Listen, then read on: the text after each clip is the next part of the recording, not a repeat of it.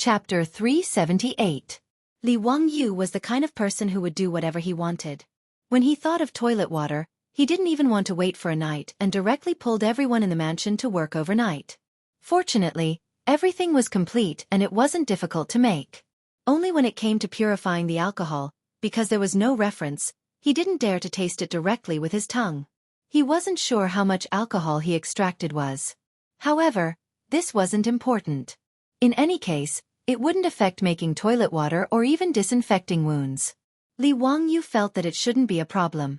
Everyone was busy for more than 2 hours before they finally tossed out a few bottles of alcohol. Li Wangyu put the washed mint leaves into a porcelain bottle and soaked it in alcohol. After a few days, there would be toilet water to use. Wangyu, do you know how to make mosquito coils? The beautiful boss thought of mosquito coils and asked. In this regard, Li Wangyu could only helplessly spread out his hands. He wasn't Doraemon who knew how to do everything. He only knew that mosquito coils were made of wood powder and some chemical materials, but he didn't know how to make them. In any case, using wormwood and mugwort to drive away mosquitoes had the same effect. If he tried to make mosquito coils himself, it might not have the same effect. Naturally, he was too lazy to bother. In addition, mosquito nets had been used in China since ancient times. Now that the Li family didn't lack money, the mosquito nets in the mansion were all replaced with silk nets made of silk. They didn't have to worry about mosquitoes disturbing them when they slept. Chongqing, now that we have alcohol, do you want to make a few bottles of perfume? Li Wangyu thought of perfume and felt that the beautiful boss would like it. Therefore he asked this question. Sure enough, when he asked this question, the beautiful boss's eyes lit up. She asked in surprise, Wangyu, you know how to make perfume? As the white-boned spirit of the later generations, who didn't like perfume? Even if there were perfume sachets and incense in the Tang dynasty, they couldn't compare to perfume. In the later generations, there was a saying that perfume was a woman's most intimate lover. A woman's elegance and beauty. Perfume was the best partner. Perfume was also the second skin of beauties in the later generations. It was the interpretation of a beauty's mood. It could be mysterious, refreshing, flirtatious, or shy. The beautiful boss naturally loved perfume, and Li Wangyu was also clear about this. In his previous life, his first impression of a beautiful female boss was when he was sitting in the corridor of the HR department, waiting for an interview. A beautiful female boss in a smart suit walked past him, bringing with her a burst of fragrance. It was a woman's fragrance, an unforgettable perfume. Li Wangyu firmly remembered the back of his beautiful boss. Now, the two of them had somehow traveled back 1,000 years and returned to the Tang dynasty to rely on each other. In the deepest part of Li Wangyu's memory, there was still that rich fragrance. Li Wangyu awkwardly rubbed his nose in front of his extremely excited beautiful superior's stunning face. I don't know how to extract the essential oil from perfume, but I do know a simple way to make perfume. The effect should be okay. If you don't mind, I can give it a try. The beautiful boss naturally didn't mind. She nodded repeatedly with a face full of expectation. Li Wangyu knew that the traditional way to make plant essential oil in the later generations was to put flower petals in a copper pot and steam them with fire.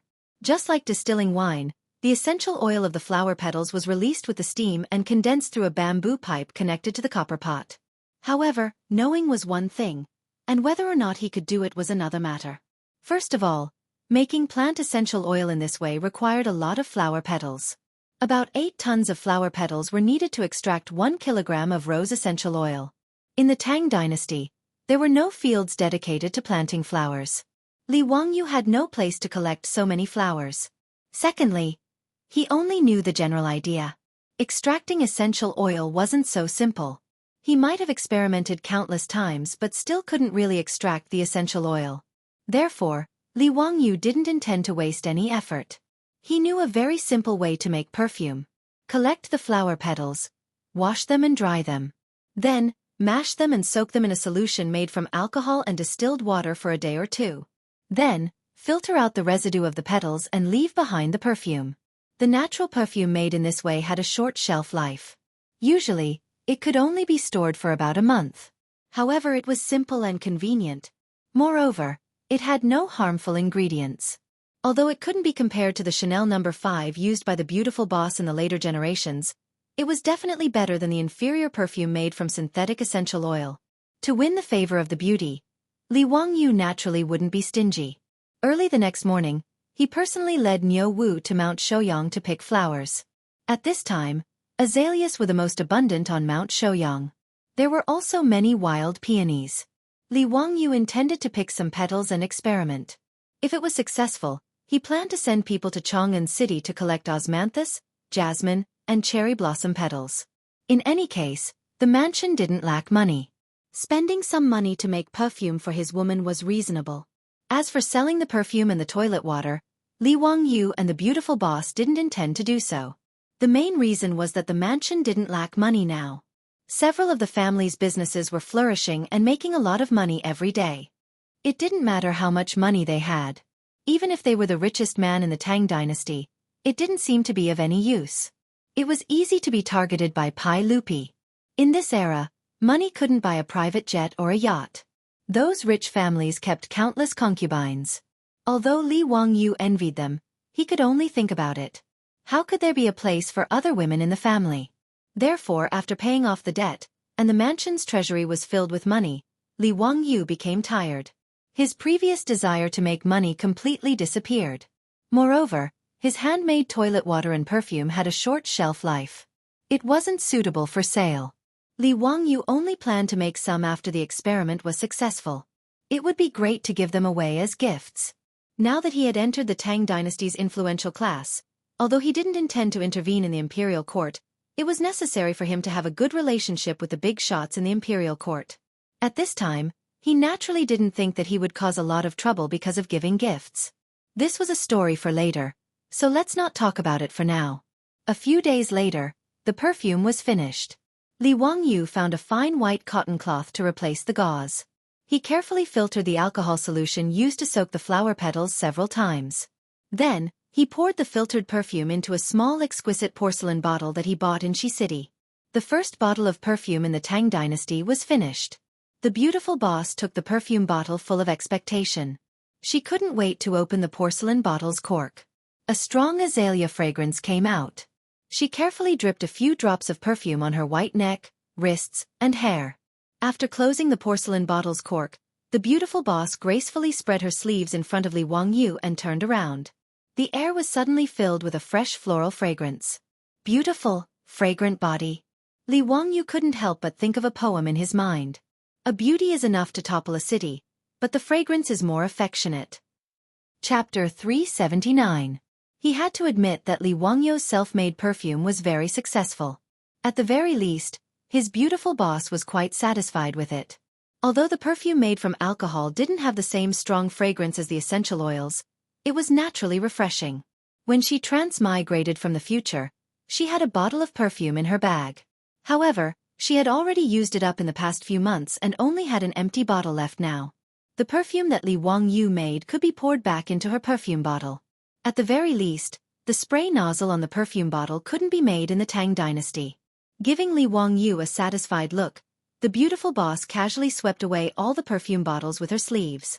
"Lang Jun, what's this? It smells so good. It smells so good. It smells like azaleas." Aphrodite reached out and hugged Li Wangyu's arm, her expression clearly saying, "I want it too." This little girl's body condition was really too good. Li Wangyu immediately felt that his arms had actually sunk into two soft lumps of skin. "Aphrodite, let go first." Li Wangyu stuttered and tried to pull his arm out in a panic, only to be hugged even tighter by Aphrodite. "No, Lang Jun, you haven't told me what Sister Chongqing uses." Aphrodite wasn't willing to let go. The awkward expression on Li Wangyu's face only made her cling even tighter to Li Wangyu until she was almost hanging onto his arm. Li Wangyu was embarrassed and his body stiffened. "Perfume, that's perfume. If you like it, I'll make more for you. Let go of me first." It wasn't that Li Wangyu was a calm man. The reason why he was so nervous was because he was wary of Aphrodite's age. A 15-year-old girl was still a junior high school student in the future. No matter how horny and beastly he was, he couldn't do anything indescribable with Aphrodite. But the more he was like this, the more Aphrodite liked to tease him. Especially when her beautiful boss wasn't around, this European girl would become even more aggressive, often making Li Wangyu embarrassed. "Then you can't lie to me, Lang Jun. Avro finally let go of Li Wangyu's arm after getting Li Wangyu's guarantee. Her bold actions caused the little girl Perrin to be extremely displeased. She pouted her little mouth and scoffed coldly. She then softly spat out, "Shameless vixen." Afro naturally heard Perrin's words, but she didn't care at all. Instead, she secretly stuck out her tongue at Perrin and made a funny face. This made Perrin stomp her feet in anger. She turned around and complained to her beautiful boss.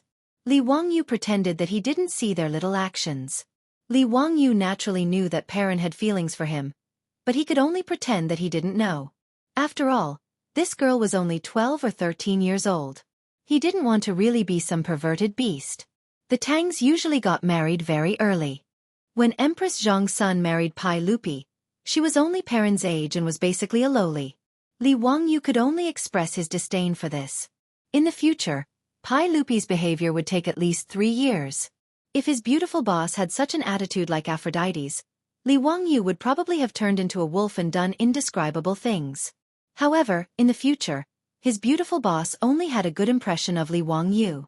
It had only been 3 or 4 months since he transmigrated to the Tang dynasty. Even though the two of them were together day in and day out, their relationship had gradually warmed up.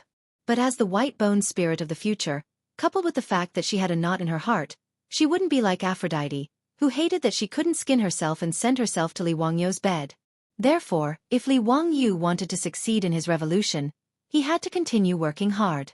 The reason why a goddess was that she wasn't so easily captured by mortals. At the very least, he couldn't make his beautiful boss undress for him just by making a few bottles of perfume and saying some vulgar words of love. Li Wangyu worked hard to make the perfume and toilet water, which won the beauty's smile. But after 2 days of peace, a group of bandits came to the residence, making him miserable. This matter started with the 2 little traitors, Li Chengqian and Li Tai. Ever since Li Wangyu renovated his house, the originally unbearably hot summer wasn't so unbearable anymore. It could even be said that it was rather comfortable. Li Chengqian, Li Tai, and Li Lizzie, the 3 little ones, came to Dingzhou village as usual to learn from Li Wangyu. Now, every time they came to Dingzhou village, it was the happiest thing for Li Chengqian and Li Tai. Because of this, the 2 little ones complained to Li Wangyu many times that they could only come to Dingzhou village once every 5 days, which was really too little. It would be better if they could come to Dingzhou village every day. They even glorified it by saying that they would follow their teacher around and serve their teacher to respect him. In this regard, Li Wangyu saw through the sinister intentions of these 2 little brats at a glance. What serving their teacher? They just wanted to play with the brats in the village every day. How could Li Wangyu be willing? Naturally, he mercilessly rejected them. Although being the imperial tutor of the crown prince seemed very glorious, how tiring was it to be the king of the children? Coming once every 5 days was already very troublesome for him. If it wasn't for Pai Lupi's threat, he wouldn't even bother to be the crown prince's imperial tutor. Today, the 3 little ones arrived at Dingzhou village in a carriage. They felt a cool breeze as soon as they entered the Li family's old residence. Li Chengqian looked at the curtain of water flowing down from the Li family's central room and couldn't help but be dumbfounded. Although he was the crown prince of the Tang dynasty, he had never seen such a situation in his family's residence. The little fatty, Li Tai, even foolishly raised his head to look at the sky to see if it was raining or not. "Teacher, did you cast an immortal spell on this residence? Why would it fall into the water under the eaves?" Li Wangyu unhappily patted Li Chengqian's head. "You 2 little idiots, this is spring water from the back of the mountain. I had someone use a bamboo pipe to bring it to the roof. What's the use of it? To lower the temperature." After Li Wangyu finished speaking, he walked into the central room with his hands behind his back. The 3 little ones hurriedly followed behind him.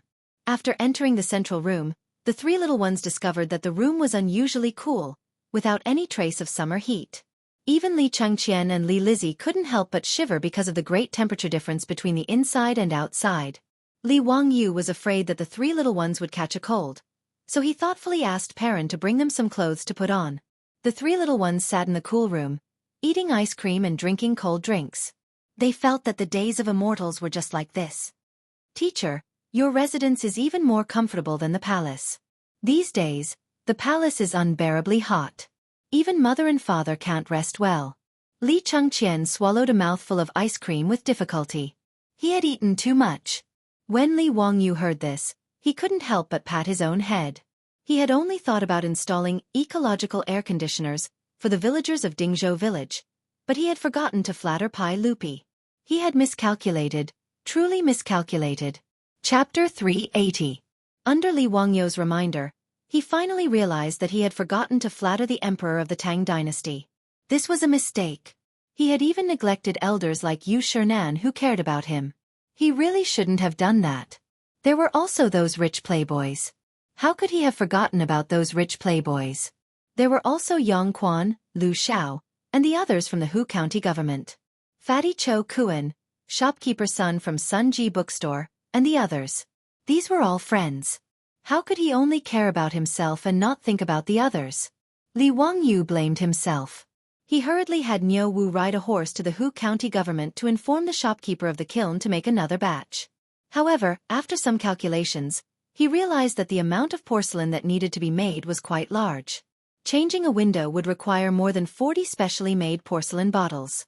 Changing a door would require more than 100 porcelain bottles. How many palaces were there in the imperial palace? Yu Shernan, Kong Yingda, and the other big shots also had many rooms, not to mention Cheng Yaojin, Qin Qiong, Fang Xianling, and Zhang Sun Wuji. Now that he knew a lot of big shots in the imperial court, the demand for this ecological air conditioner was really high. Thinking of this, Li Wangyu helplessly shook his head. He simply ordered Niu Wu to bring enough gold and inform the shopkeeper of the kiln. For the next few days, he didn't need to do anything else. He just needed to focus on making porcelain bottles for him. He temporarily took over the shopkeeper's kiln. As for the wooden planks needed for the ecological air conditioner, he couldn't rely on Carpenter Lu. Even if the old man and his 3 sons worked themselves to death, they probably wouldn't be able to make much. Li Wangyu pondered for a while and simply had Li Heng accompany Niu Wu to the Hu County government to ask Yang Quan for help. He asked Yang Quan to find craftsmen in Hu County to help him process the wooden planks. After arranging these trivial matters, Li Wangyu waited for the porcelain bottles to be made at the kiln. Then, he would send these ecological air conditioners to Chang'an as gifts. But before he could deliver the gift, a group of uninvited guests came knocking on his door. On the second day after Li Chengqian and Li Tai returned to Chang'an, Pai Lupi led a group of bandit dukes to Dingzhou village in a mighty manner. Li Wangyu was shocked by the murderous look of Pai Lupi and Cheng Yaojin. What were they trying to do? Are you here to fight me to the death? It was still early in the morning, and today was not the day off. Did Pai Lupi and these big shots not go to court often? Zio, why didn't you think of giving the good stuff to your uncle and aunt? He really deserved a beating. If Cheng Qian and Qin Ke had not returned to inform us, we would still be kept in the dark by you. Pai Lupi didn't wait for Li Wangyu to open his mouth and scolded him. Li Wangyu was so angry that his teeth itched. Those 2 little traitors, little bastards. They ate and drank well in their own home, and they enjoyed themselves enough. How dare they turn around and sell me out? Li Wangyu secretly made up his mind. The next time Li Chengqian and Li Tai came, he would definitely let them have a taste of his power as a teacher. Humph. Copying the epigraph of my shack 100 times was a good idea. Naturally, he knew what Pai Lupi was referring to. It was the ecological air conditioner that he had invented. Yesterday, he had specially explained the principles of the ecological air conditioner to Li Chengqian and Li Tai in detail. It was like a science lesson for them. Li Wangyu also shamelessly told them that the ecological air conditioner was called the air conditioning window, and that he had painstakingly researched it. Because of this, his beautiful superior rolled her eyes. She couldn't bear to see him being so shameless. But she didn't think that these 2 little bastards would be so quick to talk. As soon as they returned to the palace, they went to find Pai Lupi to present the treasure. As a result, the Pai Lupi, who had been suffering from the scorching heat for the past few days, even stopped attending court. He directly led a group of court officials to Dingzhou village. Li Wangyu hurriedly explained. It would not be a good thing if the head of the Tang dynasty held a grudge against him. Uncle, what are you talking about? I'm just experimenting with it. Once the effect is good, I'm going to present it to you. Just as he finished speaking, Chang Yaojin, who was at the side, was dissatisfied again. His furry black face came over, and his saliva was about to spray on his face. Brat, where's mine? You actually have the heart to let your Uncle Cheng suffer from the scorching heat. Are you itching for a beating? If you don't hand over that air conditioning window today, I won't leave. Uncle Chung, how could little nephew forget you? Hee hee, there is. Little nephew has also prepared some for your residence. However, the air conditioning window is still being fired, and it can't be completed in a short time. At most, little nephew will personally send it to Uncle Cheng's residence in 2 or 3 days. As soon as Li Wangyu finished speaking, he felt a stab of pain on his back. He turned his head and saw Feng Xianling, Du Ruhui, Zhang Sun Wuji, and other big shots looking at him with murderous eyes. How could he not understand the meaning of these big shots? He hurriedly cupped his hands and bowed. Everyone, I've also prepared something for your residence. Once the craftsmen are done, I'll send it to you. Li Wangyu's tactful appearance made these big shots nod in satisfaction. The crowd did not need Li Wangyu to call them, and they consciously poured into the Li family's old residence. As soon as they entered the gate, everyone noticed the curtain of water that kept flowing down from the roof. Because of the flowing water, the courtyard was obviously cooler than outside the courtyard.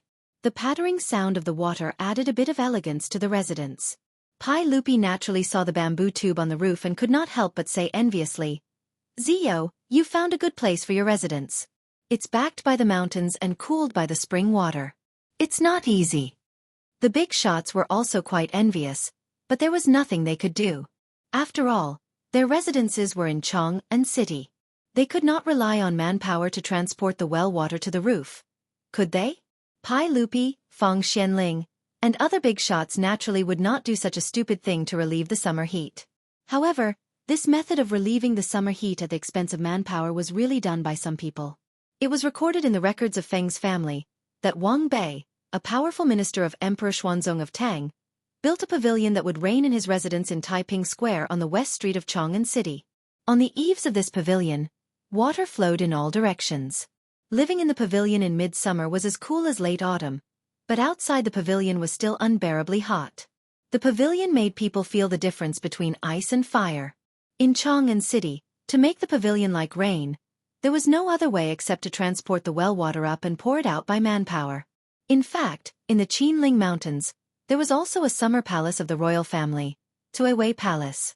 Tuiwei Palace was not far from Dingzhou village. It was in the Yellow Valley of the Qinling Mountains, also known as the Royal Valley.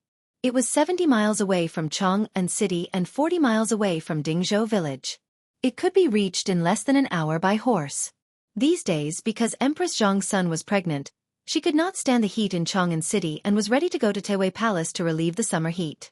Pai Lupi was reluctant to leave his wife. After hearing that Li Wangyu had made a magic device to relieve the summer heat, he came to Dingzhou village early in the morning, intending to see if the air conditioning window was really effective. After all, Empress Zhang's son had been pregnant for 8 months and was about to give birth. Pai Lupi did not want his wife to go to the summer palace at this time. Chapter 381. After figuring out the purpose of Pai Lupi's visit, Li Wangyu naturally needed to show Pai Lupi, as well as the group of dukes and bandits, the effects of the ecological air conditioner. The houses in his residence all had flowing water to cool them down, so it was not easy to see the effects of the ecological air conditioner. Li Wangyu simply led Pai Lupi and the group of bigwigs out of his residence and into the village. Nowadays, everyone in Dingzhou village had ecological air conditioners installed in their homes. Li Wangyu randomly found a house and after greeting it, he led Pai Lupi and the group of dukes into the thatched huts built with yellow soil to tour.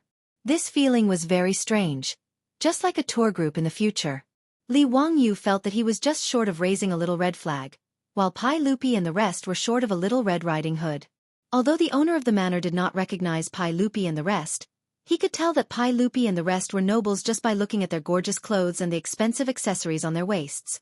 Naturally, they did not dare to be rash and retreated to the side without saying a word.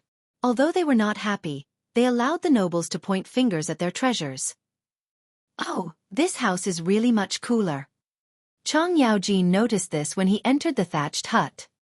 He pointed at the window and said in surprise, "Gentlemen, when you come to the window, the wind that blows in is actually cold. It's really amazing. Boy, how did you do it? Could it be that there really is an immortal technique?" It was no wonder that Chang Yaojin was surprised. It was really difficult to make the Tang people understand the principles of physics. The same was true for the ecological air conditioner. When the natural wind from the outside blew through the porcelain bottles with big mouths and small mouths, due to the principle of air compression, it could quickly cool down the originally hot air. Of course, there was a prerequisite, which was that there must be wind blowing in. Traditional houses in Huaxia paid attention to the front and back of the house to form convection, which was the wind passing through the hall. However, the wind itself was just the flow of gas and would not cool down. On a hot summer day, even the wind blowing on the body was hot, so it was very uncomfortable. However, Li Wangyu's ecological air conditioner could instantly cool down the temperature of the room when the hot air passed through the porcelain bottle. Li Wangyu naturally couldn't explain this kind of physical principle to Pai Lupi and the others. He could only vaguely reply, "Uncle Chung, you must be joking. I don't have any celestial magic. It's just a method of investigating objects. It's the same principle as water moving a water wheel." After visiting the cottages of the Zhou village's villagers and truly feeling the effect of the air conditioning window, not only was Chang Yaojin not happy, but he also impolitely slapped Li Wangyu's shoulder. "You rascal, all the houses in your manor have air conditioning windows. Why didn't you think of your uncles?" If it wasn't for the bad reputation, Chang Yaojin would have taken the air conditioning windows installed in the thatched houses in the village and taken them away. He was a dignified duke, but every night he couldn't sleep because of the heat. Unexpectedly, he was not as comfortable as the villagers of Zhou village. It was really annoying. "That, hee, Uncle Chung, these are experimental products. They're very rough. How can they enter Uncle Cheng's eyes?" Li Wangyu smiled embarrassedly. At the same time, he made up his mind to inform Yang Quan later and ask the craftsman to make the wooden base more beautiful. In addition, the porcelain at the entrance of the kiln couldn't be so simple and elegant without any decorations. Otherwise, it would be difficult to explain. Fortunately, these ecological air conditioners were installed in the village. In order to rush the work, Carpenter Lu casually used the wooden boards. He didn't even use a carpenter's plane to smooth the wooden boards. He just pieced them together, opened the holes, and inserted the porcelain bottle. Li Wangyu was quick-witted and found an excuse that wasn't an excuse. Chang Yaojin glared at him with dissatisfaction. "If I don't see the air conditioning windows in the house in 3 days, don't blame me for coming to settle accounts with you." Li Wangyu could only smile and nod in the face of the old hooligan's threat. But in his heart, he had already raised his middle finger to the old man. What kind of person is he? He's simply a bandit. The moral standard of the Tang dynasty was dragged down by people like Chang Yaojin. He should really learn what 8 honors and 8 disgraces are. After visiting the thatched houses in the village, the group returned to the Li family. Li Er walked boldly into the living room and sat down. He took out a folding fan from his waist and started fanning himself. Then, he glared at Li Wangyu in dissatisfaction. "Zio, why isn't there any ice cream? Also, the fruit juice with ice cubes was also sent. How can you treat your guests like this? Don't you welcome us?" "Uncle, what are you saying?" "Hee, Uncle and all of you have come to my humble abode, bringing light to my humble abode. How could I not welcome you? Uncle, please wait for a moment. I'll immediately ask someone to send the ice cream and cold drinks." Li Wangyu was cursing in his heart. Needless to say, the ice cream was sent back by the 2 little traders to show off. He quickly asked the maids in the house to prepare ice cream and cold drinks to entertain this group of freeloaders. "Ha ha ha, this guy's house is really cool and refreshing. It's really refreshing." Chang Yaojin wiped the sweat on his forehead and drank a glass of fruit juice full of ice cubes. "Zio really knows how to enjoy life. No wonder you don't want to live in Chang'an. Dingzhou village is also a good place." Feng Xianling was naturally not as vulgar as Chang Yaojin. She held the glass and drank slowly while praising. "Hee, Prime Minister Feng, you flatter me." Li Wangyu said politely while wondering when Pai Lupi and the others would return to Chang'an. Chang Yaojin ordered loudly, "Boy, ask your maids to prepare good food and wine. Today we won't go home until we're drunk. Ha ha ha. Bring out the mahjong. I want to play with His Majesty and the other officials." Li Wangyu was about to break out in cold sweat when he heard Chang Yaojin say that they wouldn't go home until they were drunk. He immediately thought of the day when he had just brewed the sorghum wine and this old guy was drunk in his house. Damn, was he not satisfied with tearing it down once? Was he going to do it again? However, he obviously had no right to object. As the youngest master here and the lowest rank, He had no right to speak. Li Wangyu could only obediently agree. He asked Niu Wu and Niu Yong to bring the mahjong table and asked the maids to boil water and make tea. He himself waited on the side to play mahjong. Ever since Chang Yao-jin played mahjong in the Li family, he liked the gambling equipment very much. After returning to the house, he asked the craftsman to make a set of mahjong using the best ivory. When he had nothing to do, Chang Yao-jin often invited Qin Qiong and the others to play mahjong in the house. Gradually, the quintessence of huaxia, mahjong, naturally became popular in Chang'an City. Now, even Pai Lupi had learned how to play mahjong. In the harem, including Empress Zhang's son and concubine Yang, they all enjoyed it. Today, there were more than a dozen officials who accompanied Pai Lupi to Dingzhou village to enjoy the cool air. Obviously, a table of mahjong was not enough. Fortunately, the playboys also came to the house to play from time to time. This group of playboys was naturally a fan of mahjong. For this reason, Li Wangyu prepared many mahjong sets in the house for everyone to play. The sun outside was hot, but the central room of Lai Hot was as cool as autumn. Pai Lupi and the officials of the imperial court were naturally in a good mood. They sat down at the mahjong table, set up the battlefield, and began to play. Li Wangyu looked at the central room with 4 mahjong tables and heard the sound of mahjong. He couldn't help but have the illusion that it was an activity center for the elderly in the future. Chapter 382. Wahahaha, today's luck is indeed not bad. Your Majesty, everyone, pay up, pay up. 20 taels of gold per person. Chang Yaojin's luck was off the charts today. He won Pai Lupi, Zhang Sun Wuji, and Feng Xianling at the mahjong table. Their faces darkened. Facing the old man who was laughing wildly, they gloomily took out gold ingots from their pockets and threw them to Chang Yaojin. I'm not playing anymore. Zio, get someone to serve lunch. Pai Lupi pushed away his tiles and stood up angrily. Old man, don't be so proud. We'll play again after lunch. Chang Yaojin didn't mind at all. He laughed and put away the gold ingots. His smug look really deserved a beating. Unfortunately, there weren't many people present who could beat this old man. Li Wangyu hurriedly arranged for the servants to serve the food that had already been prepared. Before the Tang dynasty, most of the meals were served separately. Each person had a small table to eat at. When it came to the Tang dynasty, the separate meal system evolved into a shared meal system. Just like in the future, everyone sat around the table and ate together. However, during the Jingguan era, although the shared meal system was used, it was usually the same as Western food. However, Li Wangyu didn't have this habit. The meals in his residence were the same as in the future. A table of dishes was divided and eaten by everyone. Pai Lupi and the other big shots didn't care about this. Facing the table of delicacies, they frequently reached out with their chopsticks. Now, the beautiful boss's good cooking skills were passed on to the maidservants and Pei Lan at home. The dishes cooked in the iron wok looked, smelled, and tasted good. It made Li Er and the other big shots very satisfied. Chang Yaojin, on the other hand, was most interested in the wine in the cup. He pulled Li Wangyu over and asked, Kid, why is the wine so sweet today? It tastes different from the wine this old man usually drinks. Uncle Cheng, I've added sugar to the wine.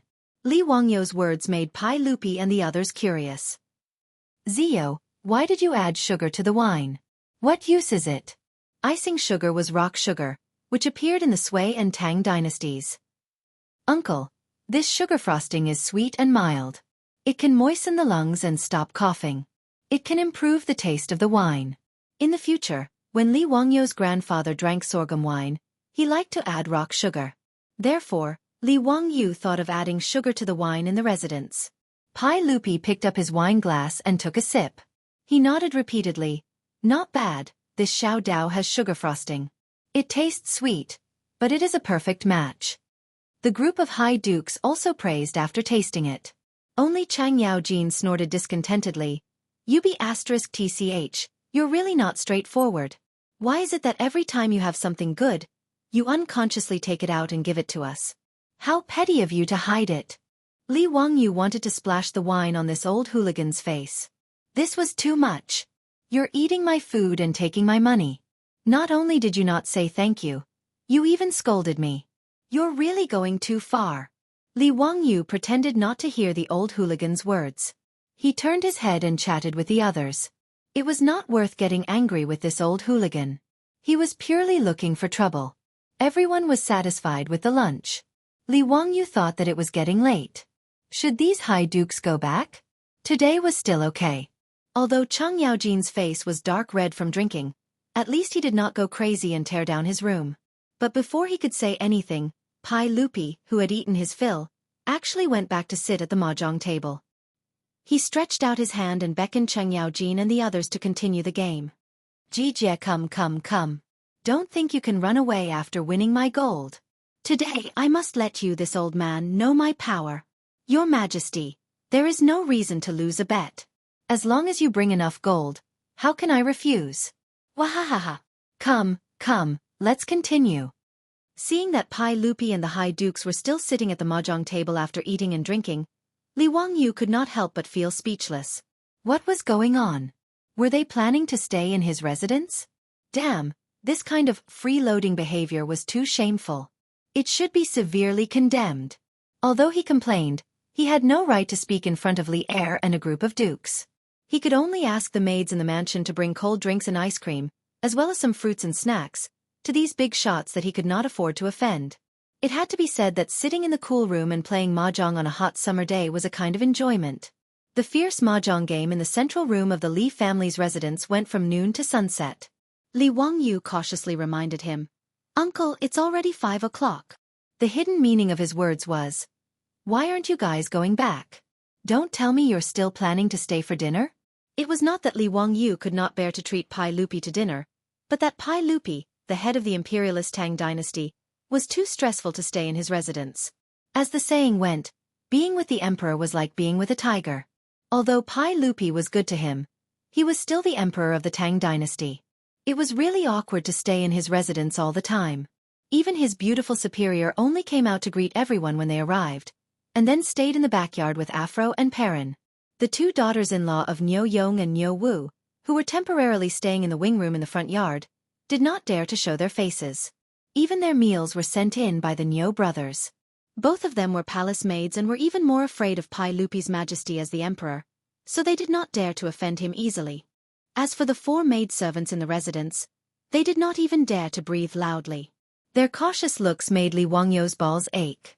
Therefore, Li Wangyu could not wait for Pai Lupi to return to Chang'an City as soon as possible. Who knew that as soon as he finished speaking, Pai Lupi would glare at him. "What? Zio, don't you welcome me to have dinner in your residence? Do you want to drive me away?" Li Wangyu was about to cry. He hurriedly waved his hands and said, "Uncle, you've wronged me. I can't wait for your majesty to stay in my residence every day. I'm just worried that Chang'an City is going to close its gates. Bastard, do you think Chang'an City will lock your majesty out of the city?" Chang Yaojin glared at him and said, "Don't talk nonsense. Go and get someone to prepare dinner and more wine." Li Wangyu was speechless and could only do as he was told. Bad guest. Should I ask the village chief to put up a sign at the entrance of the village? Lu Guogong and dogs are not allowed to enter. In the central room of the Li family's old residence, people were exchanging cups and drinking merrily.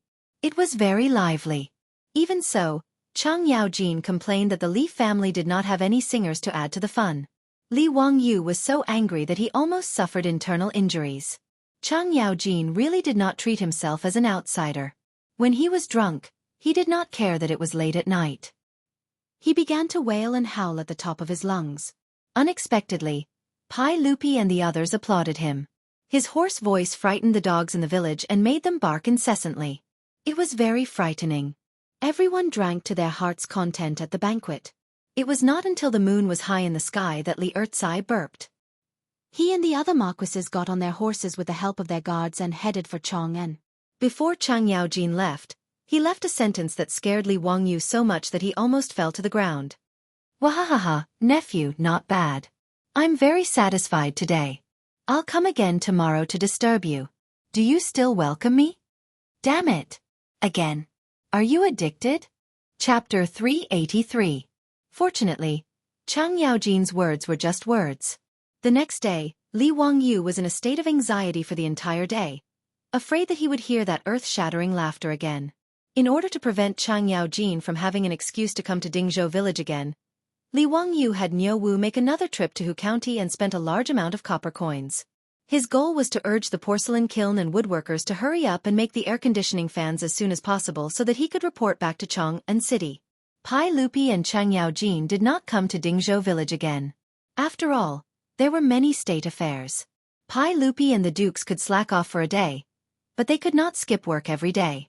The playboys, however, came to Dingzhou village the next day to freeload off the air conditioning. Li Wangyu naturally welcomed the playboys' visit. Although these guys were not very good at drinking and liked to mess around after drinking too much, Li Wangyu felt that they were as cute as a group of playful brothers in the future. Even his beautiful superior was now familiar with the foppish playboys. She was also very welcoming of their arrival. There was good food and drink, and it was cool and comfortable. The playboys also frequently visited these days. If not for the Li family's old residence being too small, they would have stayed there forever. 3 days later, the first batch of eco-air conditioners was made in a few hundred. Li Wangyu hurriedly ordered Shun Feng Carriage Company to send out carriages to personally escort the eco-air conditioners to Chang'an City to deliver the gifts. He first sent 100 fans to the Imperial Palace, then another 20 to 30 fans to the various dukes and prefectural dukes' mansions. He didn't forget about Yu Shernan and Kong Yingda's mansions either. He even sent 10 fans to Cho Kuan's residence. At present, Hu County was still rushing to make air conditioning windows. In Noda's Chang'an City, there were so many nobles and officials that Li Wangyu could not be biased in his gifts. Otherwise, he would attract jealousy for no reason. He even sent air conditioning windows to Chongping County Duke Zhang Liang's mansion. This was also the way of the world. In the next month or so, Li Wangyu ran to Chang'an City almost every day to deliver gifts. It was quite tiresome for him. However, as the air conditioning windows began to be installed in Chang'an City's civil and military officials, its cooling effect immediately surprised everyone. Any room with an air conditioning window was obviously much cooler than a room without one. The officials who received Li Wangyu's gift naturally had a good impression of Hu County's son. Li Wangyu's gift was given at the right time. It wasn't expensive, but the officials loved it so much that they couldn't bear to part with it. The Tang naturally did not understand the principle of the air conditioning windows, but there were smart people who copied it and the effect was just as good. As a result, Li Wangyu's air conditioning windows quickly spread among the people of Chang'an. Many porcelain kilns began firing. Fired the air conditioning windows. Soon, the air conditioning windows in city. Li Wangyu relied on the air conditioning windows to gain another wave of popularity in Chang'an City. Even the air conditioning windows were nicknamed Wangyu windows by the people of Chang'an City. Not only did it refer to Hu County's son Li Wangyu's invention, but it also referred to the fact that after installing the air conditioning windows, there was no need to worry on a hot summer day. Wangyu, forget your worries. However, this was all for later, so let's not talk about it for now. Now, Li Wangyu was still braving the scorching sun to deliver gifts all over Chang'an City. He was already sweating profusely, and the clothes on his back were already soaked. He felt that delivering gifts was also a tough job. Brother Chumo, how many more families are going to deliver gifts today? Li Wangyu asked listlessly as he rode on horseback. In the four-wheeled carriage team that delivered the gifts, however, were the profligates who were also sweating profusely and listless under the scorching sun. Li Wangyu naturally did not spare this group of fellows who were eating and drinking in his residence. They were brothers, so of course, they should share weal and woe. How could he let these fellows eat and drink in his residence while he was running around alone? Moreover, in Chang'an City, there was no one more familiar than these fellows. He wanted to go to each residence to deliver gifts, so naturally, he needed these fellows to guide him. Therefore, even if Cheng Chumo, Fong Yai, and the others were unwilling, they were dragged out by Li Wangyu to accompany him in the sun. Cheng Chumo wiped the sweat off his face. There are still 2 more. They are all in the Shioda workshop. Then let's go quickly. After delivering the gifts, I'll treat my brothers to a drink. Drink on a hot day like this? I have no appetite. I just want to drink your cold drinks and ice cream. Haha, Brother Chumo is right. ZU residence has a lot of good things. It would be so refreshing to have a cold drink on such a hot day. Li Wangyu was riding on horseback and was dizzy from the sun. Hearing this, he casually said, "Isn't it just cold drinks? When we see a vending machine later, I'll treat you guys to a drink." ZU, what nonsense are you talking about? What vending machine? What is that? Country bumpkin, don't you know about vending machines? It's a machine that's placed in the streets and alleys. It doesn't need anyone to watch over it. You just have to put in some money, and it will automatically sell you cold drinks. Li Wangyu was still dizzy, so he replied without thinking. Halfway through, he realized that something was wrong. Damn, this was not the future. This was the Tang dynasty. Where did this vending machine come from? He was really dizzy from the sun. How could he talk nonsense? His words caused the fellows to burst into laughter. Haha, Ziyu, are you dizzy? Where would there be such a magical machine? Ziyu is talking nonsense again. If there really is such a machine, I'm afraid only gods can do it, right? Li Wangyu, who felt that he had said something wrong, was not happy after being laughed at by the fellows. He straightened his neck and argued, didn't Zhuge Wuhou create the wooden ox? It doesn't rely on feng shui.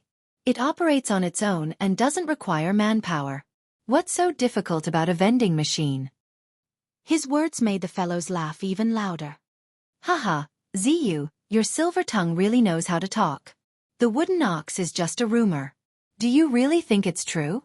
I also don't believe what Ziyu said. That vending machine, Ziyu, you probably thought of it on your bed, right? Ziyu, if you can create a vending machine that doesn't require manpower to sell cold drinks, I will give you the calligraphy of Wang Yu's army. Ha! Chai Lingwu laughed and joked. The Wang Yu's army he was talking about was Wang Shiji. It was unknown where Chai Lingwu obtained Wang Shiji's calligraphy.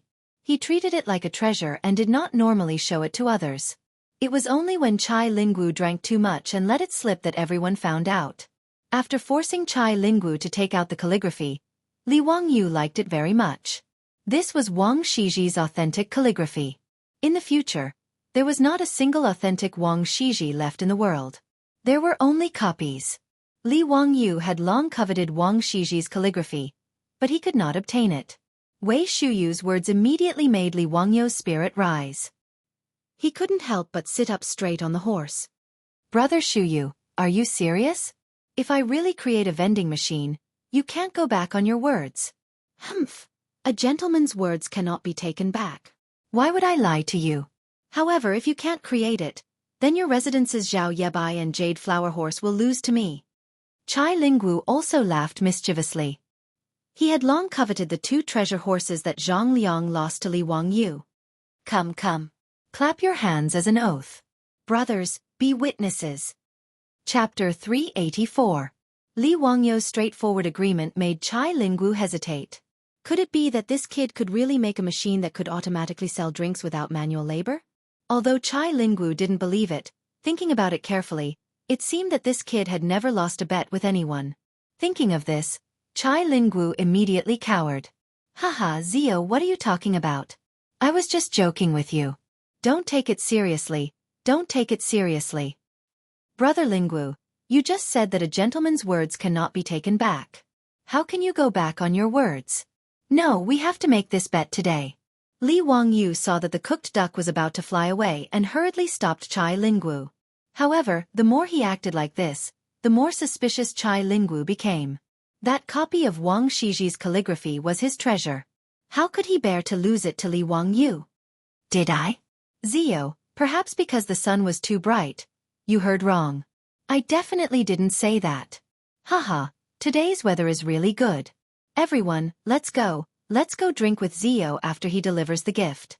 Chai Lingwu wanted to whip his horse to leave, but Chung Chumo and the others grabbed the reins. Wait, Brother Lingwu, we can testify that you did say that you wanted to make a bet with Zio. As a man, how can you go back on your words? This group of debauches just wanted to watch a show. Moreover, the vending machine that Li Wangyu mentioned sounded quite interesting. Since that was the case, how could they let Chai Lingwu run away? Chai Lingwu only just realized that he had caused trouble because of his loose tongue. He had a vague feeling that his beloved copy of Wang Yu's calligraphy would be lost. With a long face, he said, Brothers, can you pretend that I didn't say anything just now? I was wrong. I apologize to Zio and everyone. Today, little brother Ping Kong Square will be treating.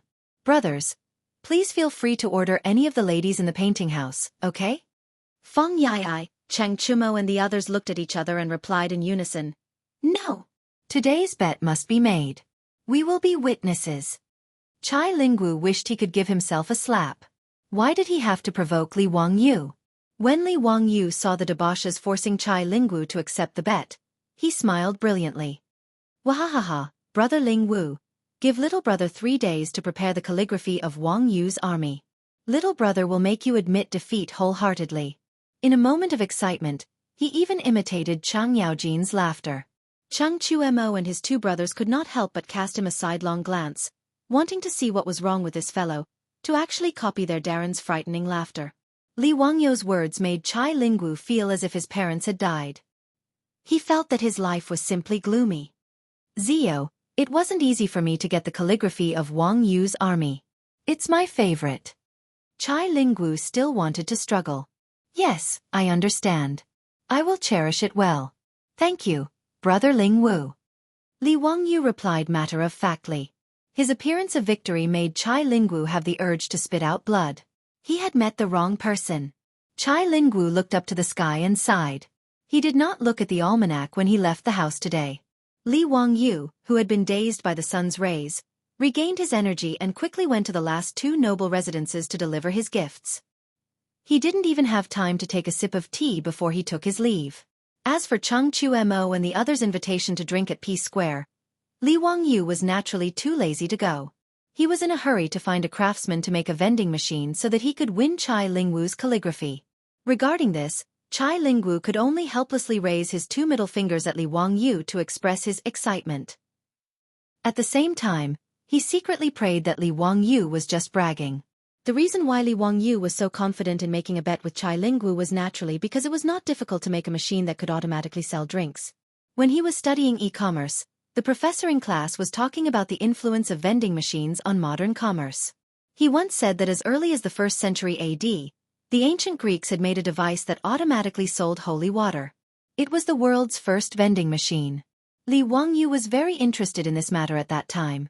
He even went to the library to look for information and saw the restoration of the vending machine. The principle of the vending machine of the ancient Greeks was very simple.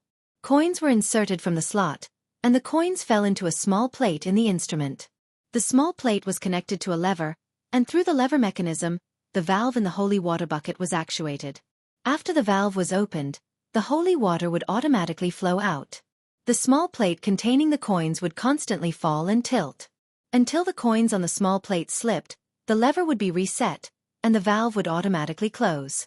This vending machine that sold holy water was seen as a miracle by the ancient Greeks. It caused quite a stir at that time. Therefore, when Li Wangyu heard that Chai Lingwu wanted to make a bet with him, he laughed so hard that his eyes could not be seen. He had long been drooling over Chai Lingwu's Wang Shiji's calligraphy. He did not expect this guy to deliver himself to his doorstep. What a good guy! After bidding farewell to the playboys, Li Wangyu led Niu Wu directly to Yan Libin's residence. When a teacher has something to do, he naturally needs a disciple to do it for him. As a junior supervisor, Yan Libin was also good at craftsmanship and had many ingenious ideas. Li Wangyu only knew the principle and general appearance of the beverage vending machine. As for how to make it happen, he naturally needed Yan Libin's help. Moreover, there were all kinds of skilled craftsmen who were good at crafting different kinds of tools. When the beverage vending machine was designed, he also needed to find these craftsmen to build it. In the main hall of the Yan residence, Yan Libin was playing chess with Ma Zhou while chatting casually about his teacher and the various activities that had been stirred up in Chong recently. Li Wangyu naturally did not forget about his 2 disciples. He had sent the air conditioning windows over early in the morning to install them. At this time, the main hall of the Yan residence was also quite cool.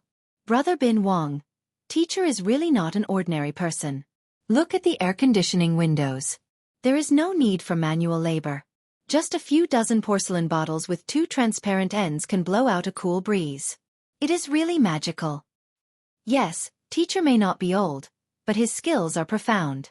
The more I learn from teacher, the more I feel that teacher is unfathomable. Every time he does something shocking. Brother Bin Wang is right. I was originally a painting addict.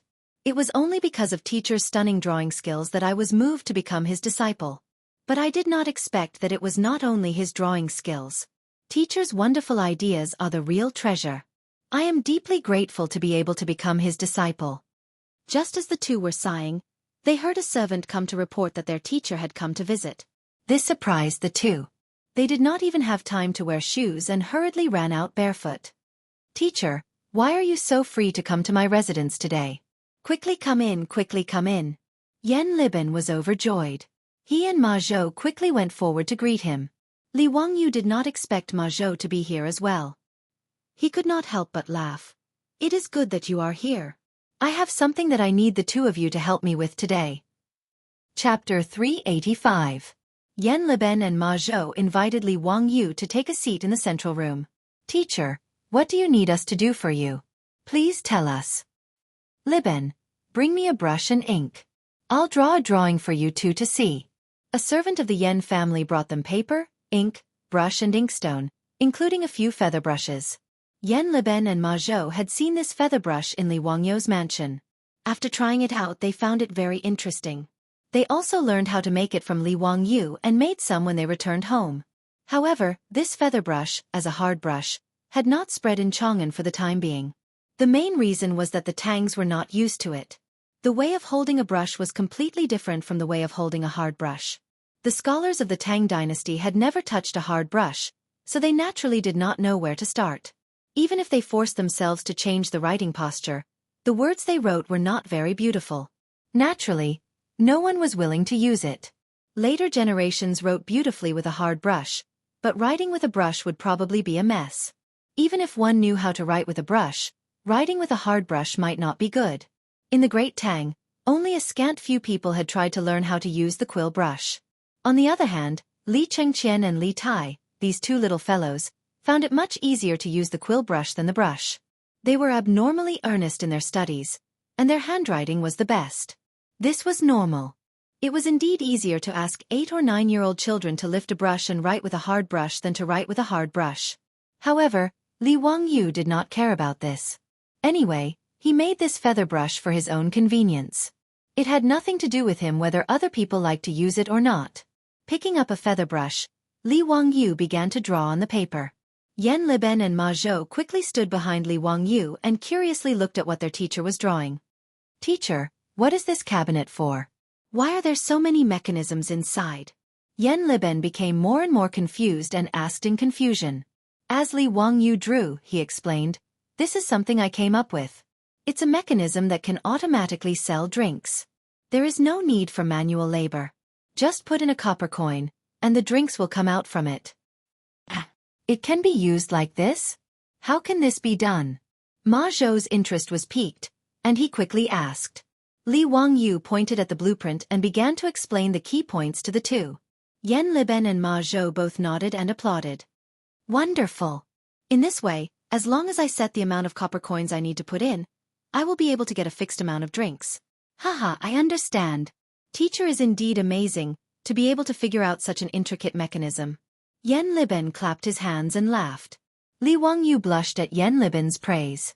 He had only plagiarized the wisdom of the ancient Greeks. He was a little embarrassed to be praised by Yen Liben like this. Ma Zhou curiously pointed at a spot on the drawing and asked, Division Commander, in your drawing, why is the can used to store drinks double-layered? What is that thing wrapped around the jar? The part that he was referring to was something that Li Wangyu had figured out and made to the vending machine of the ancient Greeks. In the vending machine that he had designed, the huge ceramic can used to store drinks had a wooden bucket wrapped around it. Li Wangyu planned to put ice cubes into the bucket when the time came to cool the drinks. This way, the drinks would be cool and refreshing after they came out of the vending machine. He thought that it would be more popular. The wooden bucket was wrapped with a cotton blanket to keep the ice cubes warm. It was tied tightly to the outside of the wooden bucket as an insulating layer to prevent the ice cubes from melting too quickly.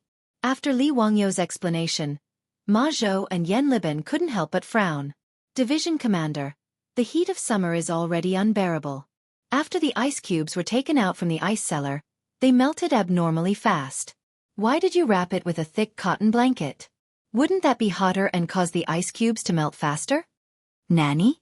Li Wangyu was a little confused by the two's words. It took him a while to react, but he couldn't help but laugh out loud. Haha, Bin Wang, Liben, what are the two of you talking about? Do you think that the ice cubes will melt faster if they are wrapped in a cotton blanket? Ma Zhou asked doubtfully. Isn't that the case? When the weather is cold and the ground is frozen, we need to cover ourselves with thick cotton blankets. In the summer, we need to wear thin clothes to feel cool. Division Commander. Isn't that the case? Li Wangyu didn't know whether to laugh or cry at his words. He could only patiently explain to them that the cotton blanket didn't heat up, but it was insulating. In the winter, it felt warm because the cotton blanket prevented the body's heat from dissipating. It was the same when it was used to wrap the ice cubes. It could isolate the heat from the outside and maintain the temperature in the bucket. However, even after he explained for a long time, Ma Zhou and Yan Liben still couldn't understand. Li Wangyu couldn't help but facepalm. He thought of a variety show in the future where the production team asked the guests to transport the ice cubes. One of the guests was the same. They couldn't understand why the ice cubes wouldn't melt faster when they were wrapped in a cotton blanket. Since the guests in the future who had studied physics couldn't understand, it wasn't strange that Yan Liben and Ma Zhou couldn't figure it out. Li Wangyu couldn't be bothered to explain further. He simply asked the servants in the underworld to take out 2 ice cubes from the ice cellar for them to experiment on. One of them was placed on the floor of the central room, while the other was placed in a wooden box and wrapped in a cotton blanket. After half an hour, the ice cubes placed in the central room had completely melted and turned into a puddle of water. Ma Zhou hurriedly ran to open the wooden box wrapped in the cotton blanket. He was shocked to find that the ice cubes in the wooden box didn't show any signs of melting. It only became slightly moist. This made Ma Zhou and Yan Liben even more surprised. The truth was right in front of them, so they couldn't doubt it.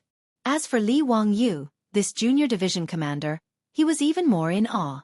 Yan Liben was good at craftsmanship and Ma Zhou was good at calculation. With the help of these 2 people and the skilled craftsmen who were supervising the work, they quickly turned Li Wangyu's sketch into reality. In less than 2 days, a few beverage vending machines were made. Even the craftsmen who had personally created such a magical mechanism could not believe that such a magical thing had actually been created in their hands. Li Wangyu was bursting with joy. Wang Shiji's copybook was in his hands. Wahaha, so fast. 3 days later, in front of the Chai residence, a group of silk pants surrounded Li Wangyu. They planned to drag Chai Lingwu to witness the beverage vending machine. Greetings to the county magistrate and all the young dukes. The Chai residence's housekeeper immediately came out to greet them. Today is really unfortunate. My family's Xiao Lang, Kuan ate something bad yesterday. Today, his stomach is uncomfortable and he is bedridden. I'm afraid he can't go out with you. Xiao Lang, Kuan asked me to apologize to you. Please forgive me. The Chai residence's housekeeper's words almost made Li Wangyu's nose crooked. Shameless, Chai Lingwu was actually shameless. He even used such a shameless trick like pretending to be sick. He was really too shameless. Chapter 386. How could Chai Lingwu's trick of pretending to be sick fool the group of wastrels? Amidst the laughter, they ignored the Chai residence's housekeeper's advice and barged into the Chai residence. In any case, they were familiar with each other and had been to each other's residences countless times. They were already familiar with the place and knew where Chai Lingwu lived even with their eyes closed. The Chai residence's housekeeper could only shake his head and smile bitterly as he followed the group of wastrels to his Lord Xiao Lang's courtyard. Brother Lingwu, we heard that you had a stomachache and came to visit. Quickly come out and welcome us. Fang Eai shouted as soon as they entered Chai Lingwu's courtyard.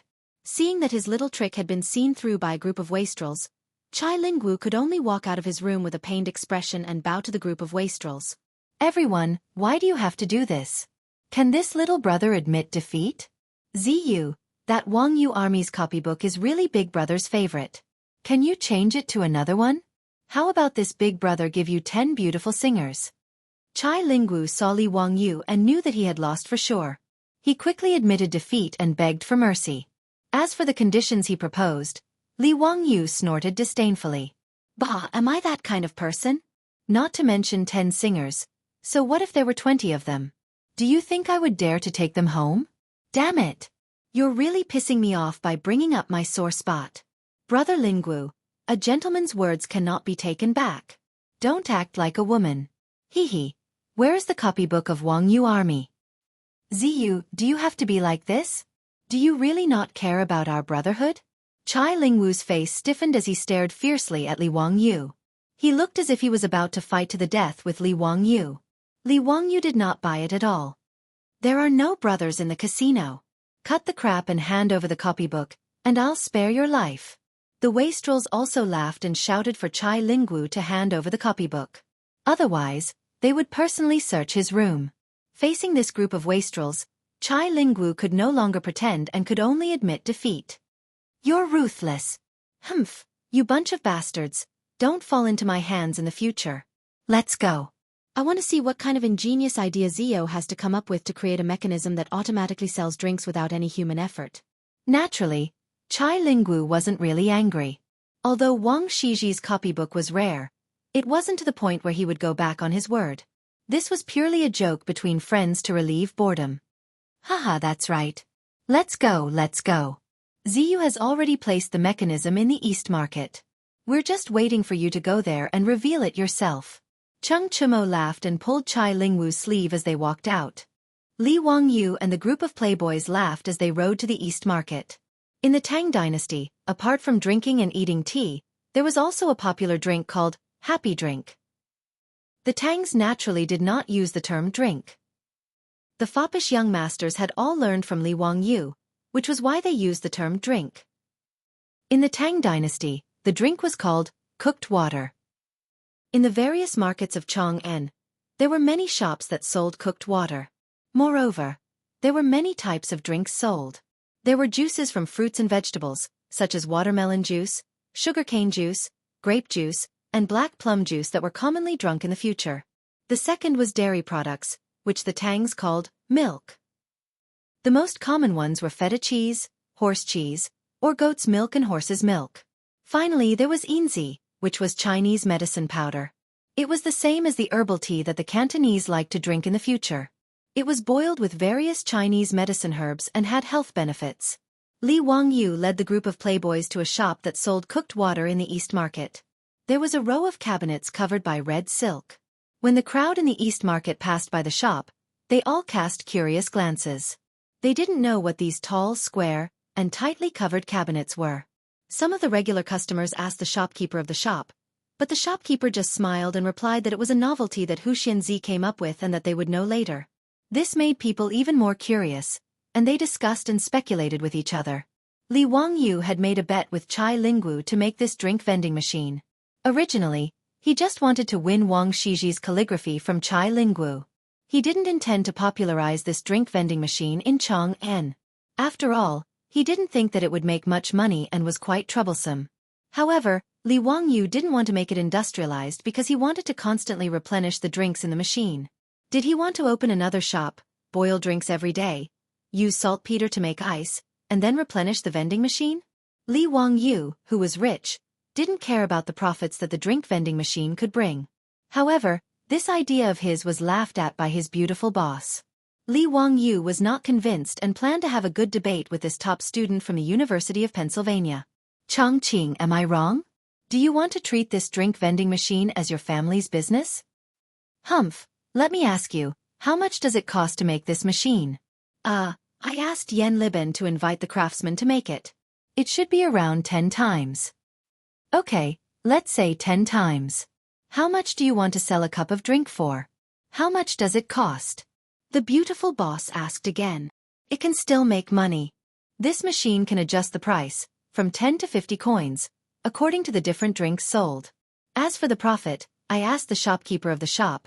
He said that it should be around 80%.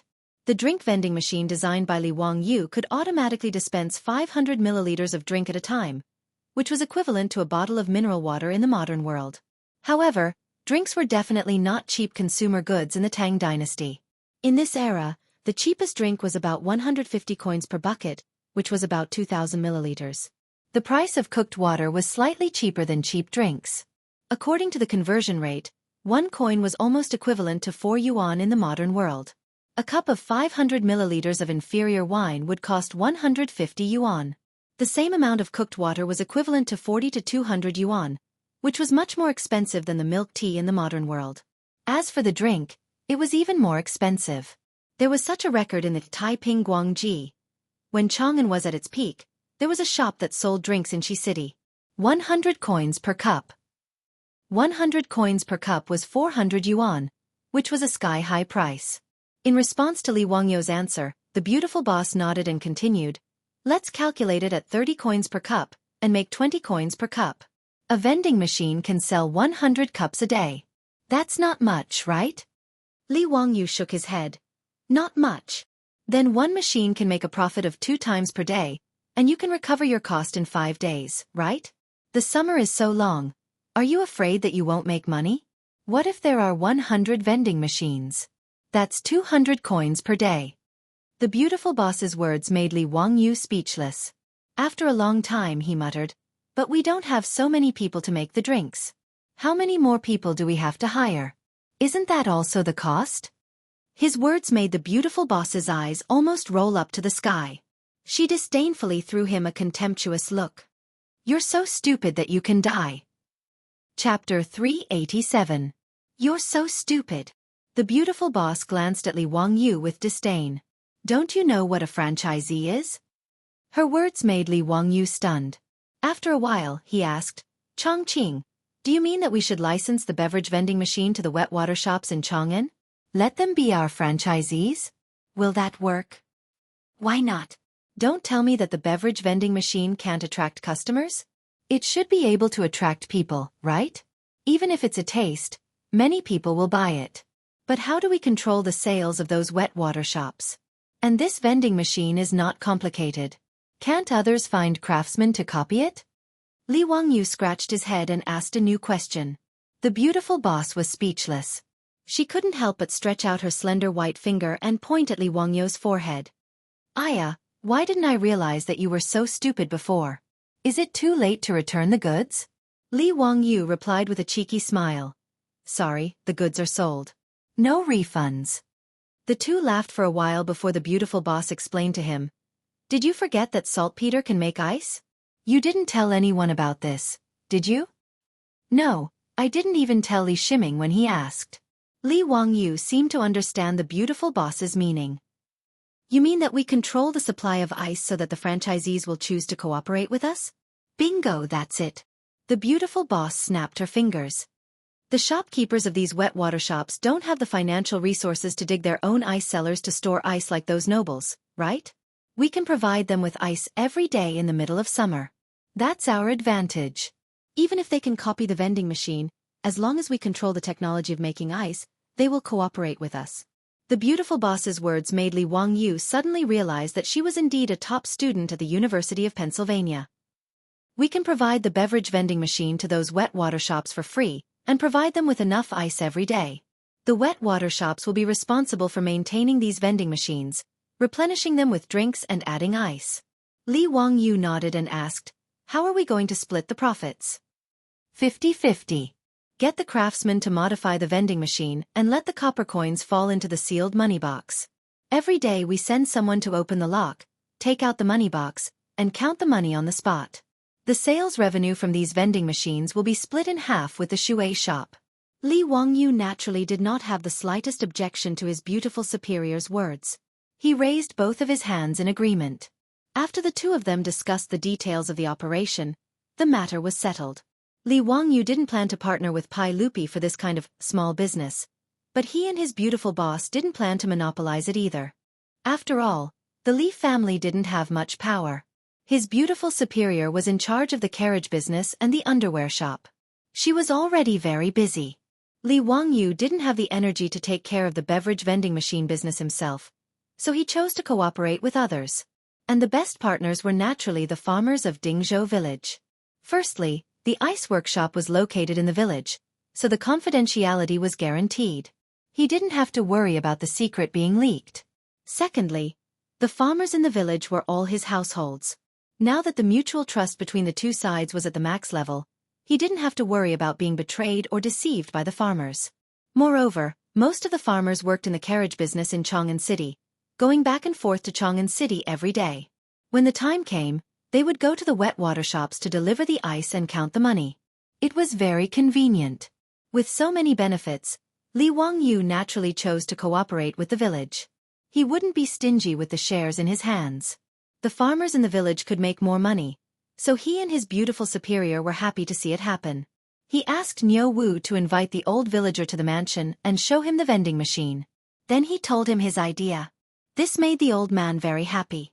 Without hesitation, he agreed on behalf of the farmers. A good thing like a pie falling from the sky.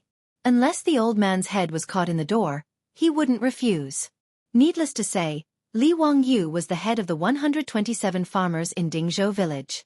Even if he didn't give them any money and only let them work for free, no one would say no. Being willing to share the money with the farmers was the county head's benevolence. The old villager was naturally moved to tears. Li Wangyu was also very generous. He directly gave 40% of the profits to the farmers of Dingzhou village. This made the old villager thank him again and again. After everything was arranged, Li Wangyu went to the east side of Chang'an City and contacted a wet water shop. The manager of the wet water shop was also very smart. When he heard that Li Wangyu could provide him with ice every day, he agreed without hesitation. With the sale of iced wet water, it was unknown how much sales would increase in this summer. As for the beverage vending machine, it was also very miraculous and convenient. He didn't even need to hire a few more shop assistants. All he needed to do was to boil the water and pour it into the vending machine every day. Although he had to give half of the income to the county head, the shrewd manager calculated in his heart and felt that this was profitable. Naturally, he wouldn't refuse. The wet water shop in the east side of the city became the first distributor of the Wangyu wet water vending machine. Wangyu wet water vending machine. Li Wangyu was originally against this name. What kind of lousy name was this? Why did they want to use his name to name a beverage vending machine? However, his beautiful boss was very insistent. She gave him examples of the Wangyu window and Wangyu elbow that were popular in Chang'an City. This proved the importance of the Wangyu brand name. The Dongpa pig knuckle that Li Wangyu made at the pig slaughtering feast was renamed by Yang Quan to Wangyu elbow. Yang Quan and Lu Xiao liked this dish the most. They specifically asked the chef in their residence to go to Dingzhou village to find Li Wangyu to learn how to make it. As a result, this Wangyu elbow quickly spread because of its soft pig knuckle and mellow meat taste. Nowadays, if the major restaurants in Chang'an City didn't know how to make Wangyu elbow, they would be despised by their customers. As for the Wangyu window, it was needless to say. It was now the most popular thing in Chang'an City. Whoever didn't install a Wangyu window would be laughed at. Even the Tang dynasty's lottery was now called Wangyu Lottery. His beautiful boss's words were so reasonable that Li Wangyu had no words to refute. He could only pinch his nose and accept this lousy name. Li Wangyu led the wastrels to the wet water store and dismounted from their horses. A waiter came forward to help them tie up their horses. Ziyu, are these things covered by the red cloth, the beverage vending machines you mentioned? Chai Lingwu asked curiously. That's right. We're just waiting for Brother Lingwu to unveil the vending machines so that we can start selling. Brothers, you're the first batch of customers. Please support us. Chai Lingwu couldn't help but reach out and grab Li Wangyu's collar. Ziyu, do you mean that I have to pay you for the drinks? And I have to give you the copybook of Wangyu's army with both hands? Do you believe that I won't fight with you? Brother Lingwu, let go, let go. Let's talk things out. This little brother will treat you, okay? The wastrels roared with laughter. In the midst of the commotion, Chai Lingwu and Li Wangyu reached out and tore off the red cloth covering the vending machines. Chapter 388. The shrewd shopkeeper decided to be the first to try the Fan Ji cooked water store in the East Market. After joining the company, he bought 5 vending machines in one go and sold 5 different kinds of cooked water at the same time. Sugarcane juice, grape juice, black plum juice, goat cheese, horse cheese. The 5 vending machines were labeled with the types and prices of the drinks. There was also a manual to guide the Tang people who had never seen a vending machine before on how to use it. The foppish young masters swarmed up and surrounded the 5 vending machines. Ziyu, if you really put a copper coin in here, the drinks will automatically flow out? Chai Lingwu had already forgotten about the copybook of Wangyu's army. He circled the vending machine a few times, trying to figure out how Li Wangyu did it. Cheng Chumo was a man of action. He grabbed a bamboo tube on the side and placed it in the position indicated by the vending machine. Then he took out a handful of copper coins from his money bag and put it in the slot. Li Wangyu naturally couldn't make disposable paper cups in the Tang dynasty. But fortunately, bamboo was everywhere in the mountains. He could get as much as he wanted. He only needed to send people to cut them down. The cups that came with the vending machine were these bamboo tubes. After Chung Chumo put in the copper coins, under the curious gazes of the foppish young masters, white horse milk automatically flowed out of the vending machine and into the bamboo tube below. Wow, it really came out.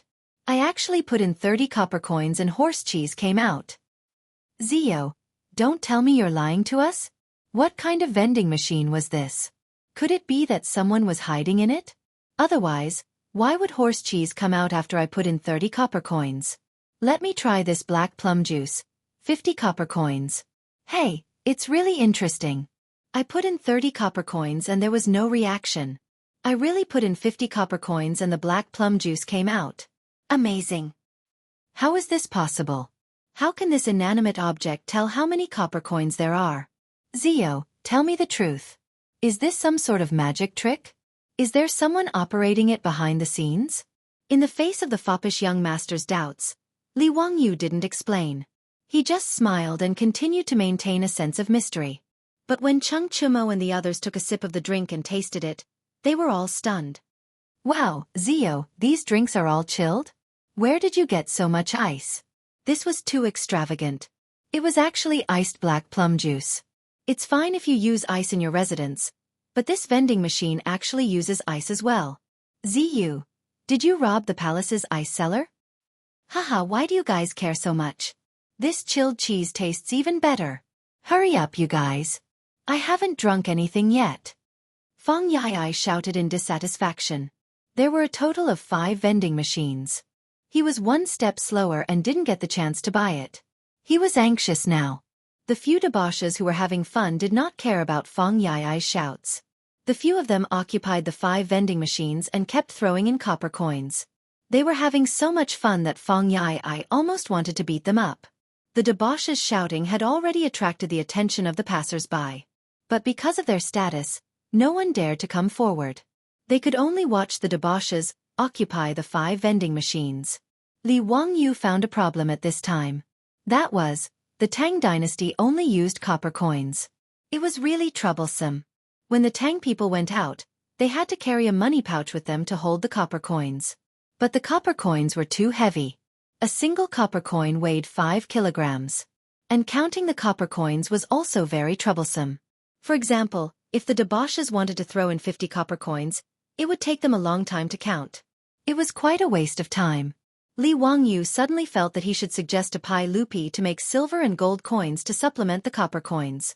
The Tang dynasty itself was also lacking in copper coins. So, most of the time they bartered. Even silk was legal currency.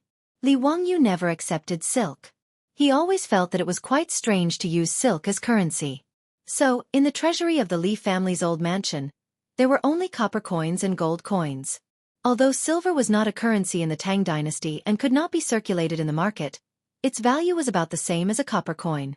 Li Wangyu felt that he could definitely advise Pai Lupi to make silver and gold coins to supplement the copper coins. 1 silver coin was equal to 100 copper coins, and 1 gold coin was equal to 1 copper coin. This way, it would be convenient for merchants to trade. When they went out, they would not need to carry so many copper coins. It was much more convenient. The more he thought about it, the more he felt that it was feasible. He kept the matter of making silver and gold coins in his mind. He planned to go back and discuss it with his beautiful boss and find an opportunity to advise Pai Lupi. While Li Wangyu was daydreaming and thinking about the gold and silver coins, the debauches finally had fun. Each of them had a cup of bamboo drink in their mouths and were happily drinking from the reed tube. Many people thought that there were no straws in China since ancient times. But in fact, this was not true. In the Tang dynasty, there were already ceramic tea sets with straws. Li Wangyu had people prepare bamboo cups with reed tubes to replace straws. Naturally, the debauches knew how to use them at a glance. After waiting for the debauches to leave the 5 vending machines with great difficulty, the crowd, who had been itching for a long time, instantly swarmed over and surrounded the vending machines in front of the Fan Ji cooked water store. Manager Fan hurriedly called out to the shop staff to guard the vending machines in case they were damaged. The crowd had already seen the debauches using the vending machines to buy the cooked water. At this time, a man at the front of the crowd grabbed a handful of copper coins with difficulty and stuffed them into the coin slot. The crowd beside him was counting loudly. 5, 6, 29, 30. It's flowing out. It's flowing out. It's really flowing out. Dao ancestor above. Is there really no one hiding in this cabinet?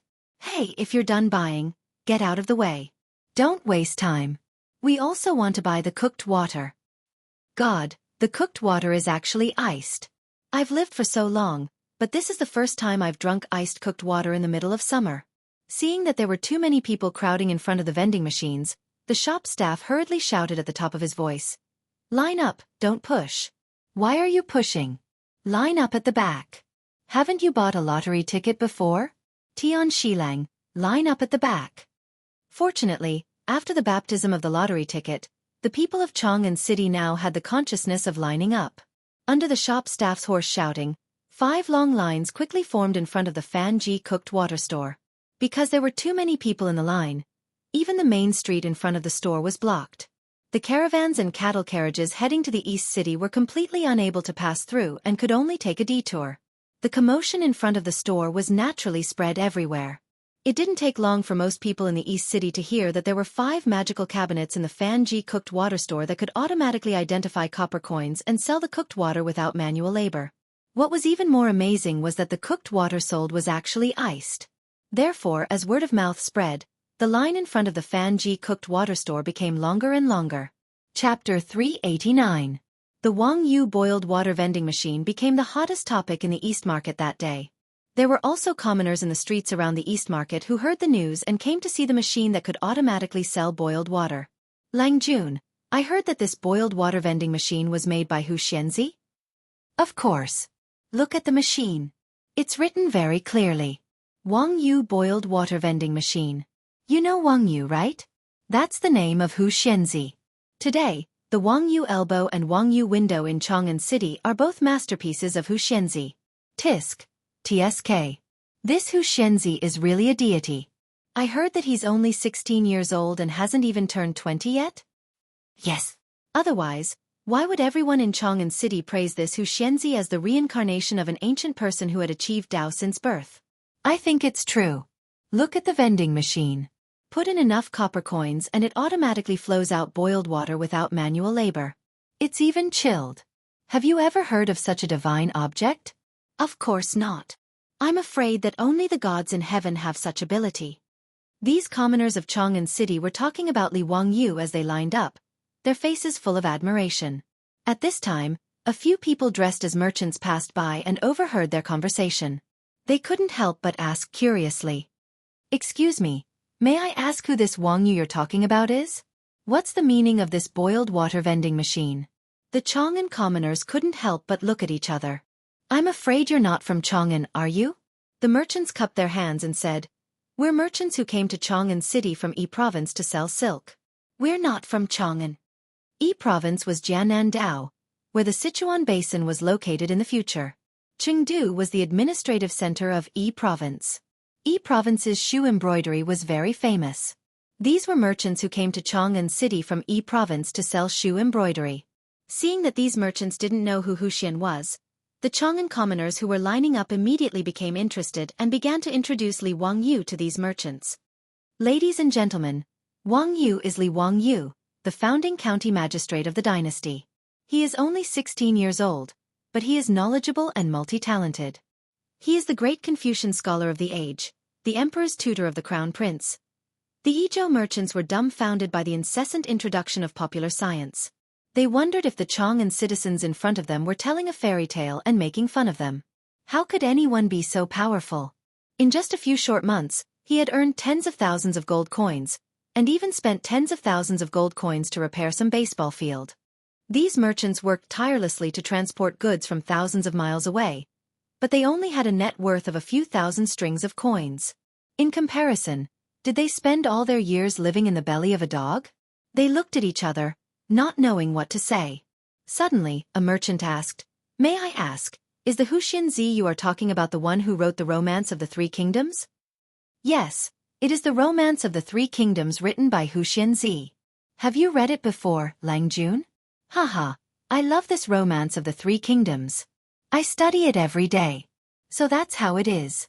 Then it's not strange. Someone who can write such a wonderful book like the Romance of the Three Kingdoms must be extremely talented. Ladies and gentlemen, Let's also line up and try the vending machines made by the famous Zi. Of course, we must give it a try. Haha, when we return to Izhou and tell others about it, I'm afraid their eyes will fall out of their sockets. From the opening of the market at noon to the beating of the drum at dusk, the crowd had no choice but to disperse. The 5 vending machines of Fan Ji cooked water shop were full of customers. Shopkeeper Fan called out to the shop assistants. Just by continuously adding all kinds of cooked water and ice into the vending machines, he was already half dead from exhaustion. In the end, when he opened the cashier of the vending machines and counted the coins, even Li Wangyu was shocked. In just half a day, the 5 vending machines had counted a total of nearly 30 strings of copper coins. Shopkeeper Fan was smiling so widely that he couldn't close his mouth. Although his shop was doing well, he usually sold 8 or 9 strings of cooked water at most. After all, a bowl of cooked water that cost dozens of copper coins was not considered cheap even in the Tang dynasty. Ordinary people might not be willing to spend money to drink it. 5 vending machines, but the profit was several times higher. How could shopkeeper Fan not be happy? Even if he had to share half of the profits with Zi, it was still not a loss. If it weren't for the fact that his shop couldn't fit all the vending machines, shopkeeper Fan even wanted to ask Zi to send him a few more. However, even if he had this idea, Li Wangyu couldn't agree for the time being. After all, it would take time to build the vending machines. More importantly, the workshop used to make ice in the village hadn't been built yet. They couldn't provide ice to Chang'an on a large scale. Li Wangyu hummed a little tune as he returned to Dingzhou village with Wang Shiji's calligraphy that Chai Lingwu had given him. Chongqing, take a look at this. What is this? Haha. You didn't see how ugly Chai Lingwu's face was when he gave this to me. Li Wangyu showed off Wang Shiji's calligraphy to his beautiful boss as if he was showing off a treasure. Although Su Chongqing didn't understand calligraphy, he knew how precious Wang Shiji's calligraphy was. He opened the scroll and carefully read it before carefully putting it away. You're bullying others. Be careful not to anger the Chai family. Haha, I won't. He's not that petty. Besides, I don't intend to take advantage of him. Isn't the perfume at home a lot better? Tomorrow, I'll send some to him so that he can give them to his mother and his concubines. You don't know this, but this guy is still young, but he already has 3 or 4 concubines. His beautiful boss couldn't help but stare at him. What, are you envious of him? Su Chongqing's words made a drop of cold sweat involuntarily fall down Li Wangyu's forehead. What a strong murderous aura. Li Wangyu's strong desire to live made him immediately shake his head. How is that possible? I despise people like him. Bah, shameless. I'm ashamed to be associated with him. Humph, I don't believe it. All men are big pig trotters. Damn it, what does it have to do with me? It's not like I have concubines. Isn't this a little too broad? But thinking about Aphrodite whom he had brought back from the mansion, Li Wangyu suddenly felt a little guilty. He didn't dare to continue this topic and hurriedly changed the topic to talk about the vending machine's profit today. Chongqing, you're still the best. Today, those people in the East Market are like crazy, crowding in front of the cooked water store to buy drinks. It's simply crazy. When the ice factory in the village is built and can provide ice to Chang'an on a large scale, we can fully open the vending machine. Humph, of course. Otherwise, why would I be your boss? Su Chongqing raised his neck proudly. I'm also the founding viscount of the Tang dynasty. What's there to be proud of? Li Wangyu muttered softly. What are you talking about? The beautiful boss glared at him. No, nothing. I'm just saying that you're smart and beautiful. Humph, I don't need you to say it. Chapter 390. Brother Ling Wu, this is the floral water and perfume that I personally made. It's a small token of my appreciation for your mother. Please accept it. In the central room of the Chai residence, Li Wangyu presented 2 exquisite wooden boxes with both hands. After opening them, there were 12 exquisite porcelain bottles neatly arranged inside. There were also various flower designs on the porcelain bottles. It was obvious that they were expensive. Li Wangyu had specially gone to the most famous porcelain kiln in Chang'an city to make these bottles. He had spent a lot of money on them. However, the money was not spent in vain. These exquisite porcelain bottles made people unable to put them down. In the words of the later generations, they were of high class. Zio, what are this floral water and perfume? Chai Lingwu asked curiously as he reached out to pick up a green porcelain bottle. Hee, Brother Lingwu, floral water is good stuff. If you get bitten by mosquitoes in the summer, you can apply it to stop the itching. Li Wangyu gestured for Chai Lingwu to open the bottle cork. Once the cork was opened, a strong mint smell immediately wafted out. Chai Lingwu's spirits were lifted after smelling it. Oh, there's such a good thing. Haha, Zio, thank you for your consideration. It would be impolite to refuse. I'll shamelessly accept your generous gift. Is this perfume also used to repel mosquitoes? Li Wangyu hurriedly explained. That's not the case. The perfume is for your mother and your concubines. Apply a little on their necks and wrists, and it will have the same effect as a perfume bag. The fragrance will last for half a day. The flowers on the bottle represent the fragrance of the perfume. What? There's such a good thing? Chai Lingwu couldn't wait to pick up a bottle with a peony design and open the cork. This guy actually smeared it on his wrist a few times. Li Wangyu didn't even have time to stop him. Damn, does Chai Lingwu have this kind of hobby? Should I stay away from him in the future? This guy doesn't have a special hobby, does he? Oh, it really is the fragrance of peonies. Zio, how did you do it? It's really amazing. The so-called national beauty referred to peonies, and peonies of different colors had different fragrances. The bottle that Chai Lingwu took was the perfume that Li Wangyu soaked in white peony petals. It had a very pleasant floral fragrance and was very elegant. Haha, Zio, you really are my good brother. You didn't forget about me when you found something good. Do you have any more of this perfume? Give me some more. Are these 12 bottles not enough for you? Brother Lingwu, you only have 3 or 4 concubines in your mansion, right? Haha, don't I still have some close female friends in Peace Square? Chai Lingwu replied shamelessly. Li Wangyu could only raise his middle finger at him to show his respect. It's not easy to make this perfume. We still have to send it to others. Brother Lingwu, why don't you go and discuss with Brother Chumo and ask them to share some with you? Li Wangyu was too lazy to continue talking nonsense with scum like Chai Lingwu. In any case, there was only so much perfume. If he wanted more, he could go and talk to the other debauches. It wasn't that he didn't want to part with the perfume, but it wasn't easy to collect the petals. Just the petals used in the perfume had cost him a lot of effort and copper coins to get people to collect them. How could he bear to give them to Chai Lingwu and let him use them to curry favor with the prostitutes in Peace Square? After leaving the Chai mansion, he went to each debauchee mansion to deliver the floral water and perfume. This was the proper exchange of favors. Since he and his beautiful boss didn't plan to make the floral water and perfume into a business, it was perfect to use them as gifts. However, when he went to Duke Lu's mansion to deliver the gifts, Li Wangyu unfortunately bumped into the old hoodlum, Chang Yaojin. Thus, not only was the remaining floral water and perfume robbed by this old man, he also forced him to promise to deliver some more tomorrow. What was even more excessive was that after receiving the gifts, Chang Yaojin didn't let them go and insisted on dragging Li Wangyu to eat and drink in the mansion. If it was someone else's mansion, eating and drinking like this would be fine. However, in Chang Yaojin's mansion, Li Wangyu felt that it was a kind of cruel torture. In particular, when he saw the Chang mansion's chef bring in the mutton that was still bleeding and obviously not cooked, Li Wangyu lost his appetite.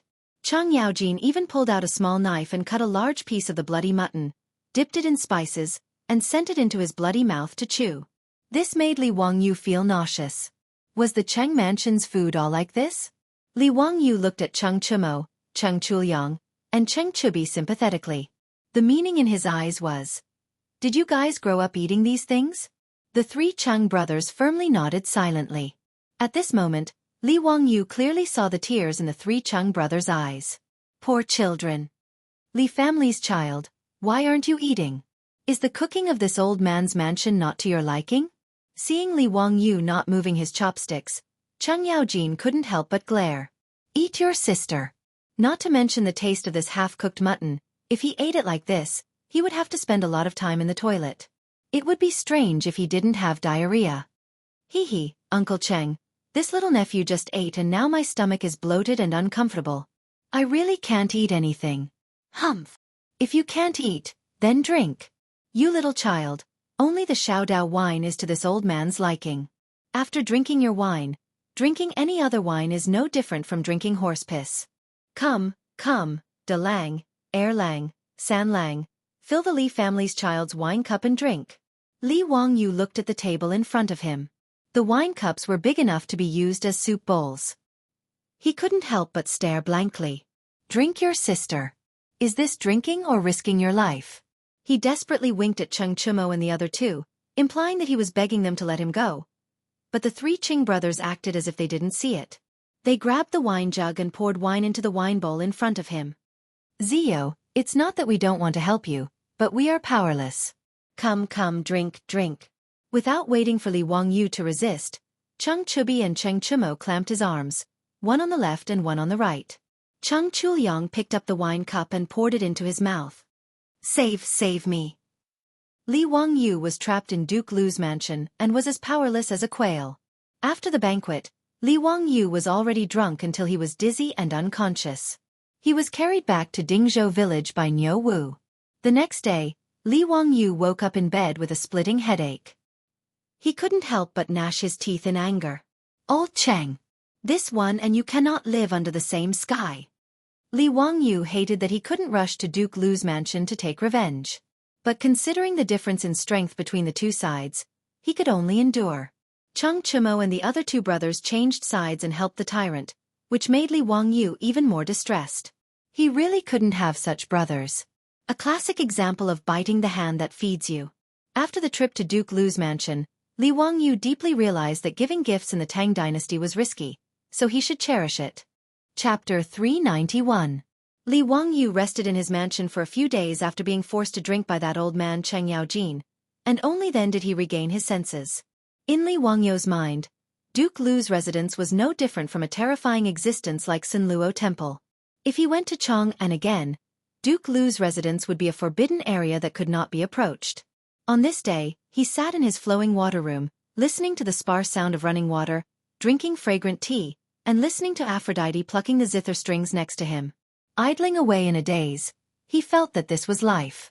Recently, Li Wangyu felt that he had been too busy, completely going against his desire to be a carefree landlord. He had to reflect. Unknowingly, he had found himself a pile of things to do, and none of them could be delayed. The most important thing now was to supervise his own manor. The progress of the construction of the manor on the hillside facing the sun had sped up a lot. The main building had been completed, and the interior construction had begun. In about a month's time, it would be ready to move in. The decorations of the Tang dynasty were all in their original state, and there was absolutely no formaldehyde. Therefore, once the manor was completed, Li Wangyu could immediately move in. The construction of the new houses for the villagers, funded by Li Wangyu, was progressing even faster. Many of the 127 houses and courtyards had already been completed. Li Wangyu originally wanted to let the villagers start moving, but the old village chief did not agree no matter what. In his words, how could the villagers move to a new house while the main family was still living in the old house? If the villagers of Dingzhou village did this, they would probably be criticized behind their backs by the surrounding villages. The old village chief insisted that they must wait until Li Wangyu moved into the new house before they were willing to move. The villagers also had the same attitude. No one was willing to move before Li Wangyu. In the face of the stubborn old village chief, Li Wangyu could only shake his head and let them be. However, under the suggestion of the old village chief, a new high and sturdy wall and gate was built around the new village, which was connected to Li Wangyu's manor. In this way, in order to enter Li Wangyu's manor, one had to pass through the gate of the new Zhou village and the village. Li Wangyu naturally understood the old villager's thoughts and did not refuse his kindness. This was treating Dingzhou village as the outer defensive perimeter of Li Wangyu's mansion. If there were any thieves who wanted to harm him, they would have to pass through Dingzhou village first. Li Wangyu was very concerned about the safety of his residents. Not only did he request the Ministry of Works to build a sturdy and tall courtyard wall for him, but he also requested for the Ministry of Works to build a sturdy and tall courtyard wall for him. He even invested his own money and hired many craftsmen to dig a circular ditch along the outer wall of the mansion. In the ditch, there was a stream that flowed from the mountain. After flowing through the ditch, it converged into an artificial lake that was dug out at the foot of the mountain. After that, it flowed through the new Dingzhou village and finally merged into the Gan River. In this way, not only did the manor have a moat, but the manor and Dingzhou village's water supply were also guaranteed. Li Wangyu did not hesitate to spend copper coins to have the craftsmen lay down cement and insert large pieces of smooth pebbles into the ditch. These ditches were made exceptionally beautiful, and the stream that flowed through them was so clear that one could see the bottom. Passing through the ditches in Dingzhou village, Li Wangyu also had carpenter Lu build many water wheels and place them in the ditches.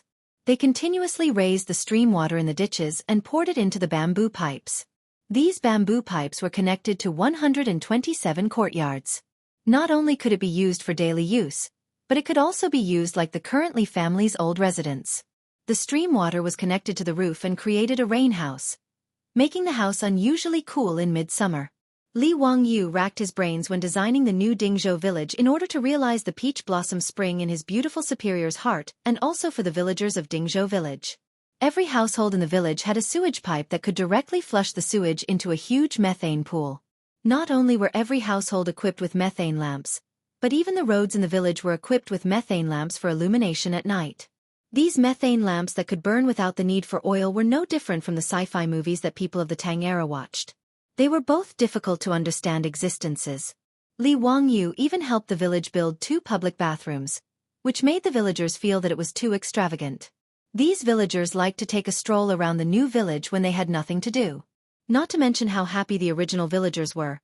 Even Niu Wu and Niu Yong's wives and the dozen or so palace maids who were married to the soldiers of the old residence were so excited that they could not control themselves after seeing these residences. In their eyes, even the Taiji palace that they had lived in for more than a decade might not be as comfortable as these residences. This made these palace maids feel even more fortunate, and they became even more gentle and virtuous when serving their husbands. In addition to his own manor and the new Zhou village that Li Wangyu had to worry about, he also had to visit the polo field that was already under construction from time to time and discuss some matters with the officials of the Ministry of Works. As for the brewery in the call of the Qinling Mountains, it was now on the right track. Li Wangyu was too lazy to worry about it, and directly threw it to the internal servant sent by Pai Lupi to supervise. He only needed to look at the account books every month. In any case, the Pai Lupi was the one who took most of the money, and he could not afford to worry about it. Now, he first had to build the ice-making workshop in the village. It was simple to make ice, and it only needed a large amount of saltpeter. In order to keep it a secret, Li Wangyu had the villagers split up and run around Chang'an City and the surrounding counties to buy saltpeter from medicine shops of all sizes. Fortunately, saltpeter could be used repeatedly to make ice. If they bought enough saltpeter at one time, they would not have to worry about it in the future. The ice-making workshop used the same method as Li Wangyu used to make ice in the past. After filling the 2 containers with water, saltpeter would be placed in the large container. The saltpeter would react with water, absorb heat, and condense into ice. At the same time, the water in the small container would also be frozen. The ice cubes in the small container could be collected and placed in the excavated ice cellar to be transported to Chang'an City. The ice cubes in the large container that contained saltpeter would be sent to the furnace for distillation. After the water was evaporated, the saltpeter condensed and could be used to make ice again. The only thing that needed to be consumed was the firewood burning on the furnace. With the help of the villagers, the ice-making workshop was built in 2 days. After producing a large amount of ice cubes, the 4-wheeled carriage, which had been modified to have thermal insulation, could be continuously transported to Chang'an City. As for the matter of recruiting merchants in Chang'an City, Li Wangyu would not do it himself. As the founder of the Tang dynasty's Hu County, he would be laughed at if he personally went to talk business with the shopkeepers of those brewed water shops. Li Wangyu was smart. He found Fatty Cho Kuan and asked him if he was willing to take over the business. Cho Kuan naturally would not refuse. He did not care about how much money he could make. The key was to get closer to Li Wangyu. How could he refuse such a good thing? Therefore, the Cho family became the general distributor of the beverage vending machine in Chang'an City. Li Wangyu was also very generous and directly gave him 10% of the shares. After being busy for more than half a month, he finally settled all the miscellaneous matters. Li Wangyu then went back to hide in Dingzhou village and went back to his leisurely life as a small landlord waiting for death. But early in the morning, the Li family's old residence had a guest, which made Li Wangyu somewhat confused. Chapter 392. The visitor was none other than the old Taoist, Sun Simiao. The Taoist temple on the hillside facing the sun had been completed. The king of medicine, Sun Simiao, had moved out of the Qinling Mountains and became neighbors with Li Wangyu. Whether it was Li Wangyu or his beautiful boss, they all welcomed him with open arms. On the day of the completion of the temple, Li Wangyu naturally sent many gifts to congratulate him. Originally, the villagers of Dingzhou village did not think that the temple on the hillside facing the sun was special. They thought it was just a small temple. However, to the surprise of the old village chief and the villagers, when the temple was completed, not only did their own family send many gifts, but even many officials in Chang'an came to congratulate them. The Tang dynasty naturally had its own religious administration. During the reign of Zhengguan, religious affairs were managed by the Minister of Ceremonies of Honglu Temple. If Sun Simiao wanted to build a temple, he also needed to register with the Minister of Ceremonies. The old Taoist was too famous. Even Pai Lupi knew that he wanted to build a temple in Dingzhou village in Hu County, but he was also happy to see it happen. He asked Sun Simiao to be an official in Ru dynasty, but it was a pity that he did not succeed. However, now that Sun Simiao, who usually lived in seclusion in the mountains, had settled down in Dingzhou village, it was naturally a good thing for Pai Lupi. On the day of the completion of the temple, even Pai Lupi sent servants to the palace to send all kinds of gifts to congratulate him. Therefore, as soon as Sun Simiao's temple was completed, the incense burned brightly. Not only did the villagers of Dingzhou village burn incense, but the people of the surrounding villages also came to burn incense. Even people from the county town of Hu County came to burn incense.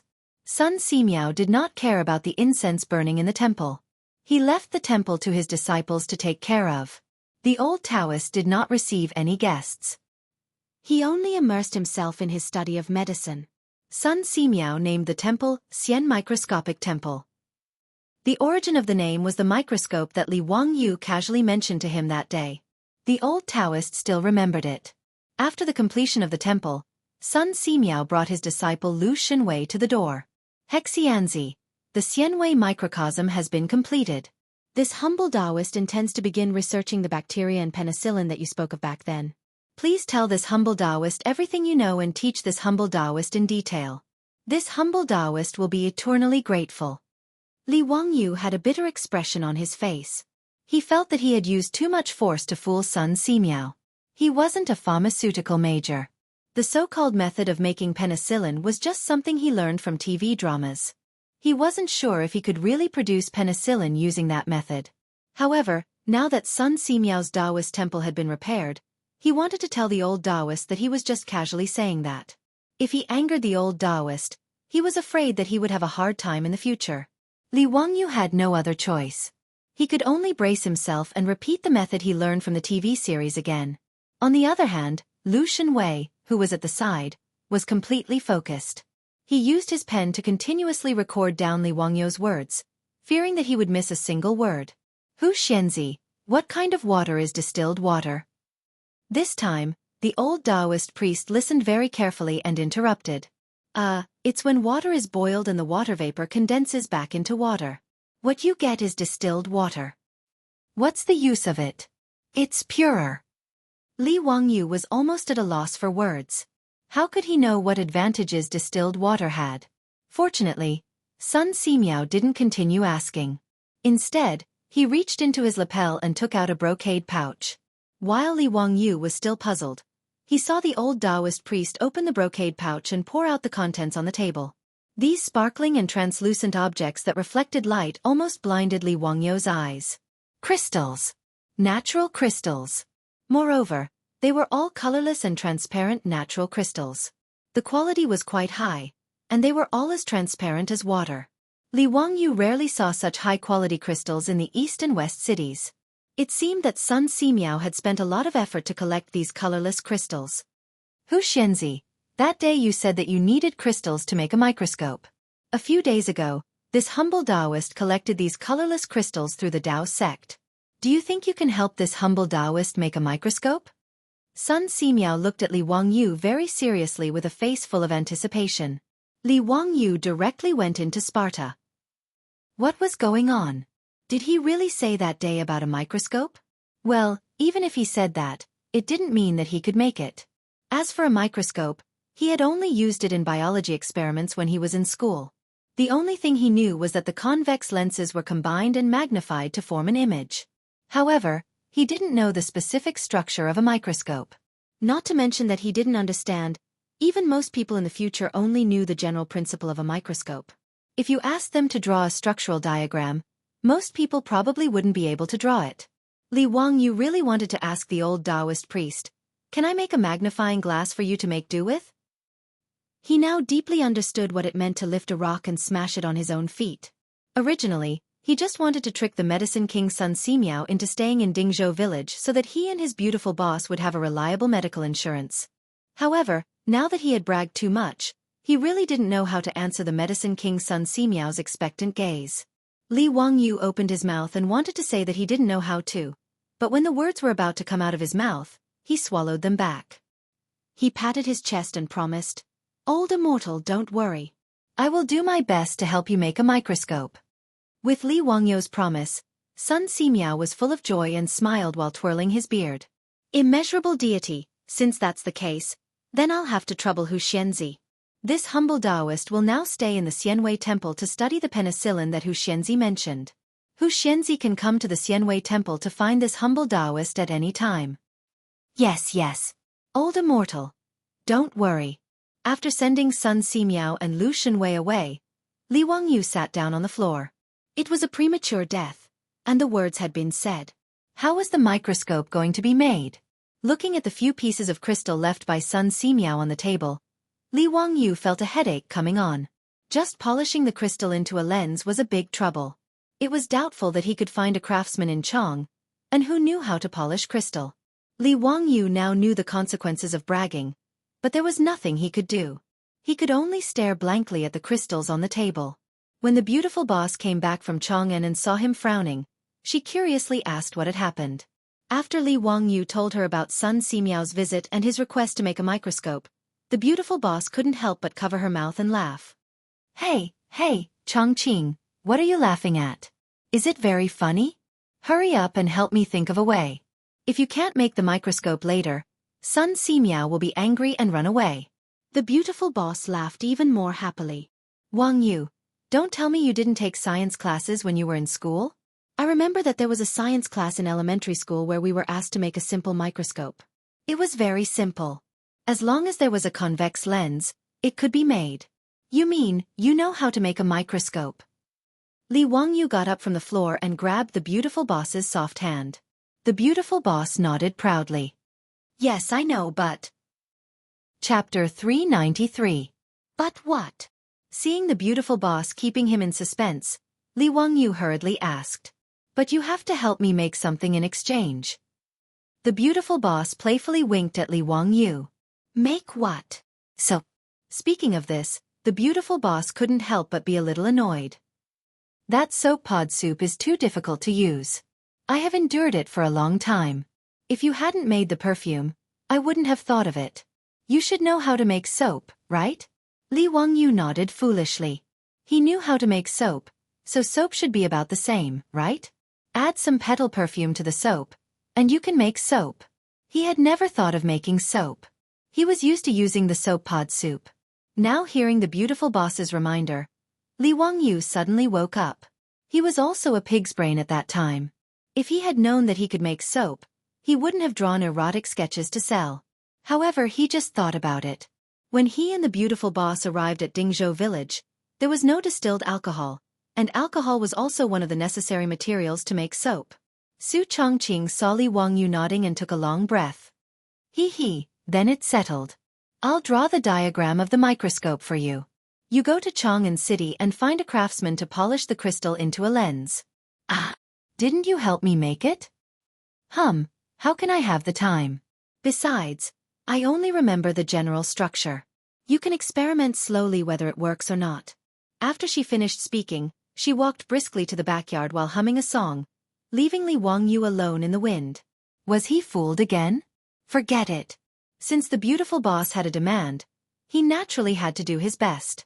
The microscope that the old Taoist Sun Simiao wanted was put aside first.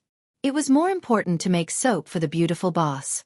This soap, like perfume, could be used as a gift. It was excellent. As for making soap a profitable industry, it was not necessary at all.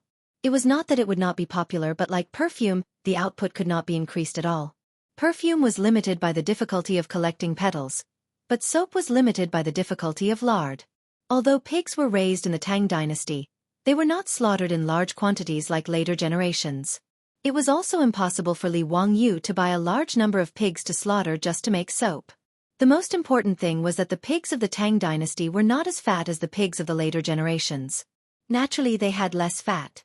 Since ancient times, the various breeds of pigs in Huaxia didn't produce much meat. It was not until the Republic of China that large white pigs were introduced from the United States and crossbred with local pigs that the breed of pigs was improved. Therefore, even if Li Wangyu wanted to get a large amount of lard in the Tang dynasty to make soap, it was unrealistic. But if it was just for his own use, it wouldn't be troublesome. Li Wangyu could do it now. He first learned this skill from his grandfather. Many old people in the countryside knew how to make soap with pig pancreas.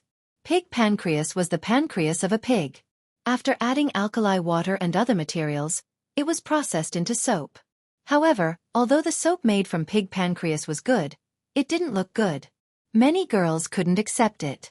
When Li Wangyu was in university, he also learned how to be romantic and made handmade soap for his junior in order to pick up girls. The soap was made, but the junior didn't want it. Instead, she accepted the boy who gave her beautiful jewelry. Now that he thought about it, it was really a sad story. At that time, it didn't matter if the junior didn't want it. Now that his beautiful boss ordered it, Li Wangyu naturally started work immediately.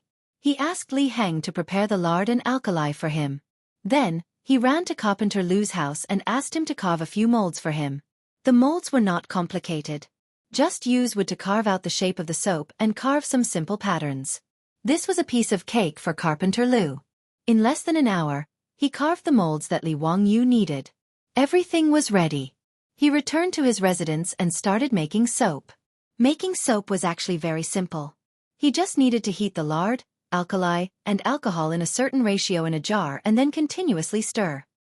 He kept stirring until the lard couldn't be seen. Then, he added salt and continued stirring. Finally, he took out the solidified substance floating on top of the jar and rinsed it clean. That was the soap. He added vegetable dyes and petal perfume to the soap to create a fragrant soap. Then he pressed it into a mold and extruded it into shape. It was no different from the soap sold in supermarkets in the future. Li Wangyu called Niu Wu and Niu Yong to the kitchen to help him. The three men were so busy that they were covered in sweat. Finally, they managed to make a pile of soap. He asked the Niu brothers to help him wrap the soap with oil paper. Then they were done. Lang Jun, what are you making? What about food? Let me try it. Niu Wu picked up a piece of soap and weighed it in his hand. He was about to put it into his mouth to chew. Niu Wu couldn't be blamed. Anyone who saw that these things were made with lard would think that Li Wangyu was making some food. Stop. Li Wangyu hurriedly stopped this fool. He stretched out his hand and took the soap back. Eat what? This is soap. It's used for bathing. It's the same as the soap. Lang Jun, why did you spend so much effort to make it? Isn't there soap in the residence? Niu Wu asked, puzzled. Li Wangyu was so angry that he couldn't be bothered to explain to them. He directly threw 2 pieces of soap to the 2 brothers. I'm too lazy to explain to you 2 idiots. Take these 2 pieces of soap back to your wives and you'll understand. After saying this, Li Wangyu swept up the rest of the soap and went to the backyard to find his beautiful superior to take credit for it.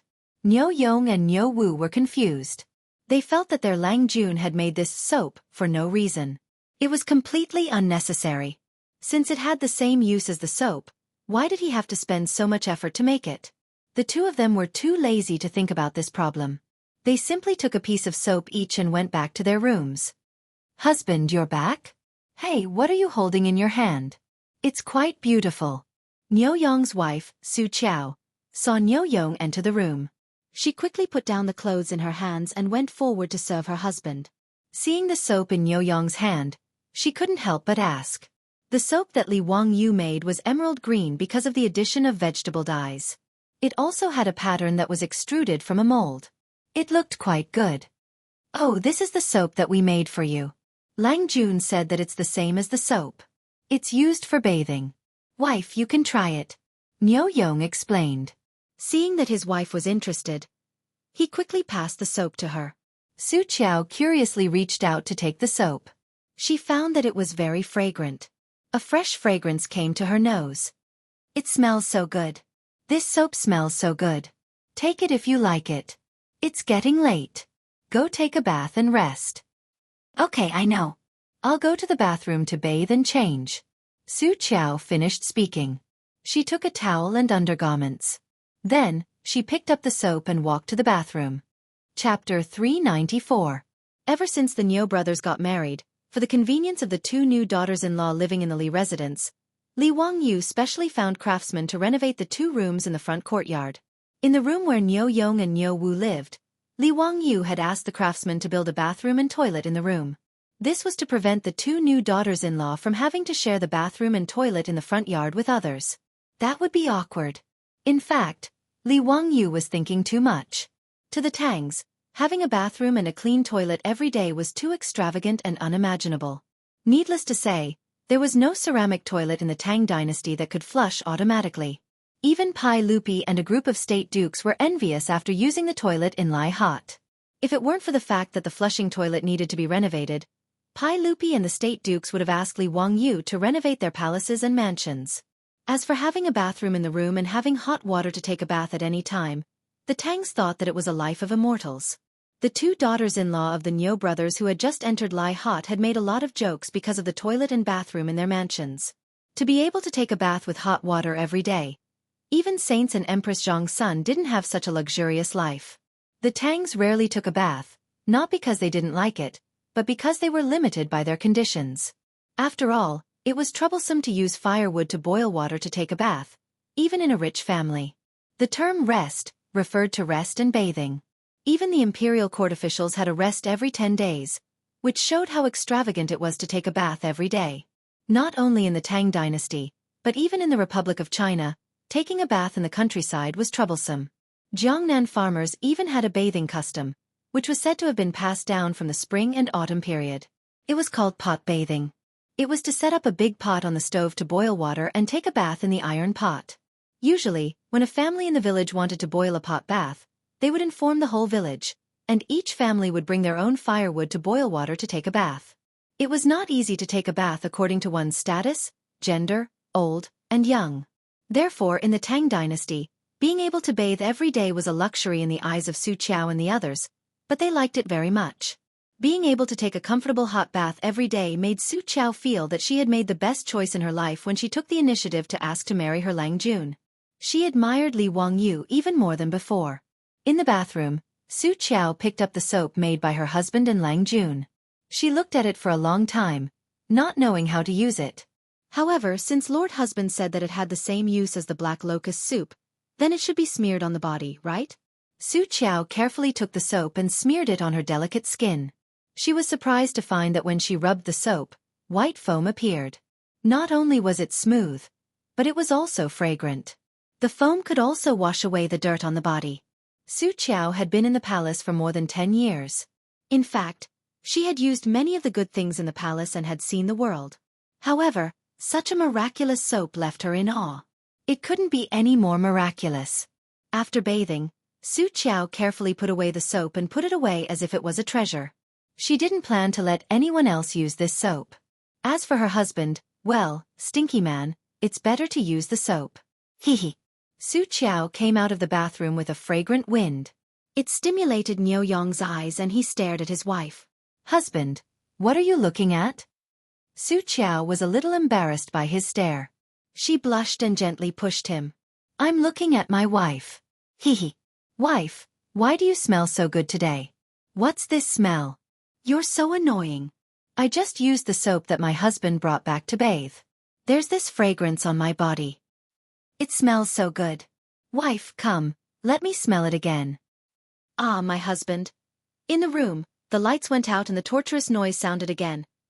Li Wangyu naturally didn't know that the soap he made to please his beautiful boss was used by the two bastards, Niu Yong and Niu Wu, as a catalyst for the pleasure of the boudoir. He also didn't know that the perfume and toilet water he sent a few days ago had now made a big wave in Chang'an City. In the Feng mansion of Chang'an City, Feng Xianling, who was almost 50 years old, returned to the backyard of the mansion and saw his wife coming out of the bedroom. Seeing his wife's expression, Comrade Old Feng's heart couldn't help but sink. Feng Xianling and Madame Feng had a good relationship and now had 3 sons. Because the world was in chaos at the end of the Sui dynasty, Feng Xianling married late. Although he was almost 50 years old, San Lang had just been born and was still in his infancy. Feng Xianling, who was 49 years old, was old enough to call himself an old man in the Tang dynasty. Although he and his wife had a good relationship, they had long lost the passion they had when they were young.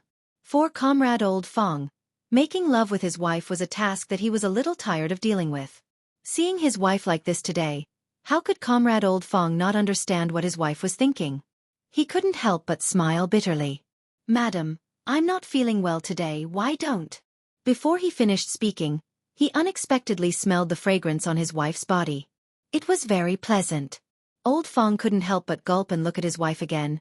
"Madam, what's this smell on your body? Why does it smell so good?" Madame Feng covered her mouth and chuckled. "Erlang gave it to me. He said that the county magistrate made it and it's called perfume." The fragrance on his wife's body constantly stimulated comrade old Feng's sense of smell. At this moment, he suddenly felt that his wife's jade-like skin was overflowing with fragrance. It was very seductive, like a delicate blooming flower. "Madam, it's getting late. Why don't we go to the room and rest?" Comrade old Feng took the initiative to take his wife and walk towards the bedroom. "Husband." That night, the red curtains fluttered and the scene was enchanting. 10 months later, the will of the fourth master of the Feng estate was finally revealed. Li Wangyu's perfume had played an important role in this. In Chang'an City, Li Wangyu only gave toilet water and perfume to the rich. But in Noda's Chang'an City, how could there be any secrets?